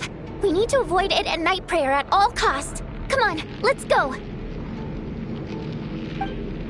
We need to reach the next switch before the place gets too dark. If we bring the light back, Night Prayer won't be able to get to us. Sweet, sweet light! It's back! Now that's a sight for sore eyes.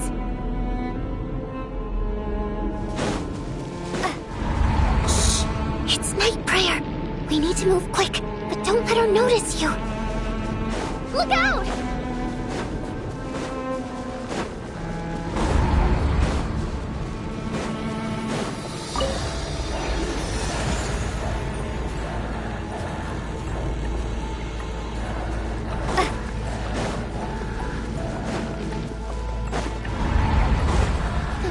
Which is over there.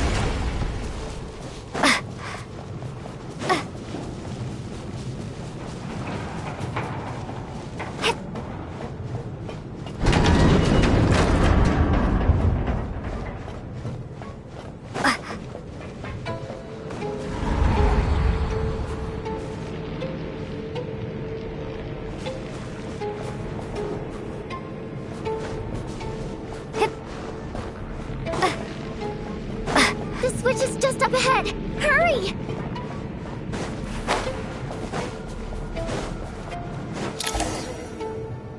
It's too dark. We're not gonna make it. Come on, faster!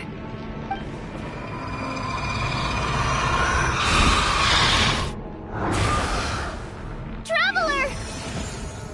I won't let you die like this. Not on my watch.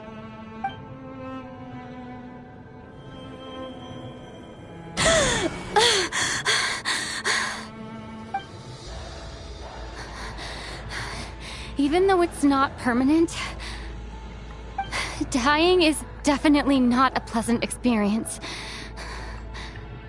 Great. You're back. Yeah, thanks to you. Time for you to get out of here. Quick, before the light runs out. What about you? You're not coming with me? I can't. I've already been used up. A guardian spirit's skills are finite. I can only resurrect someone so many times. I might not look any different, but my essence has been exhausted. Now, I will slowly start to fade away. I can go no further. The black mist is where I belong. It's okay. Why didn't you tell me sooner? Because it wouldn't have changed anything. that knowledge would have just burdened you. And a guardian spirit's role is to protect. But... Go. Now, before it's too late. I already hear Night Prayer approaching.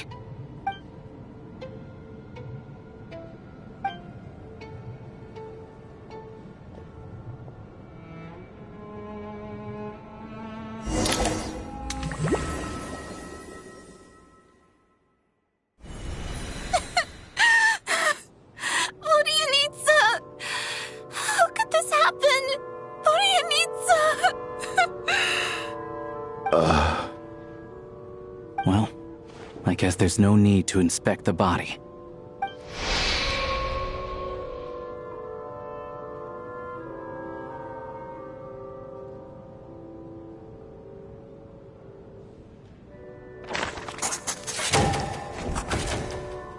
This wasn't supposed to happen.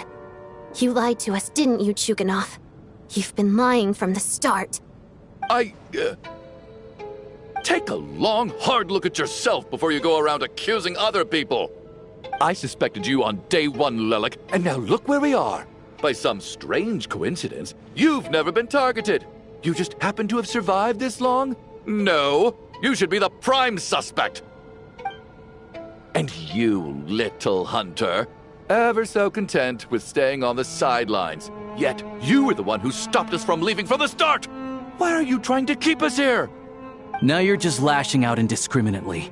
That's either a sign of anxiety or a guilty conscience. Where was all this passion and bravado before? Decided to fight until the bitter end. Is that it? Is that a threat? Fine, bring it on.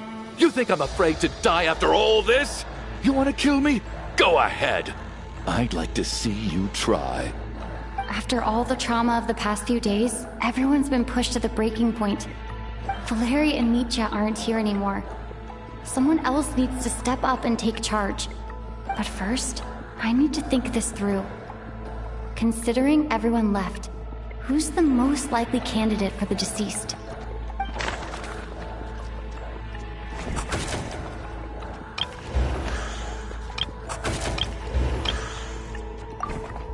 Of those who remain, the only person we've never met before is Tonya. There is room to doubt her true identity. People are easily misled by first impressions. Now that I think about it, Child's sister was in fact a label I imposed on her due to my own assumptions. But Mr. Chuganov vouched for Tonya's identity yesterday, with basically no other possibilities left. Could it be...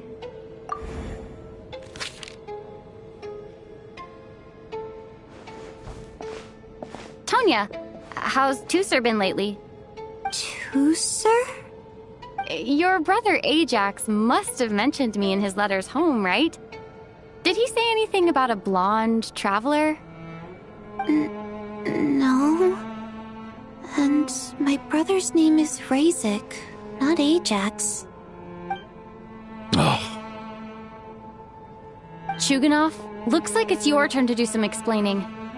Yesterday you said you could vouch for Tonya. Why did you give us a false testimony? I knew you were behind this, Chuganov. You've been lying through your teeth from the start.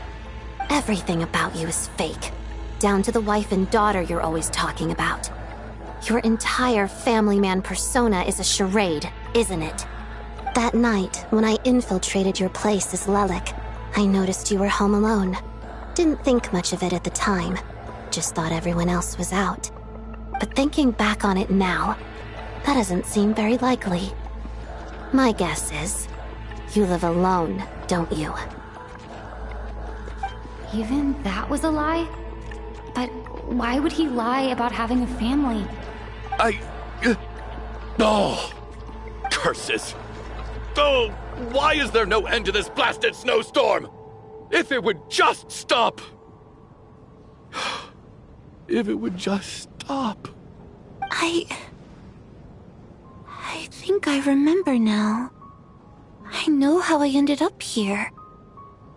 It feels like a distant memory. But at the same time, it's just like it was yesterday. The reason I'm always coughing is because I got sick with frostbite. The locals usually call it the snow cough.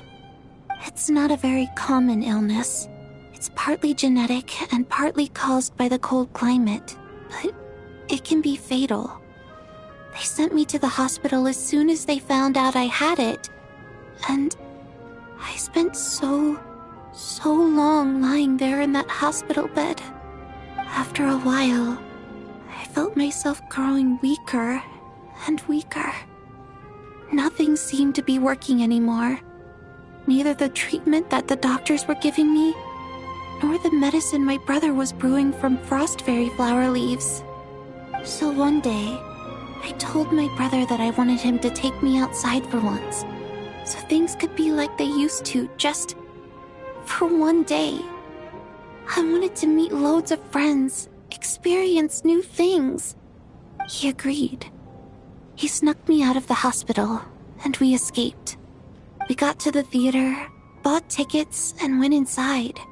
Oh, it was all so exciting. I remember the show very clearly. It was amazing. But I found myself getting sleepier and sleepier. Oh, Tonya. When I woke up, I couldn't find my brother anywhere, But there's no way he'd leave me behind. So I decided to stay here and wait for him. At the time, I figured he'd probably gone to brew some more medicine for me. I was planning to chew him out for abandoning me when he got back. Tonya, it sounds like by then you'd already... Yeah, I know. I understand now. Dead, aren't I? This cough and the feeling weak, it's probably just my body's memory. After all of that, it turns out I can't blame my brother after all. I was the one who abandoned him. I'm sorry, everyone. I realized this much too late. It seems like death skewed my perception. And now I've dragged you all into this mess. Your name probably isn't even Tonya, is it? Didn't that ever strike you as odd over the last few days? Well, when I was little, my brother and I read a storybook, and Tonya is the name of one of the characters. When we escaped from the hospital, our family and the hospital security were looking everywhere for us. So when you first approached me and said my brother had sent you, and called me Tonya, I thought he must have chosen a fake name that only the two of us would know. Because he was afraid of getting caught. Now, it seems like that was just wishful thinking. At least your memory of death isn't painful. That is a small comfort. Now it's your turn, Shuganoff. Talk to us. I believe no lie is ever told without a reason. You're right. I was lying. I happened to know that the Harbinger child and his sister Tonya managed to get tickets, so I lied to you and pretended I knew them. And yes, I was lying about my family too. The truth of the matter is, I lost them a long time ago. I just refused to accept reality. And now I've spent the second half of my life living a lie. I'm a joke. My daughter's name was Iskra. And before you ask, yes, Iskra, as in Iskra Manufacturing Plant. She also died from the snow cough. She was just 6 years old. If she were still alive today, she'd be around the same age as little Tonya here. After Iskra passed, my wife couldn't bear to face those memories either. So she chose to start a new life without me. One day when I came home from work and saw the empty room, I felt like I couldn't breathe. Subconsciously, I started to imagine that they were still there. I soon discovered that this was the only thing that made me feel any better, so I just embraced the delusion. Nothing more than a pathetic means of escapism, I know. But at least it's not a crime. So explain your false testimony, then. The night before last, when I was chatting with Tonya, she mentioned that her brother would brew medicine for her from frost fairy flower leaves. Combined with her various symptoms, I suddenly understood everything, including the fact that she was deceased. The snow cough used to be an incurable illness. I would pick frost fairy flower leaves to brew medicine for Iskra, too. It took hours and hours on the stove. But the year after my daughter passed away, the Jester of the Fatui announced that a cure for frost blight, also known as the snow cough, had finally been developed. It turned out that all previous treatments were completely ineffective. No better than random concoctions. That was the final straw for me. I just couldn't take it anymore. Just one more year. One more year, and everything would have been okay. So, more than anyone, I know full well that in this day and age, no one in their right mind would still be using frost flower leaves to brew medicine for the snow cough. Poor Miss Tonya, therefore, had to have been from an era when snow cough was still a terminal illness. So, you projected your daughter onto her? Even though you knew she was one of the dead?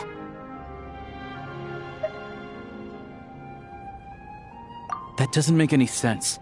You knew she was already dead. What did you hope to achieve by protecting her? I just don't believe in your crackpot theories, nor do I approve of your actions. How can you just declare a living person dead and throw them out into that snowstorm? Nitia's gone. My good buddy Shram's gone. And now it's Tonya's turn, isn't it? The others I can make my peace with, but little Miss Tonya, here she is, standing right in front of us, alive and breathing, and fighting her own battles. Yet you're quite happy to say she's dead? I just want her to live. Once this snowstorm is over, the very moment it stops, I'm going to march out that door and find someone who can fetch the very best medicine for her snow cough. I'll be damned if I'm gonna let you cast her out into the snowstorm before I have the chance to cure her. Not again. Not this time. Not when the cure is right within our grasp. I'd never be able to forgive myself. Mr. Chuganov, stop. I can't let you do this. Tonya. By the sounds of it, you've known I was dead since the night before last, right? I really liked Mr. Valeri, Mr. Mitya, and Miss Vodyanitsa. And now they're all dead because of me. I'm not happy about that. The reality is, you've been trying to fight your own demons through me. But all you've really done is trap me inside your delusion along with you. No! Listen to me. I want to save you. I do! Well, at this point, I'm quite sure that I'm dead. I don't need to be saved. The time I got to spend with all of you is more than enough for me. Despite all the bad things that kept happening, I got to meet so many interesting people and spend so many days and nights by your side. Since the day I escaped that hospital until now, this has been an adventure I never even dared to dream of. I'm very fond of you all. If it were only possible, I'd trade my soul to bring back the ones who died. If it meant things didn't have to end like this. And that's why I'm not fond of you at all, Mr. Chuganov. I'm sorry. It's them that you owe an apology to, sir. Not me. Well then, I suppose this is it. It's time for my adventure to end. I've caused enough trouble. You're leaving already? It's still early. Don't you want to stay a little longer? No, thank you. Oh, and by the way, my name is Patashka. It was nice meeting you all.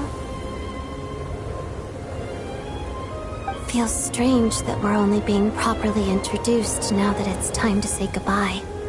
Tashka.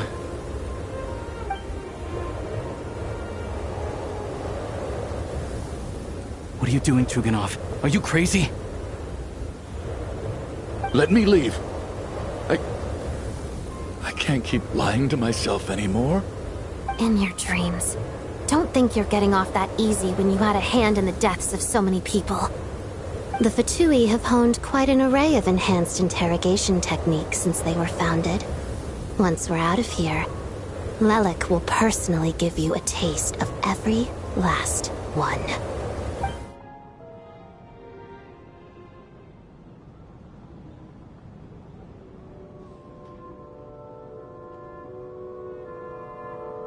I think we should leave.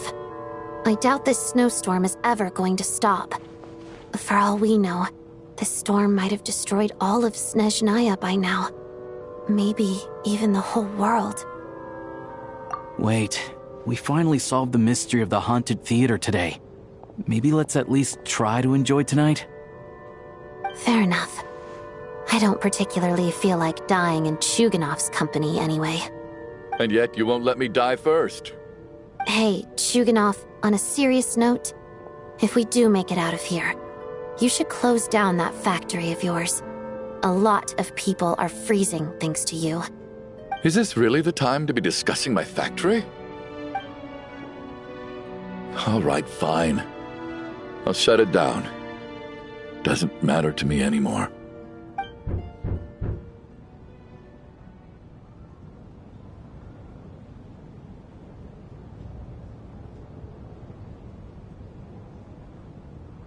Am I hearing things? Or was that a knock at the door?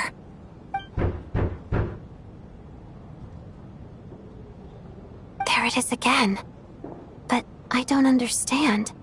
The snowstorm hasn't stopped, has it? Should we open the door?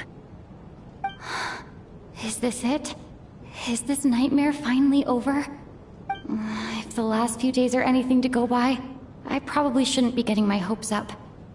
Whatever lies beyond that door at this moment, it could be something even more terrifying than everything we've been through so far.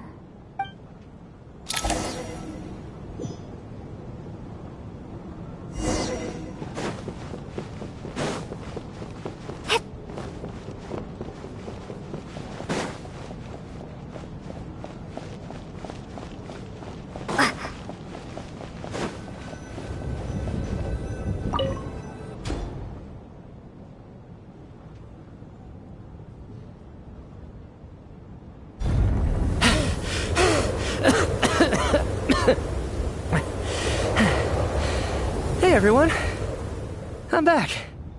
How are you doing? Feeling any better? Much better, thanks. Whew, it is so good to have you guys here. I was a little worried that the theater would be empty by the time I got back. Let me see. Tonya and Vodyanitsa are missing, which means Vodyanitsa died last night. And then you discovered that Tonya was the other dead person. Am I right? Not Tonya. Patashka. First, tell us how you made it back here. Given the conditions outside, no one should be able to return alive. You're right. The thing that got me back safely was a song. I heard someone singing. After walking into the snowstorm, my mind grew hazy. I don't know how long I walked through the storm before my mind completely slipped away. Then, suddenly, I heard the sound of singing. The voice instantly brought me back to my senses, and I regained consciousness. So I followed the voice, searching for the source of the singing. I searched and searched, until finally, just a few moments ago, there was the entrance to the theater, right in front of me. actually never performed this song in the theater before, because it has more of a ceremonial purpose for our people. It's not meant for the stage. It means something like, "May those we have lost watch over us, and follow this song back home in the night, so that we might be reunited once more." That must have been Vodyanitsa's Requiem. Who knew it actually worked? That song is meant to guide the souls of the dead. Mitya, that must mean that you... Huh. No kidding. Huh, seemed like I guessed right then. This is what I've been so desperate to tell you about. When I first stepped out of the theater, I was still quite lucid. My memory of it is still pretty intact. I remember the outside world being completely different than what I'd expected. It was like this was a world where only the snowstorm existed. There wasn't a trace of any humans or buildings ever having been there. I don't know how else to describe it, except to say that it just didn't seem like the real world. And as for the Requiem, if I was guided here by Vodyanitsa's song, it can only mean that I must already be dead. And this is my soul, not my body. But I didn't experience a clear moment of death while I was out there. Nor do I feel any different now than before I walked into the snowstorm. You don't seem any different to me either. In fact, this is something I've been wondering about for a while now. If souls aren't physical, shouldn't they lack tangible form? Both Shram and Patashka were clearly deceased, and yet their souls didn't look or feel like ghosts at all. They were visible, tangible, no different than you or me. This raises a truly terrible thought. Is that really what Mitya is suggesting?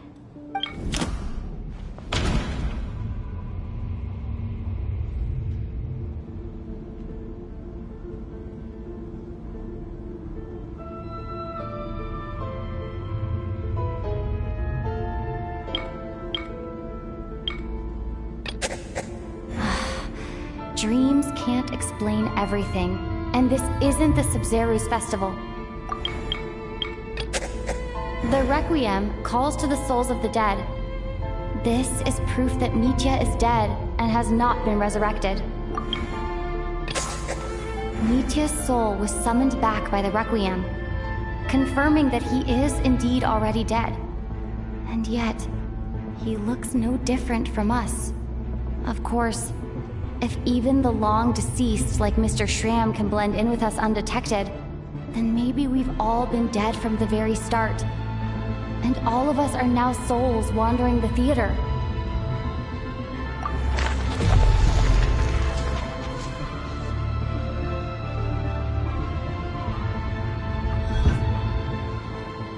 Yes. I think that this is probably the afterlife. What did you say?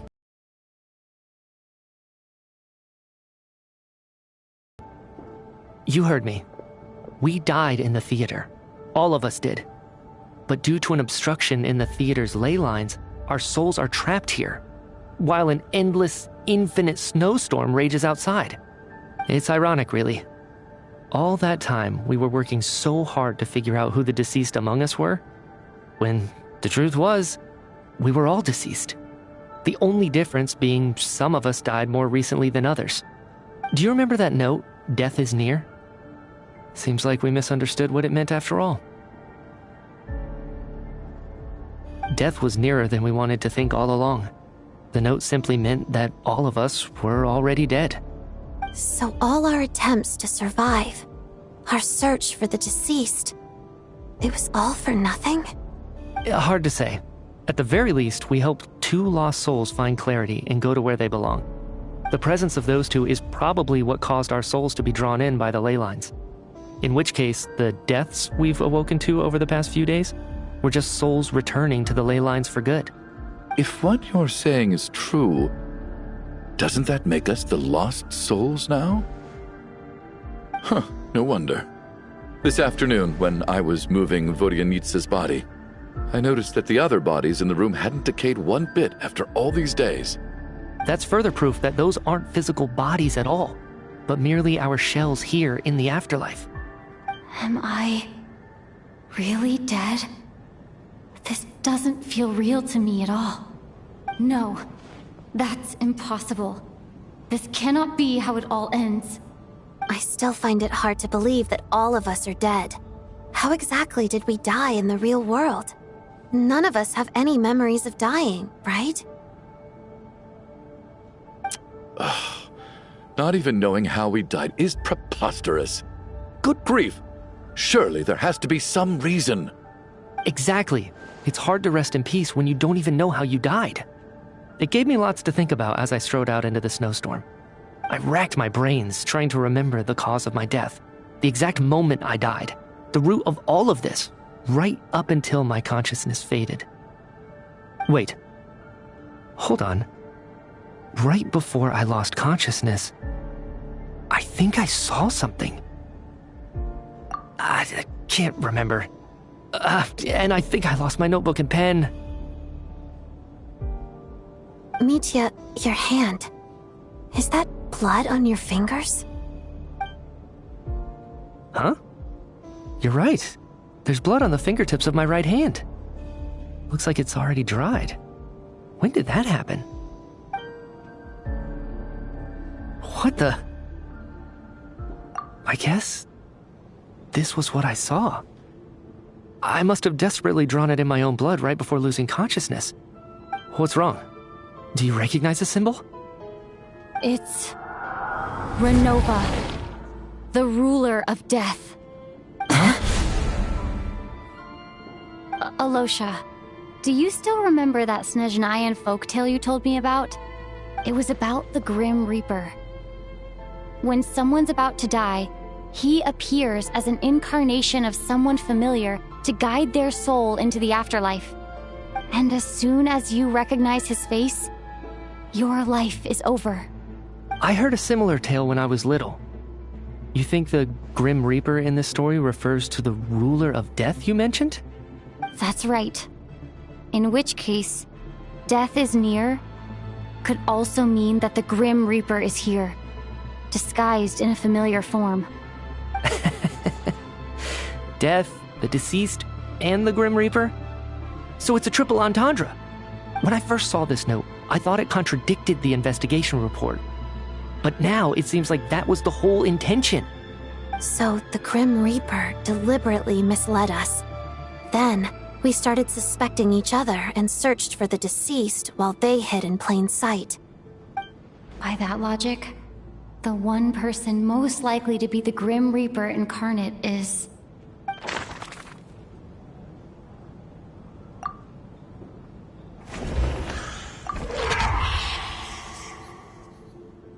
No doubt about it.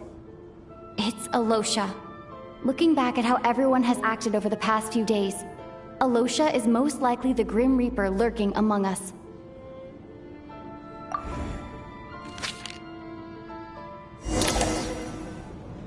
Is it you, Alosha?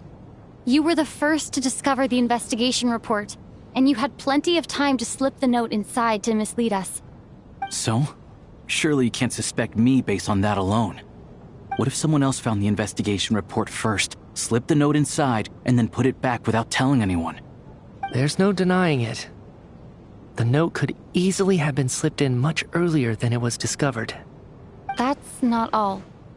I've also noticed that, although on the surface, Valeri, Mitya, and sometimes I were the ones taking charge of the situation, looking back now, even though you didn't say much, you were always subtly guiding everyone from the sidelines.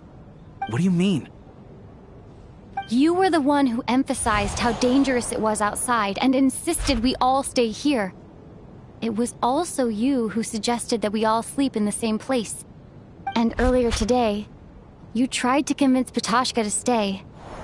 I don't understand why, but it was out of character. So, you didn't understand my intentions, and now you're assuming the worst. Seems pretty unreasonable if you ask me. He still won't admit it? Fine. Let's see how he responds to the most damning evidence of all. The biggest question I have right now is, if the Grim Reaper is impersonating Alosha, then where's the real Alosha? When did they switch?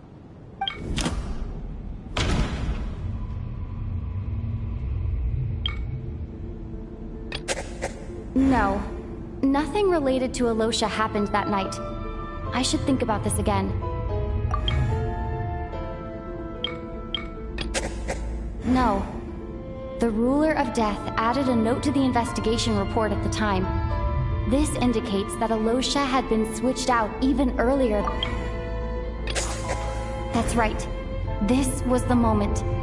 Right at the start, before any victims had even emerged, Alosha was switched with the Ruler of Death while everyone's guard was still down.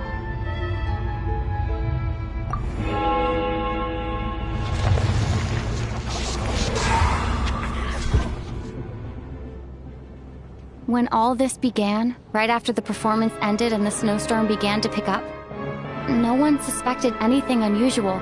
We just assumed we were snowed in. It wasn't until we discovered the bodies the morning after that we realized something out of the ordinary was going on. But it's clear now that the oddities actually started earlier than that, when Dimov walked into the snowstorm and never came back. Right. So Mr. Dimov was the first victim, not Sobolova and Torgov. And if we pinpoint that moment as the beginning of this incident, then one thing becomes clear. Alosha, you are the only person who walked into the snowstorm and came back without the help of Vojanitsa's Requiem. More precisely, Alosha never came back at all. The one who came back was the Grim Reaper. Not bad. Well, since you've backed me into a corner, I suppose there's no point in keeping up the act anymore. Alosha? You're the Grim Reaper? I am no such tired cliché. Mortals should address me as the Ruler of Death.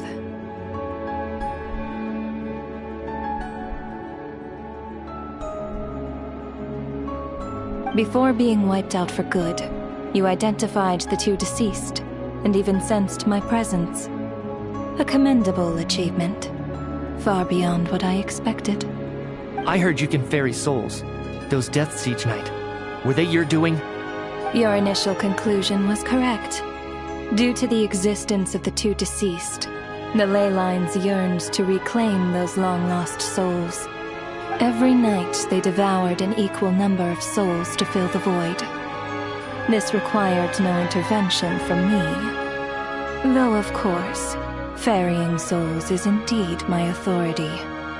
Here, take a look.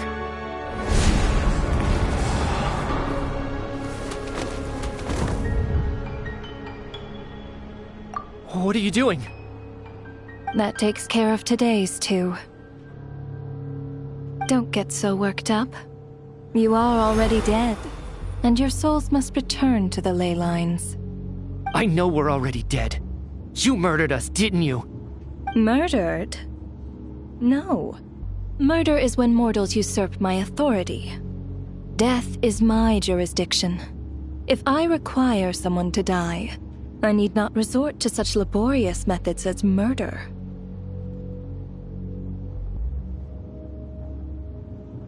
You simply met the criteria to trigger my curse of death. I know about the curse of immortality. So there's another death-related curse too? You cursed us? When? And why would you do such a thing? So often, humans pray to me, begging to know when their death will come, and what form it will take. But few people ask why. If you must have an answer, know that death comes simply because one's time has come. So you're not going to tell us the truth? Hold your tongue.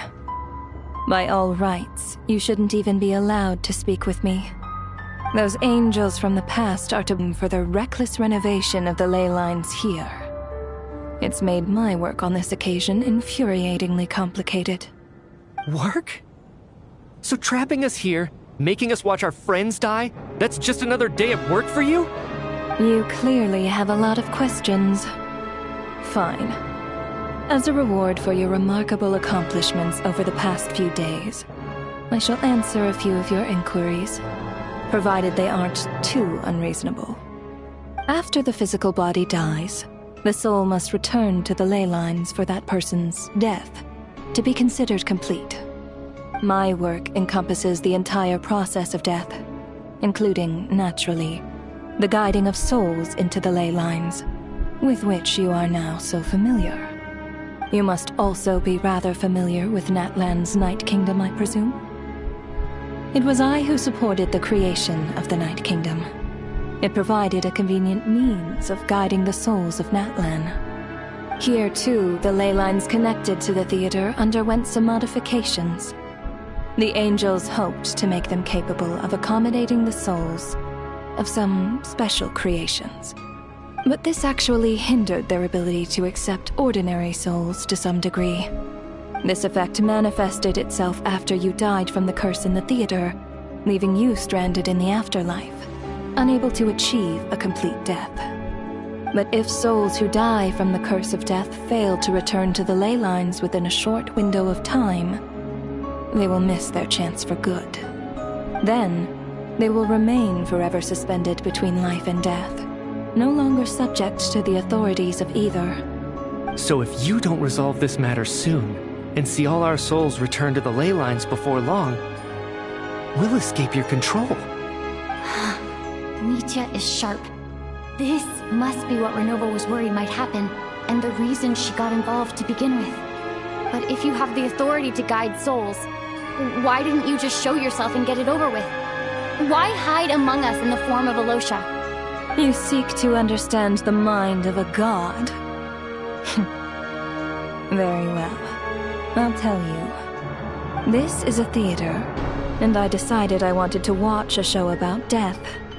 That's why I encouraged you to take the events to the stage. I found myself getting quite immersed. I suppose the entertainment you provided makes up for all the trouble you've caused me by being so defiant in the face of death. There. Are you happy with my answer? Can't say I am. Really? But it fits the stereotypes you humans have about gods. Just moments ago, you were complaining about how infuriatingly complicated your work here has been. Work is work, I get it. There are times when it's a huge pain, but you just have to get it done, right? That's a rather unique perspective for a human. You are in fact correct. There is a pain point in this case. Due to the obstruction in the theater's ley lines, there is a hard limit on the number of souls they can receive each day, making it impossible for me to ferry all your souls at once. Revealing my identity too soon would inevitably have led to futile resistance, and there was a risk that any souls who chose to run would disappear. Then there was the issue of the 2 lost souls you called the deceased. The way you resolved that quandary was all part of my design. That's what I don't understand. If all of us were souls of the dead, what made their presence among us special? For centuries, they have refused to return to the ley lines, exploiting the issues created by the angel civilization to resist being drawn in. Centuries of obsession accumulated during this process. You may think of this obsession as the resentment of the dead, and in this quantity, it was a bomb that could have detonated at any moment. It reached the point where I could not afford to leave it unchecked. But the only way to fix it was to help them acknowledge their own deaths, make peace with their regrets, and willingly walk into the snowstorm. Only then, with my guidance, could they finally return to the ley lines. Otherwise, you would not like to know what the consequences would have been. I vaguely remember seeing Patashka, but in the most terrifying form. Was that in a dream? Is that what would have become of her if she hadn't returned to the ley lines? I see your dreams brought you many revelations. So you see, death in fact grants wisdom to mortals. Souls connect to all things in the world and see the chain of cause and effect between them. It's nothing unusual. Anyway, giving psychological counseling to lost souls is not my strong suit. That is more of an angel's role. It was something I could not resolve directly using my authority, so I decided it was easier to leave the bomb defusal to you. Meanwhile, souls of other members of your party to return to the ley lines each night. From where I stand, that was killing two birds with one stone. As both issues slowly resolved one another without me having to lift a finger, all I had to do was stay close by and keep the situation under control. Then use my authority to wrap things up at the end. And, of course, while I was at it, I thoroughly enjoyed watching this drama, dealing with death from a mortal perspective, play out on the stage. Sounds like you had it all figured out, Grim Reaper. I just did the math. You said there's a hard limit to the number of souls the ley lines here can receive each day. It's 2, isn't it? That much is obvious, even to a fool. It's time to review this whole affair.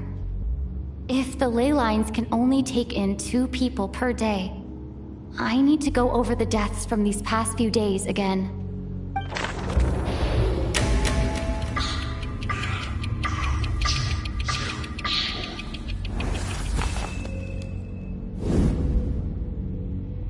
Looking back now, none of us had the faintest idea at the time.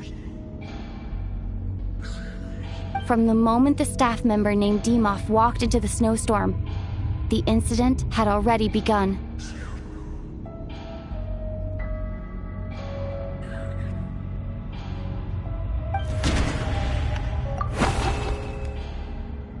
No.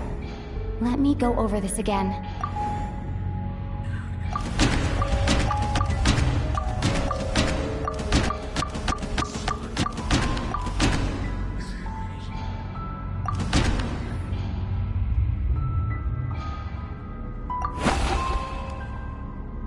No. Let me go over this again.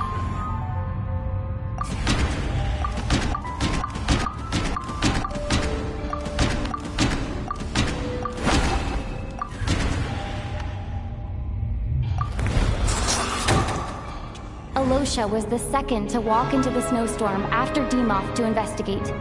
During this process, the ruler of death assumed his identity, making him one of the victims.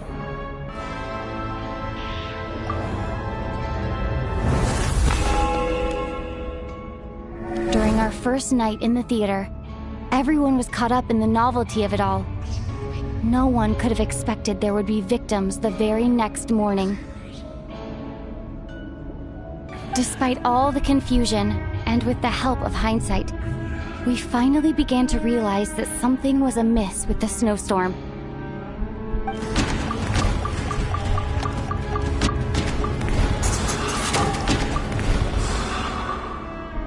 The ley lines devoured Torgov and Sobolova on the first night. At the time, we thought this might be a murder case connected to Lelek.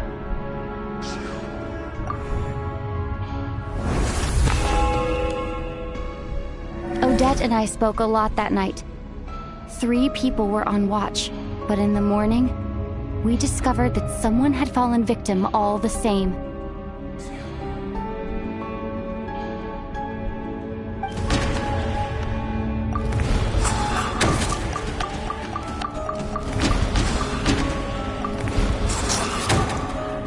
The deaths of Kulish and Ranpana caused everyone to stop suspecting Lelek. Unexplainable phenomena occurred one after another, leading Nietzsche to suspect that we were caught up in a supernatural event.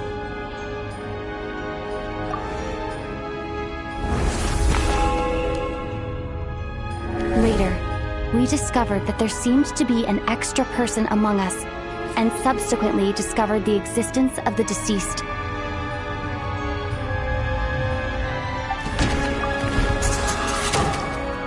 Mr. Schramm realized he was the deceased and walked into the snowstorm to return to the ley lines of his own accord. It turns out there really was a dead person among us.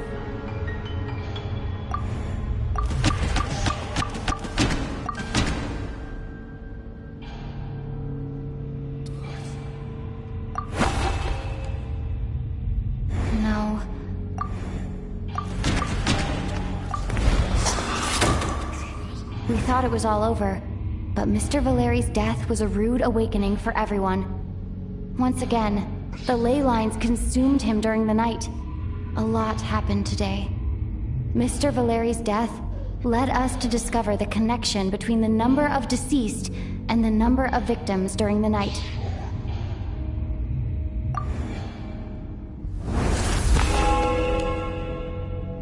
The fact that there was more than one deceased seemed to bring us back to square one. Odette revealed some information she had been keeping to herself.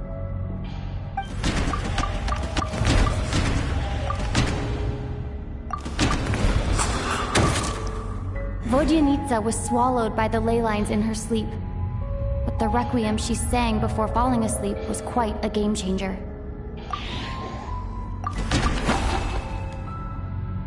Although Mitya did indeed walk into the snowstorm that day, he returned from the ley lines with the help of Vodyanitsa's requiem.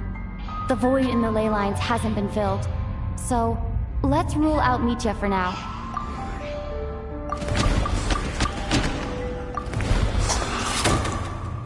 As it happened, Patashka filled the void left by Mitya's return from the ley lines by walking into the snowstorm this morning.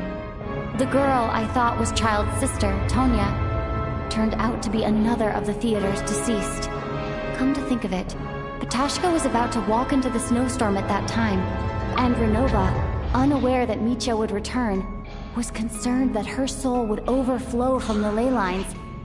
That's why she used Alosha's voice to try and persuade her to stay behind. Looking back, I suppose that was an early slip-up on her part.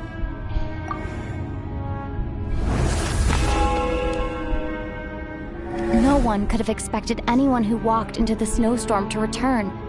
But just after nightfall, Mitya returned, bringing crucial information with him. Various truths began to surface, including that all of us were already dead, and that the ruler of death was here among us. Then, after revealing her true form, Renova callously claimed 2 souls.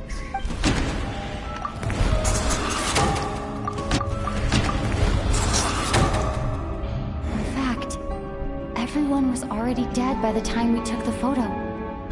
And in the days since, we've experienced many more partings in the afterlife. Now, only Mitya and I remain, and the true culprit behind everything still stands before us. In Mitya's eyes, I see the same anger and frustration that I feel. That covers everything. It's all clear now. Your work isn't finished here yet, is it? The Traveler and I are still standing here, safe and sound.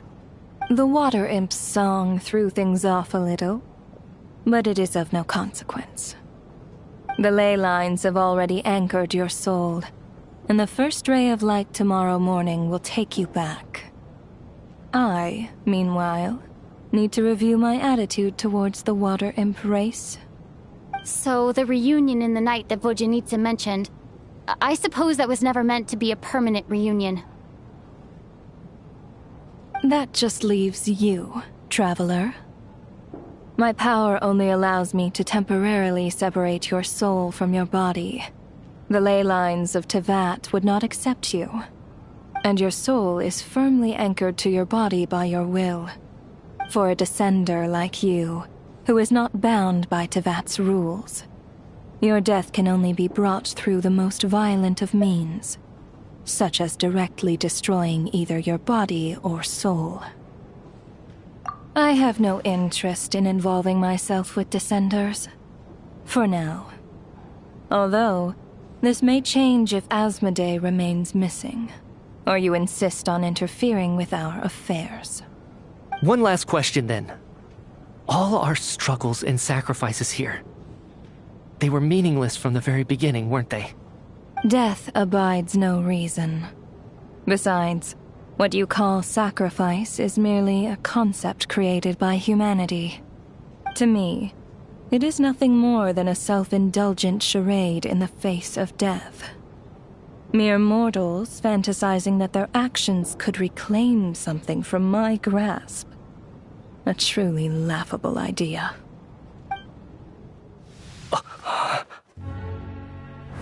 Grim Reaper, you really know how to get on my nerves.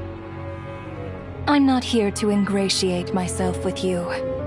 I kill merely because your deaths are necessary. Oh, you've made that quite clear. But humans don't take well to being scorned. Not even by the gods.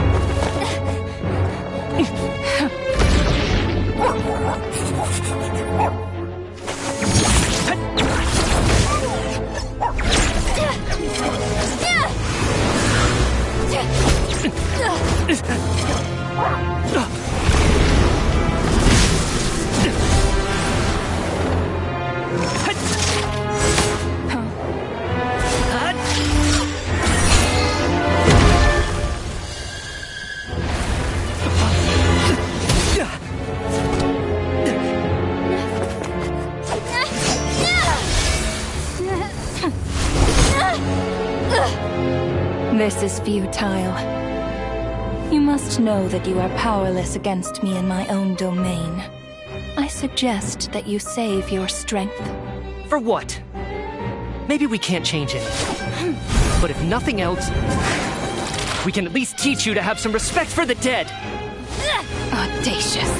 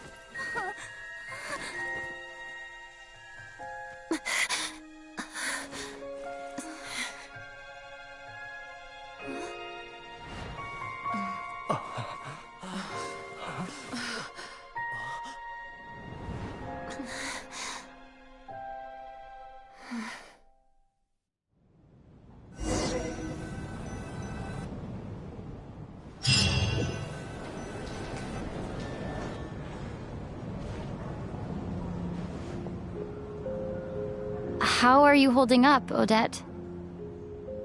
What happened to me? How much do you remember? What do you mean? Is the performance over? I can't seem to recall what happened. Has Odette already forgotten?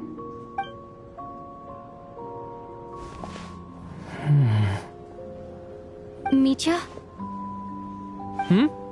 Oh, I'm sorry. I guess I spaced out there for a second. Remind me who you are?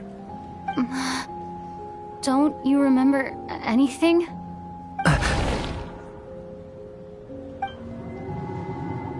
Yeah, I remember now, comrade. Looks like we guessed right. Just like me when Odette found me at the Armory Palace. For some reason, everyone killed by the Ruler of Death eventually came back to life. Just with one catch. They forgot what happened while they were dead. Odette and the others have already forgotten everything. Why were you able to remember this time? Could this be the reason? You said this is the Ruler of Death's symbol, right?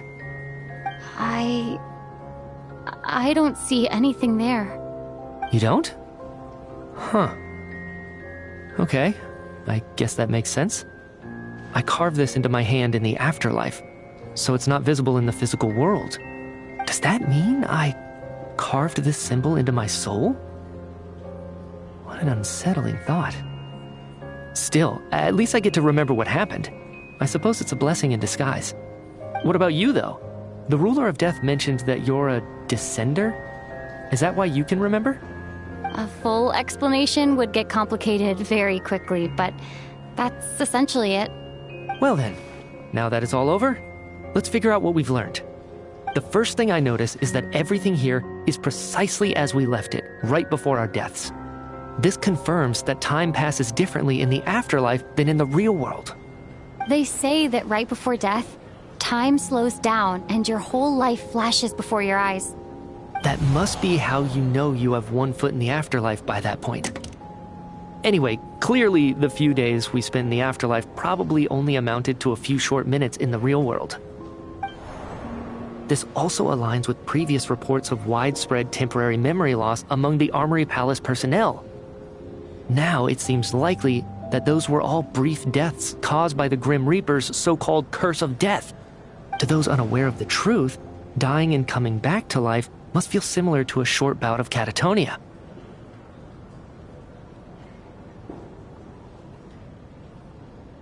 This leaves me with a couple big questions. What are the conditions that trigger this so-called curse of death? And why are we resurrected after we die? If nothing else, I think it shows that killing us wasn't her ultimate goal. We still don't know her true reasons for subjecting us to death. Right. This time only got complicated because of the situation with the theater's ley lines. That's why she had to approach it differently. If the previous incidents of amnesia among the researchers are anything to go by, killing us is usually a pretty routine matter.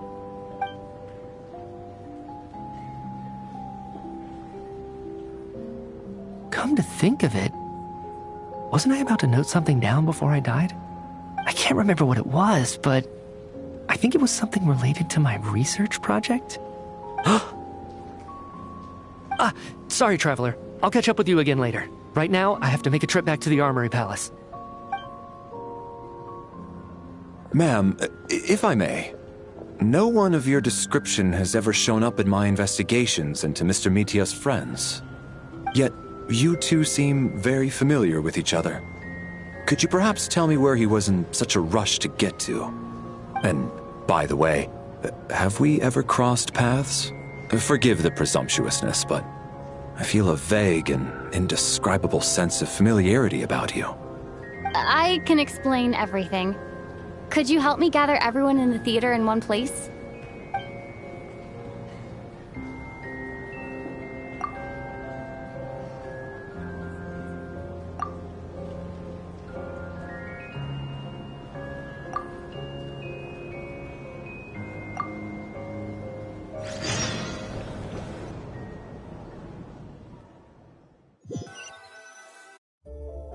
So, Chuganov really is going to shut down the factory.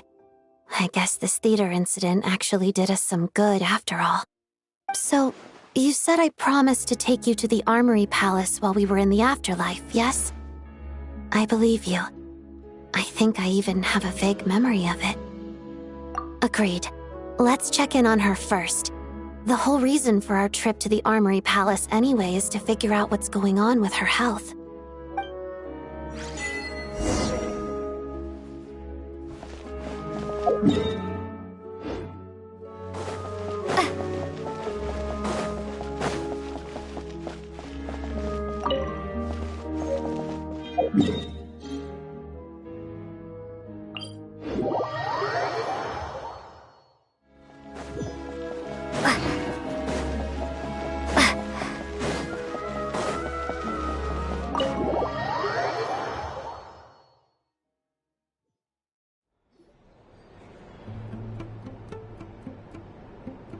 I'm finally back.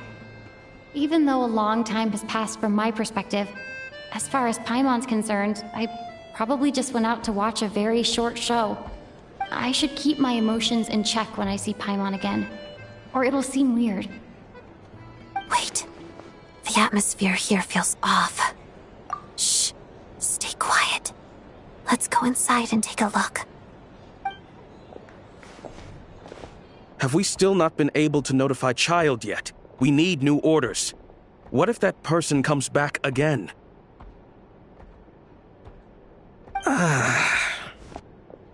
I'm so sorry. Under the circumstances, there was really nothing we could do. Tell me, what happened to Paimon? It was the Jester. He came here in person and escorted Miss Paimon away. He's the director of the Fatui. His authority supersedes all others and cannot be questioned. There was nothing we could do. How long ago did he leave? And what was Paimon's status? It was about an hour ago. Miss Paimon was fast asleep at the time. The Jester simply walked off with her as if it was only natural. I assure you, he absolutely did not use any force. Do you know where they went? The Armory Palace, most likely. Lord Piero, the Jester, has been overseeing the experiments there lately, keeping a close eye on their progress. Everyone in the Fatui has heard about it by now. I'm surprised he came in person. Whatever his reason for taking Paimon, he'll most likely return to the Armory Palace first, which is exactly where we were headed anyway. Then lead the way, Odette. Okay, let's go.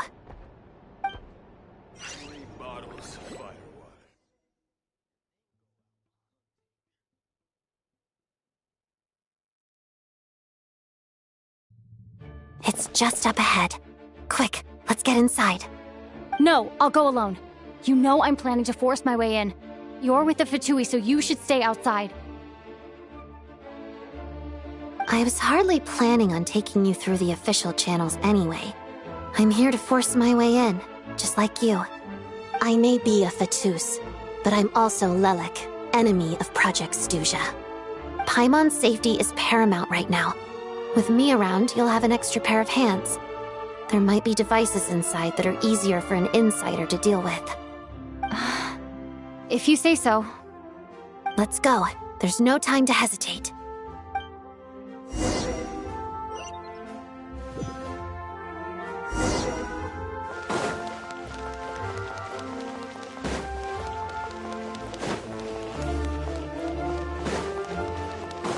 Hey, who are you? This part of the Armory Palace is under restricted access. What do you think you're doing? No questions, please. We're short on time. Relax.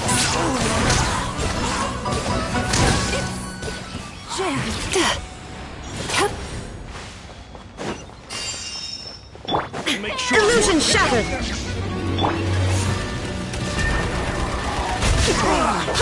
Condense! Encase! Barbados, guide us. Cast your worries to the wind! Sweet dreams!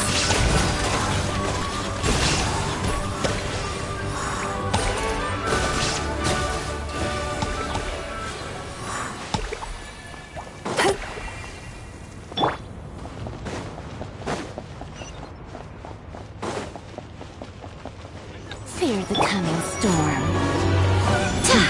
A tricky one. Go and play! Where are you?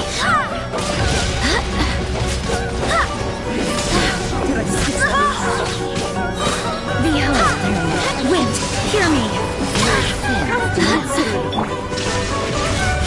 Turn that frown upside down.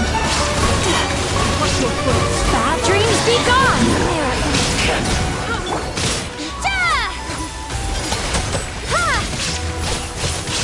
Let us have Go and play! out of my shadow. A snowy burial.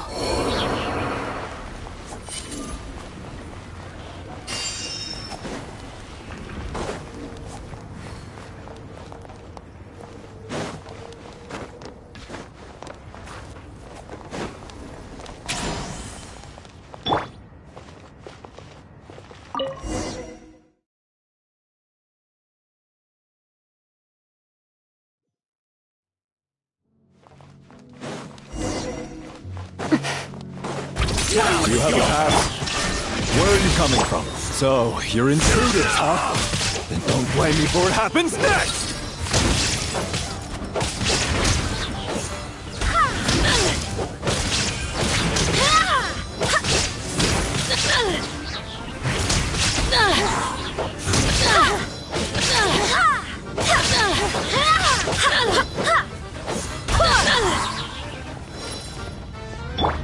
Together.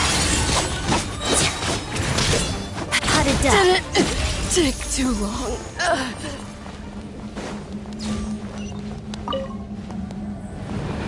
The Armory Palace is hidden this deep in? This place is much bigger than I imagined. They're conducting top-secret research, after all. The deeper it's hidden, the better, is standard Fatui logic. The style doesn't really look like the Fatui's handiwork, though. They must have requisitioned some structures from a past civilization. Looks like we're in for intruders! Stay alert!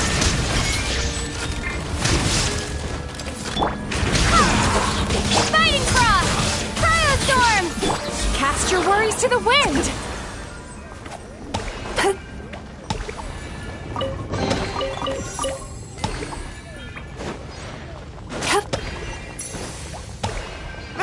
Intruders? Don't come any closer! Just what are you guys trying to do here?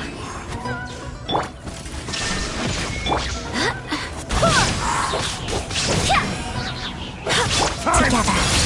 Crystalline Adagio. No one interferes with a jester's work!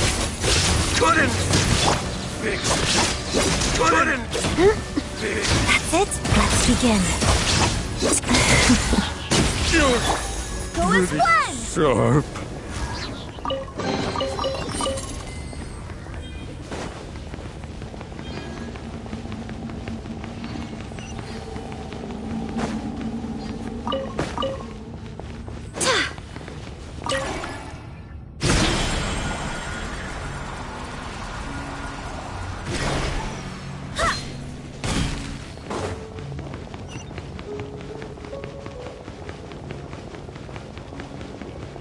Looks like no one's guarding this place. There's something off about that decoration over there.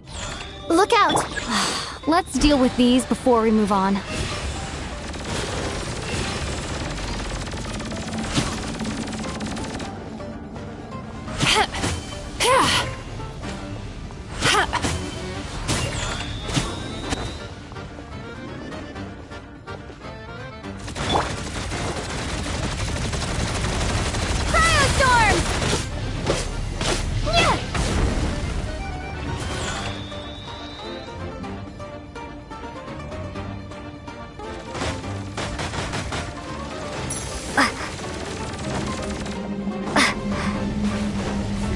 Illusion shattered!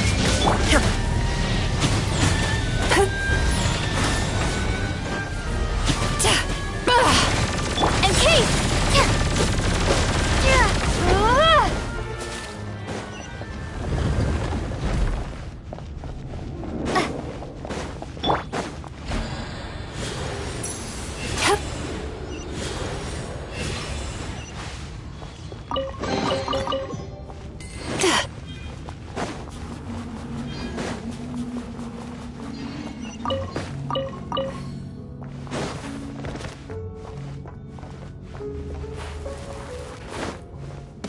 The researchers here probably don't know that we're uninvited guests. Let's try not to hurt them. What's the big star from the theater doing here? That's Miss Odette. She's a member of the Fatui. Don't tell me you didn't know that.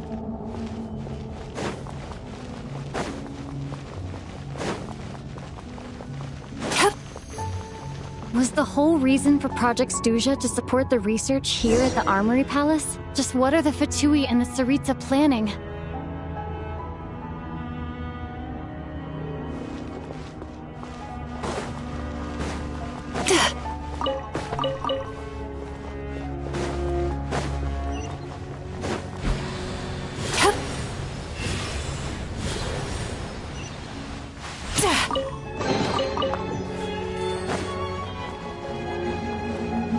Whoa! Who are you? Never seen you around here before.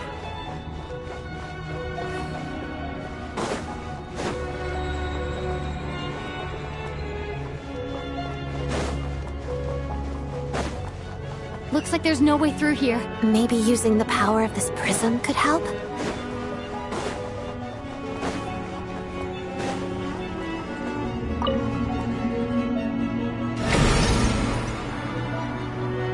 I think I see some images. It's the prism's power at play, causing images of the past to reappear, albeit only as illusions. Paimon and the Jester? Is this another scene from the past? Yes. It looks quite old, though. I don't think it happened in the recent past. What's going on here? What happened? The source seems to be the Armory Palace. They must have started some large-scale experiment. Wait, what if this has something to do with Paimon? We need to hurry!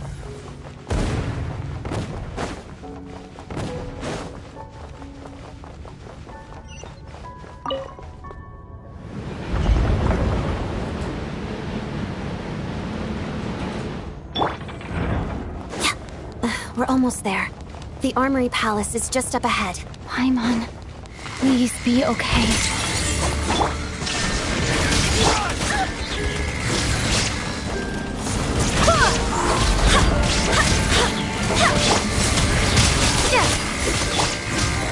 Illusion shattered! Go and fly! Barbados, guide us! Turn that frown up. Firestorm! Bad dreams be gone!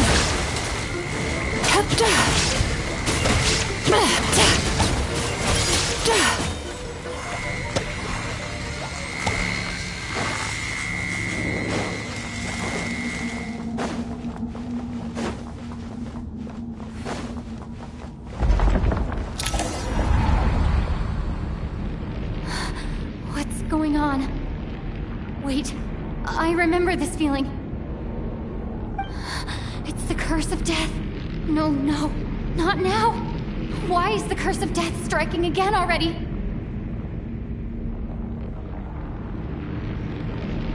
Odette?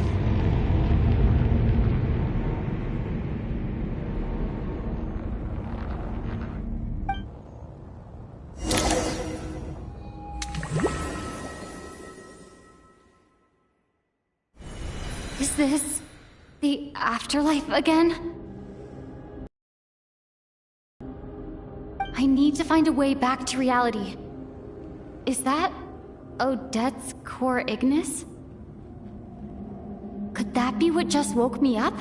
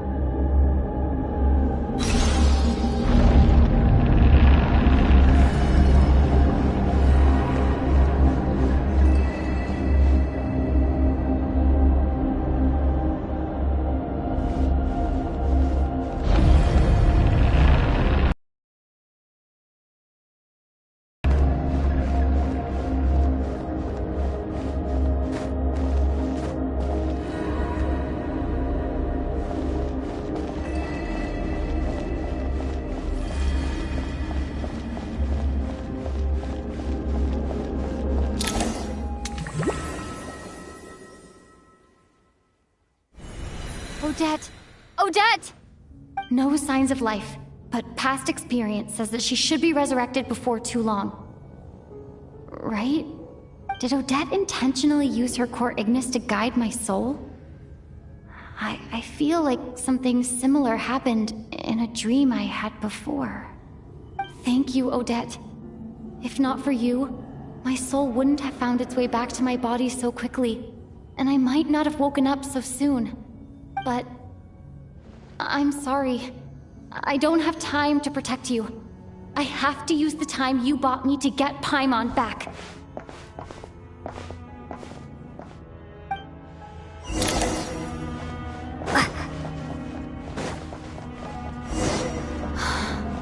Sure enough, everyone here has been affected by the curse of Paimon!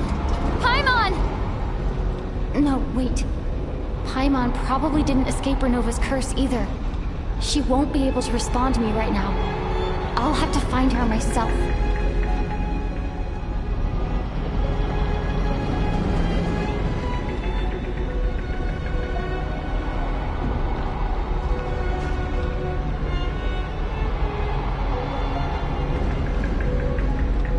Mitya! Is this the laboratory he works in? What happened here to trigger the curse of death again so soon? I'll have to ask him when he wakes up. Finding Paimon has to take priority now.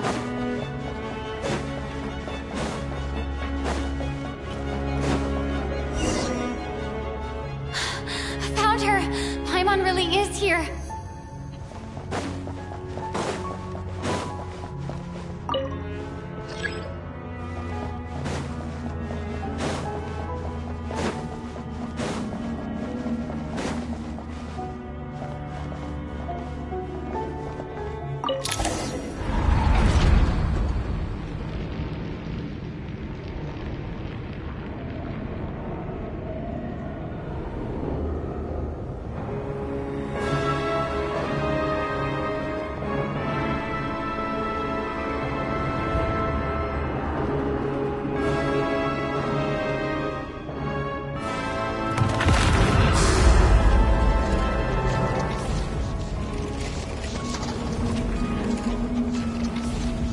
You don't learn, do you?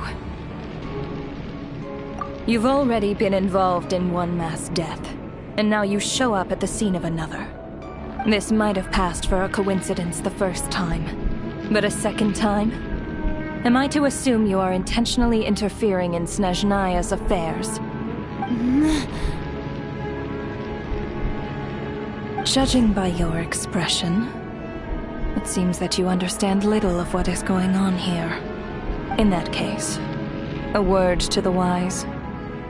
Do not interfere in Snezhnaya's affairs. A civilization that fails to learn its lesson constantly depletes its own worth. It will one day lose any reason for its existence.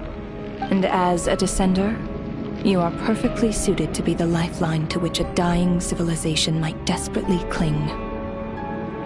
Consider your position carefully. No advice needed. I'll make my own judgments. Suit yourself. When the day of reckoning arrives, not even a descender can hope to escape unscathed. The time for resurrection fast approaches. The mortals here are not yet worthy to behold my form. So that will be all for today.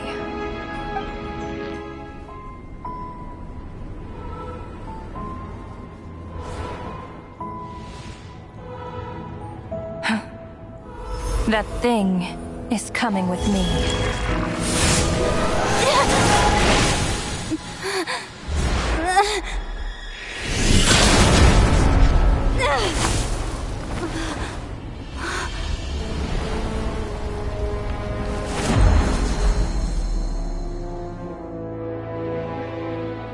You awoke sooner than I thought. The curse of immortality is stubborn, unable to enter the ley lines, yet not content to remain a spirit.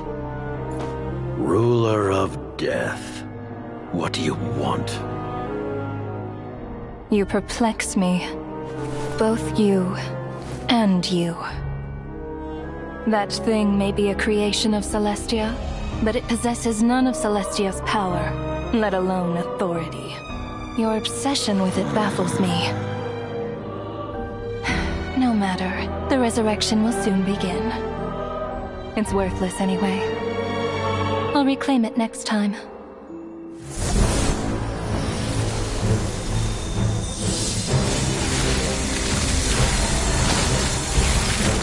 Hey, who says there'll be a next time?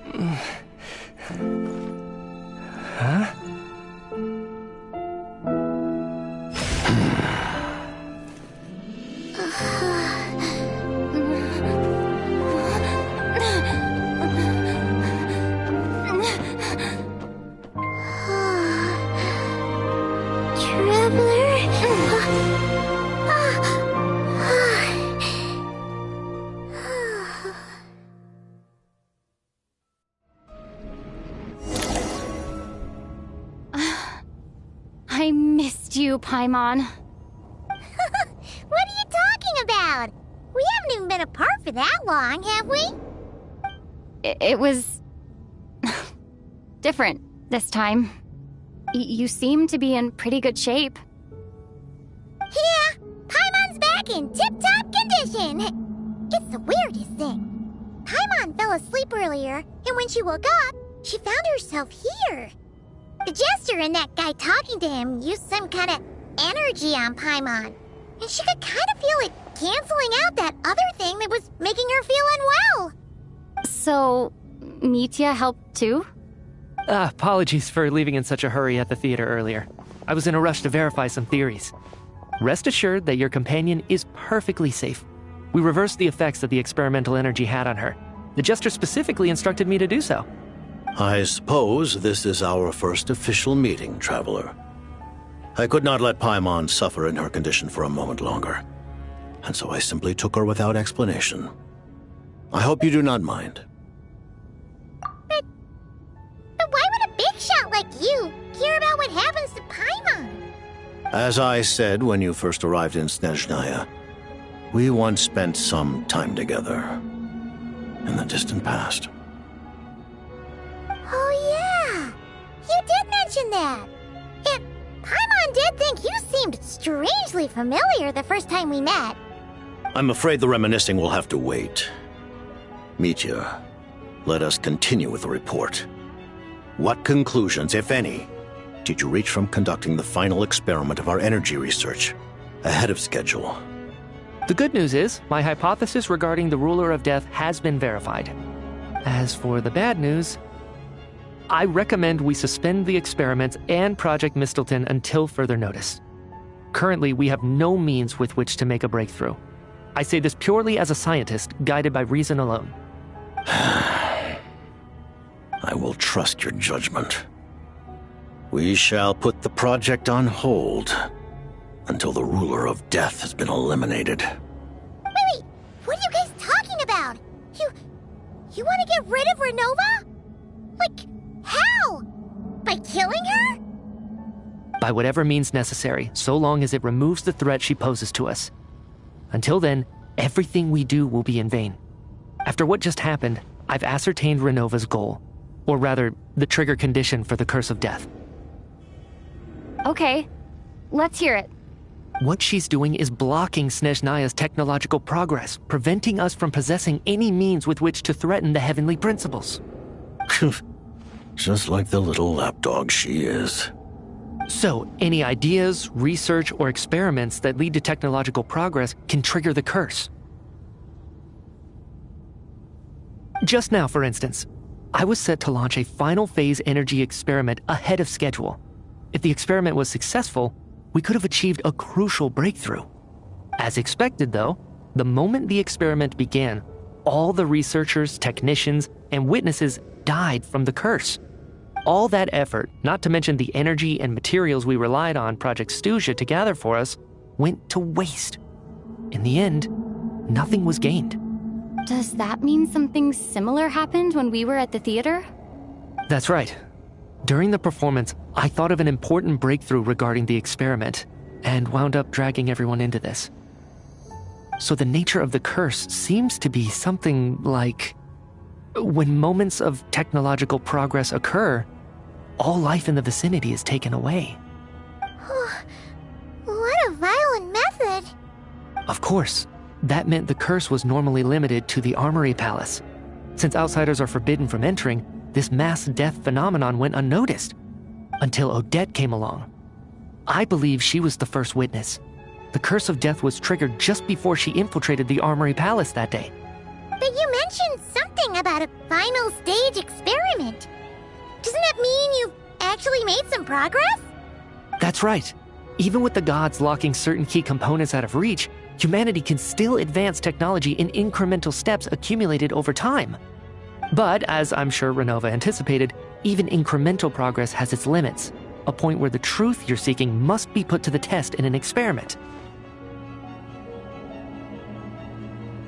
You mean the experiment you were just about to do? Yes, we were at a critical juncture, a moment where the quantitative was about to end a fundamental qualitative change. With this single experiment, we could have brought everything we've worked for to fruition. But now, after already being forced to fumble around in the dark all this time, it feels like we've truly hit an impenetrable wall. As long as Renova's curse of death persists, we won't be able to advance the experiment or obtain any results. And with Project Stuja having been in effect all this time, at our nation's current strength, repeated trial and error is simply unsustainable. Only by eliminating Renova first will it be possible to continue advancing our plans. But she's the ruler of death! She can just kill whoever she wants, right? That's gotta be the scariest power ever! Is it even possible to beat her? We'll see. But one thing's for sure. She definitely can't just do whatever she wants. The best proof of that is me, standing here, very much alive.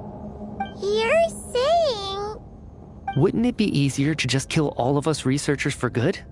Why resurrect us over and over again? Why let us advance our technology to this point? So, you're saying even the ruler of death has limitations we don't know about? Exactly. And I think that's where the key to our breakthrough lies. Regardless, the ruler of death has always been an obstacle we must overcome.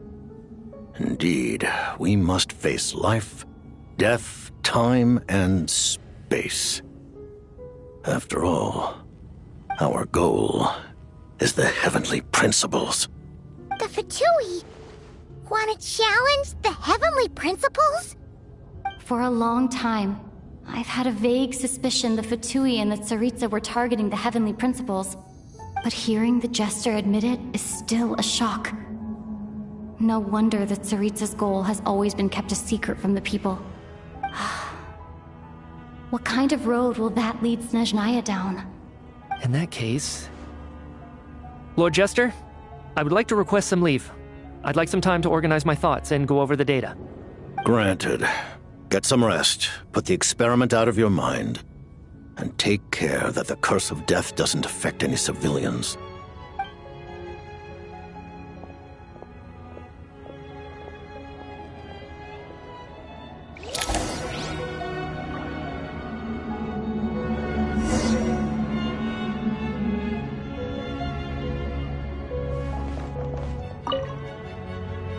While there is yet time, allow me to offer you my hospitality, honored guest of Snezhnaya. Is there anything you wish to know?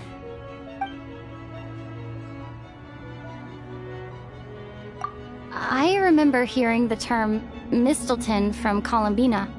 Yeah! Paimon wanted to ask about that when the name came up just now. What is it? Paimon's heard of Project Stuja, but not this one. As you know, Project Stuja is a series of measures enacted to consolidate our nation's resources, the greater purpose of which is to serve Project Mistleton.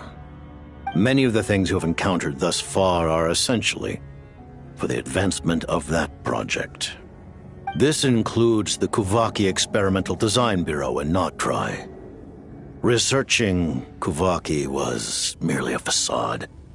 Its core objective was to use local resources and research findings to build Mistleton itself. And that's a weapon built for the final battle against the Heavenly Principles, isn't it? Huh? How did you know that? I was given some intel, and I made some deductions. Wait. You must mean that thing over there. Oh, Paimon's gotta take a closer look at this thing. Especially after you guys sent so many people to Nagrai to work on it. Kuvaki alone will not break through Celestia's defenses, let alone challenge the Heavenly Principles.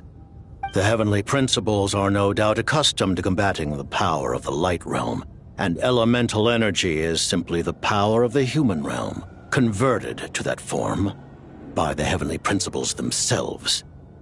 Any attempt to use this power against its creator would be a futile endeavor.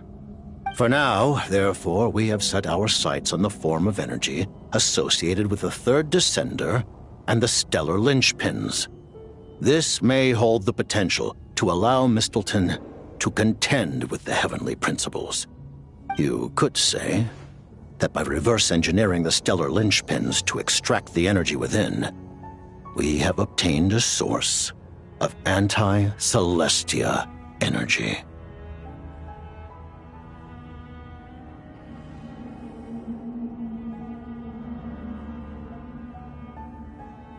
The Kuvaki Experimental Design Bureau, Project Stuja, and the new energy experiments.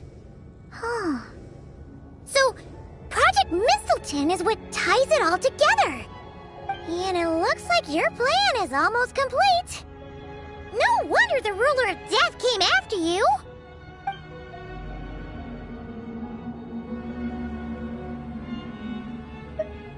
Her Majesty the Tsaritsa has embarked upon an expedition to vanquish a monster. Were it not for this, I imagine she would have been delighted to grant you an audience. Seems like the powers that be in Snezhnaya don't intend to hold my past conflicts with the Fatui against me. The Harbingers have been granted significant autonomy in retrieving the Gnosis. But by the same token, they do not completely represent Snezhnaya's official stance. You read my mind. Speaking of the Gnosis, Paimon's been dying to ask this question since forever. Why exactly does the Tsaritsa want to collect them? Is it something to do with the fight against the Heavenly Principles? The Gnosis will undoubtedly serve as a key bargaining chip when she confronts the Heavenly Principles. Beyond that, you had best ask the Tsaritsa herself. I am not sure if this information is mine to disclose.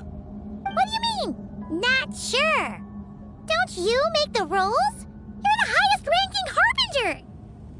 Ugh, never mind. Taking on the Heavenly Principles is something most people wouldn't even entertain in their wildest fantasies. Why is the Tsaritsa so fixated on this? In Tevat today, civilization is nothing but an illusion.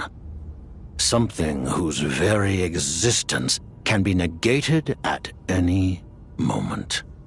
Our civilization may very well be destroyed in the struggle, but as things stand, the Heavenly Principles could choose to negate our existence on a passing whim. And we must not sit back and accept that fate. Only by changing the state of affairs, only by overthrowing the Heavenly Principles, can our civilization truly be said to have taken root. Otherwise, The fate of the people of Conria and Hyperborea is a cycle doomed to repeat itself. Accepting potential destruction in return for getting to control your own fate. Furthermore, perhaps this is still somewhat difficult for you to understand. Are you aware that all the rules of this world are made up of curses? Huh? All of them? Paimon knows about the curse of death you mentioned, and the curse of immortality that you and Dainsleif have. Then, the birth of the Hilly Churls, the rules of Natlan's Ode of Resurrection, those are... Farina's long life seems to stem from a curse placed on her by Focalor as well. Yes.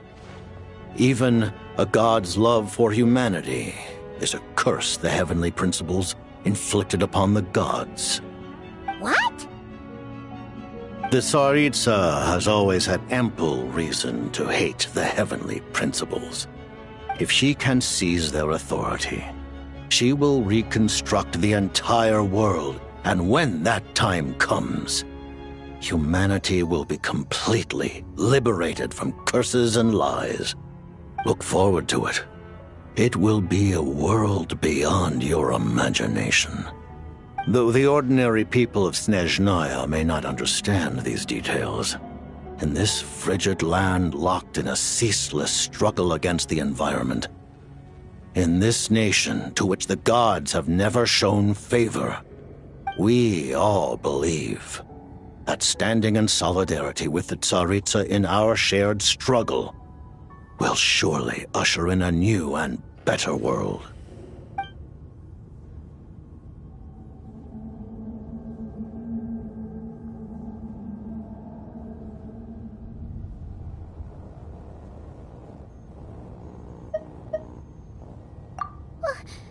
Paimon really doesn't remember. He's basically a stranger. You've got to believe Paimon. Allow me to explain. The reason Paimon reacted to the anti-Celestia energy developed by the Armory Palace is because she comes from Celestia herself. More specifically, she is one of its creations. Paimon? A creation of Celestia? Oh, right. I was blinded by anger earlier, but thinking back on it, Renova also said that Paimon is a creation of Celestia, but she lacks Celestia's power or authority. As you know, the lunar fragments in Nodcry were pulled down from the sky using Fatui technology. But the first application of this technology was in Conria over 500 years ago. I used this technology upon the heavens, and the response I received was none other than Paimon descending from Celestia. I presented her to the Vinster King, but he took no interest in this gift, nor did it satisfy him. Paimon then took up temporary residence in my palace until, of course, the arrival of the Cataclysm. Wait, Paimon's a little confused. You're talking about things that happened in Conria 500 years ago. You're saying Paimon was there for that? But Paimon doesn't remember any of that. Falling from the sky? Being given away as a gift? None of it. Having lived through the Cataclysm, perhaps you too were burdened with some manner of curse. Although, losing your memories would indeed be the smallest price I've ever seen paid. But it's not just her memories from Conria. Paimon doesn't even know how she spent the last 500 years. She only has memories from the past few years. No matter how hard she tries to remember. What was Paimon like back in Conria? Did she know a whole lot because she came from Celestia? Was she super smart? Unfortunately, when you arrived in Conria, your consciousness was like that of a newborn infant. none could say what kind of being you once were in Celestia. During the time you lived in Conria, your personality was no different from how it is now. Aw, man! Paimon's plan to get her memories back and become super smart is ruined before it could even start. You know, even though Paimon lost her memories, she still feels weirdly close to you for some reason. That must mean you took pretty good care of Paimon back then, huh? On the contrary, I completely ignored your existence. I was entirely focused on my struggle against Troptatir the Wise. But now, as I see it, it is as if you are the only sane thing that survived that era of insanity. And thus, are worthy of protection. Noted. Man, Paimon's gotta stop projecting friendship on everyone she meets. But, Traveler? Even though you know Paimon's some creation of Celestia now, you still want her, right? You're not going... Oh, phew! That's a relief. Paimon's just learning about this, too. She's barely even processed it.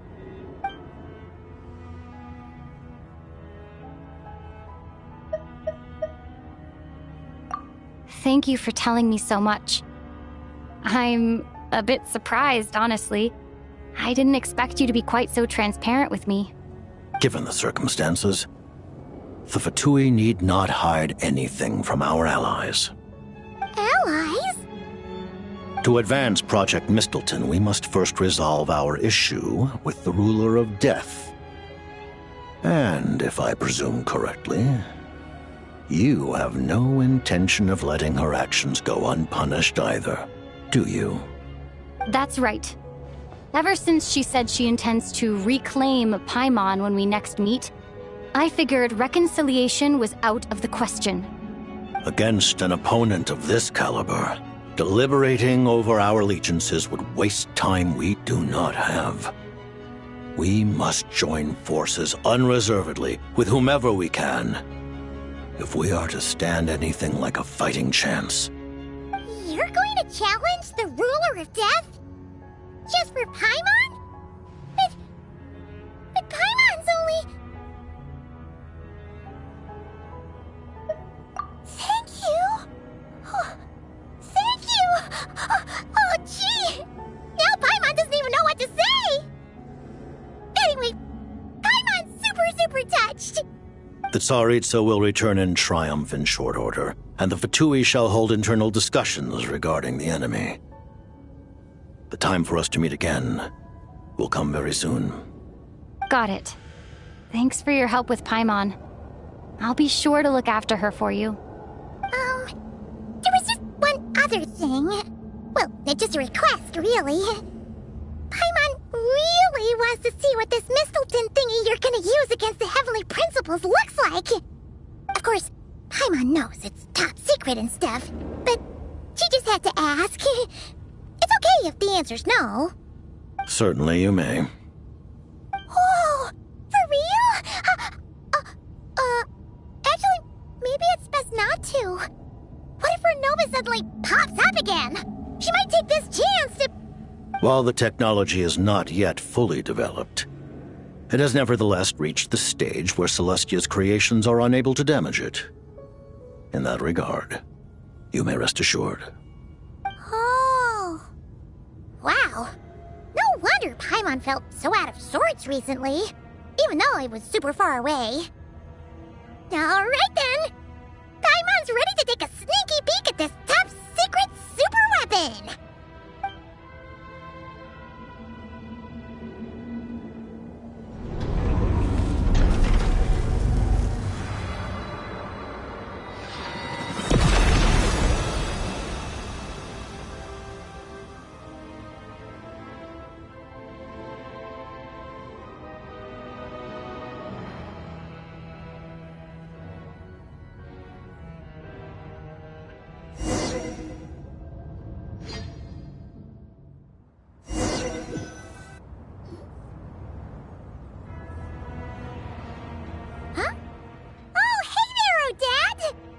Paimon? You're okay. Thank goodness. You look well. Have you recovered? Long story short, yep, Paimon's all better. What are you doing here? Were you waiting for us? That's right. When I woke up, I wanted to go in after you, but the guards had woken up as well. It would have been tough to take them on alone, and there was no easy way to sneak past them. So I returned the way I came and waited for you here. It was thanks to you that my soul found its way back to my body so quickly. Thank you. Huh. That actually worked? Nice. I just figured I'd try my luck when that ominous feeling struck me. Really, you should be thanking this thing instead. Anyway, and now that things here are all taken care of, I have other things I should get back to.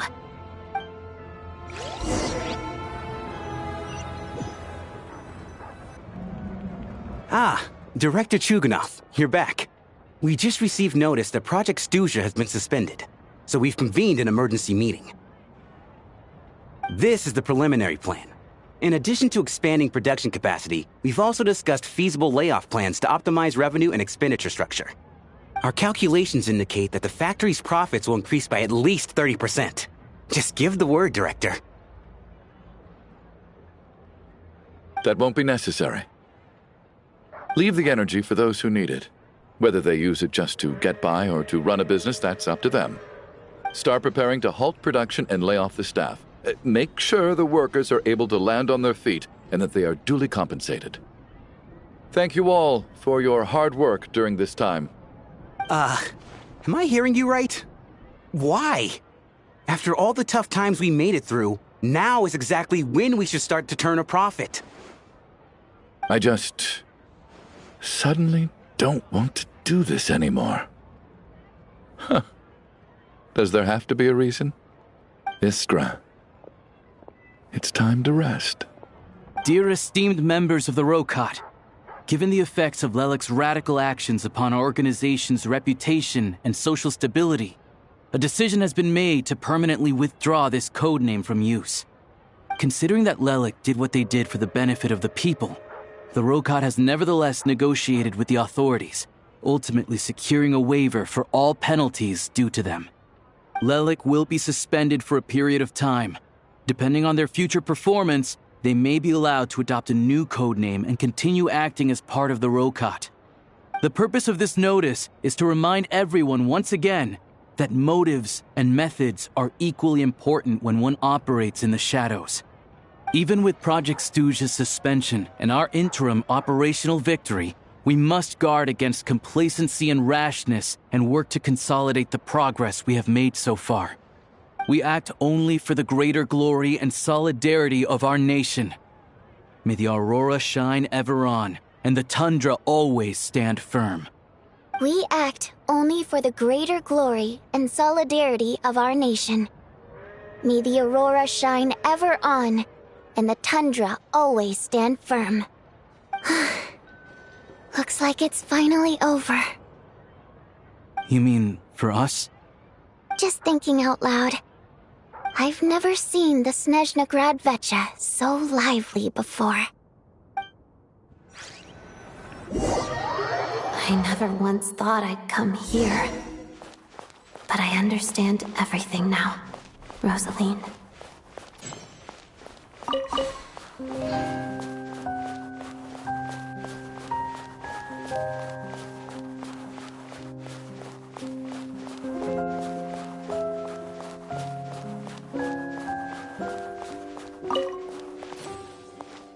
I've seen Spirit Seeker performed many times, including by your mother.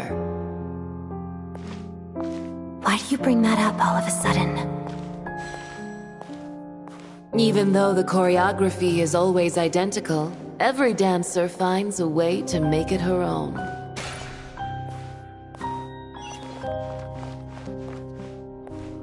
So you actually want to talk to me about ballet? I just think it would be a pity if the dance was lost to history. She didn't teach it to you, did she? That was an unusually subtle taunt for you.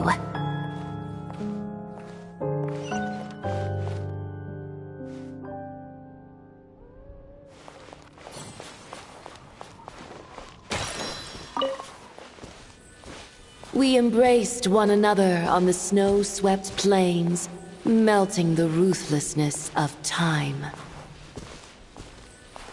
But when our bodies, in pieces, are cast to the winds, what of our love will remain behind?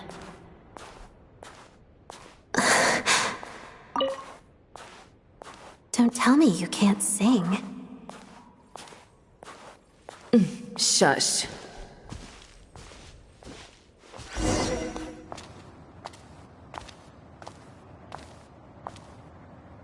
I understand her hatred. The Fatui robbed her of the life she should have had. I never opposed her dancing.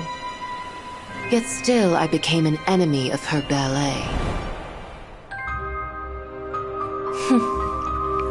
I'll just keep my distance. Many despise me. I'm used to it. You're certainly not one to shy away from confrontation. But children, they need a different... Father commands authority. He must still yield to love. You should tell her what you think about her dancing.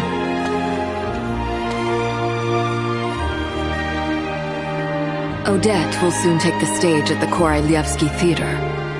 This could be your chance. Geonosis secured. It went smoothly. I'll be there.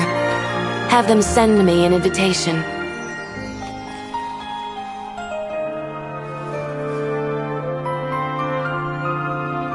Sadly, things didn't work out. Her final words are inside that block of ice. This? Aren't these for monitoring her subordinates? Not yours. This one isn't her witch's flame, but my two worlds' flames. The two worlds' flames can burn away memories. It was my parting gift to Rosaline.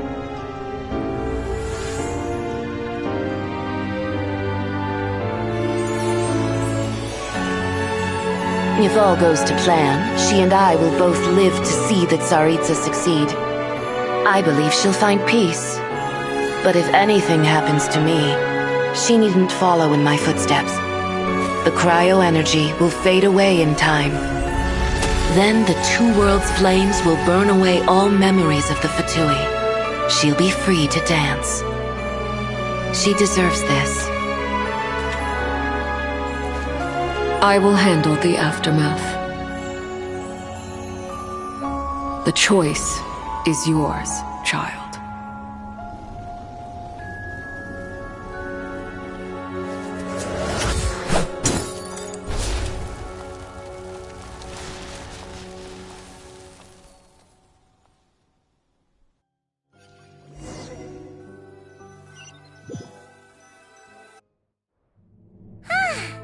Fresh air at last! Paimon's head isn't spinning anymore, and the fever's all gone. Paimon's finally free to fly again! Oh, it's nice to finally know where Paimon came from, too. It did make Paimon a little nervous at first, but it's such a relief now. Like, who cares if Paimon's a creation of Celestia? She's probably not anyone that important. Probably just the fairy of food and fun or something. And like you said, this doesn't have to change anything between us. You're not gonna just... Hey! Hurry up! Why are you walking so slowly? You've spent the last few days lying in bed and stuffing your face. I didn't think you'd be able to fly this fast. Says who? Paimon's as agile as ever. They don't call her White Floaty for nothing. Paimon originally wanted to check out the bookstores in Snezhnograd, but she's more in the mood for flying around right now, so let's save that for later. Wait, they've got light novels from Yai Publishing House here too. Huh? And this is Paimon's favorite mystery story from Fontaine! Wow! It got a sequel! The local Snezhnaya books look pretty interesting too, but also kinda heavy. Not the easiest things to lug around. I thought you were in the mood for flying around. Paimon can read while she flies. Hey! Look at these two dolls! Which do you like better?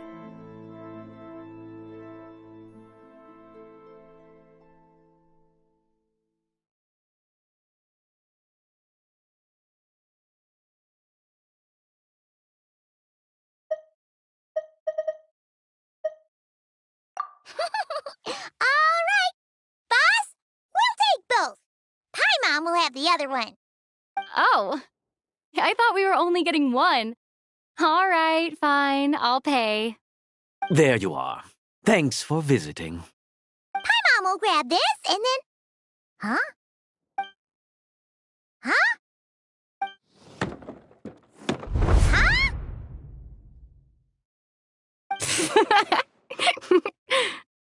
How many layers does this thing have? And what are you laughing at?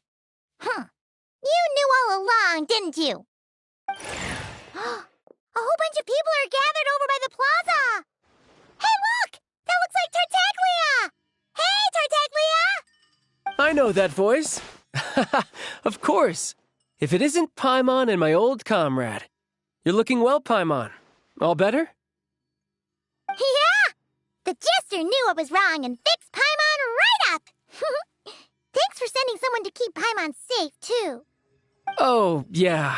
About that. That was... kind of embarrassing. Who could have known that our director would go looking for you in person? So sorry for the misunderstanding. Oh, right. Let me introduce you.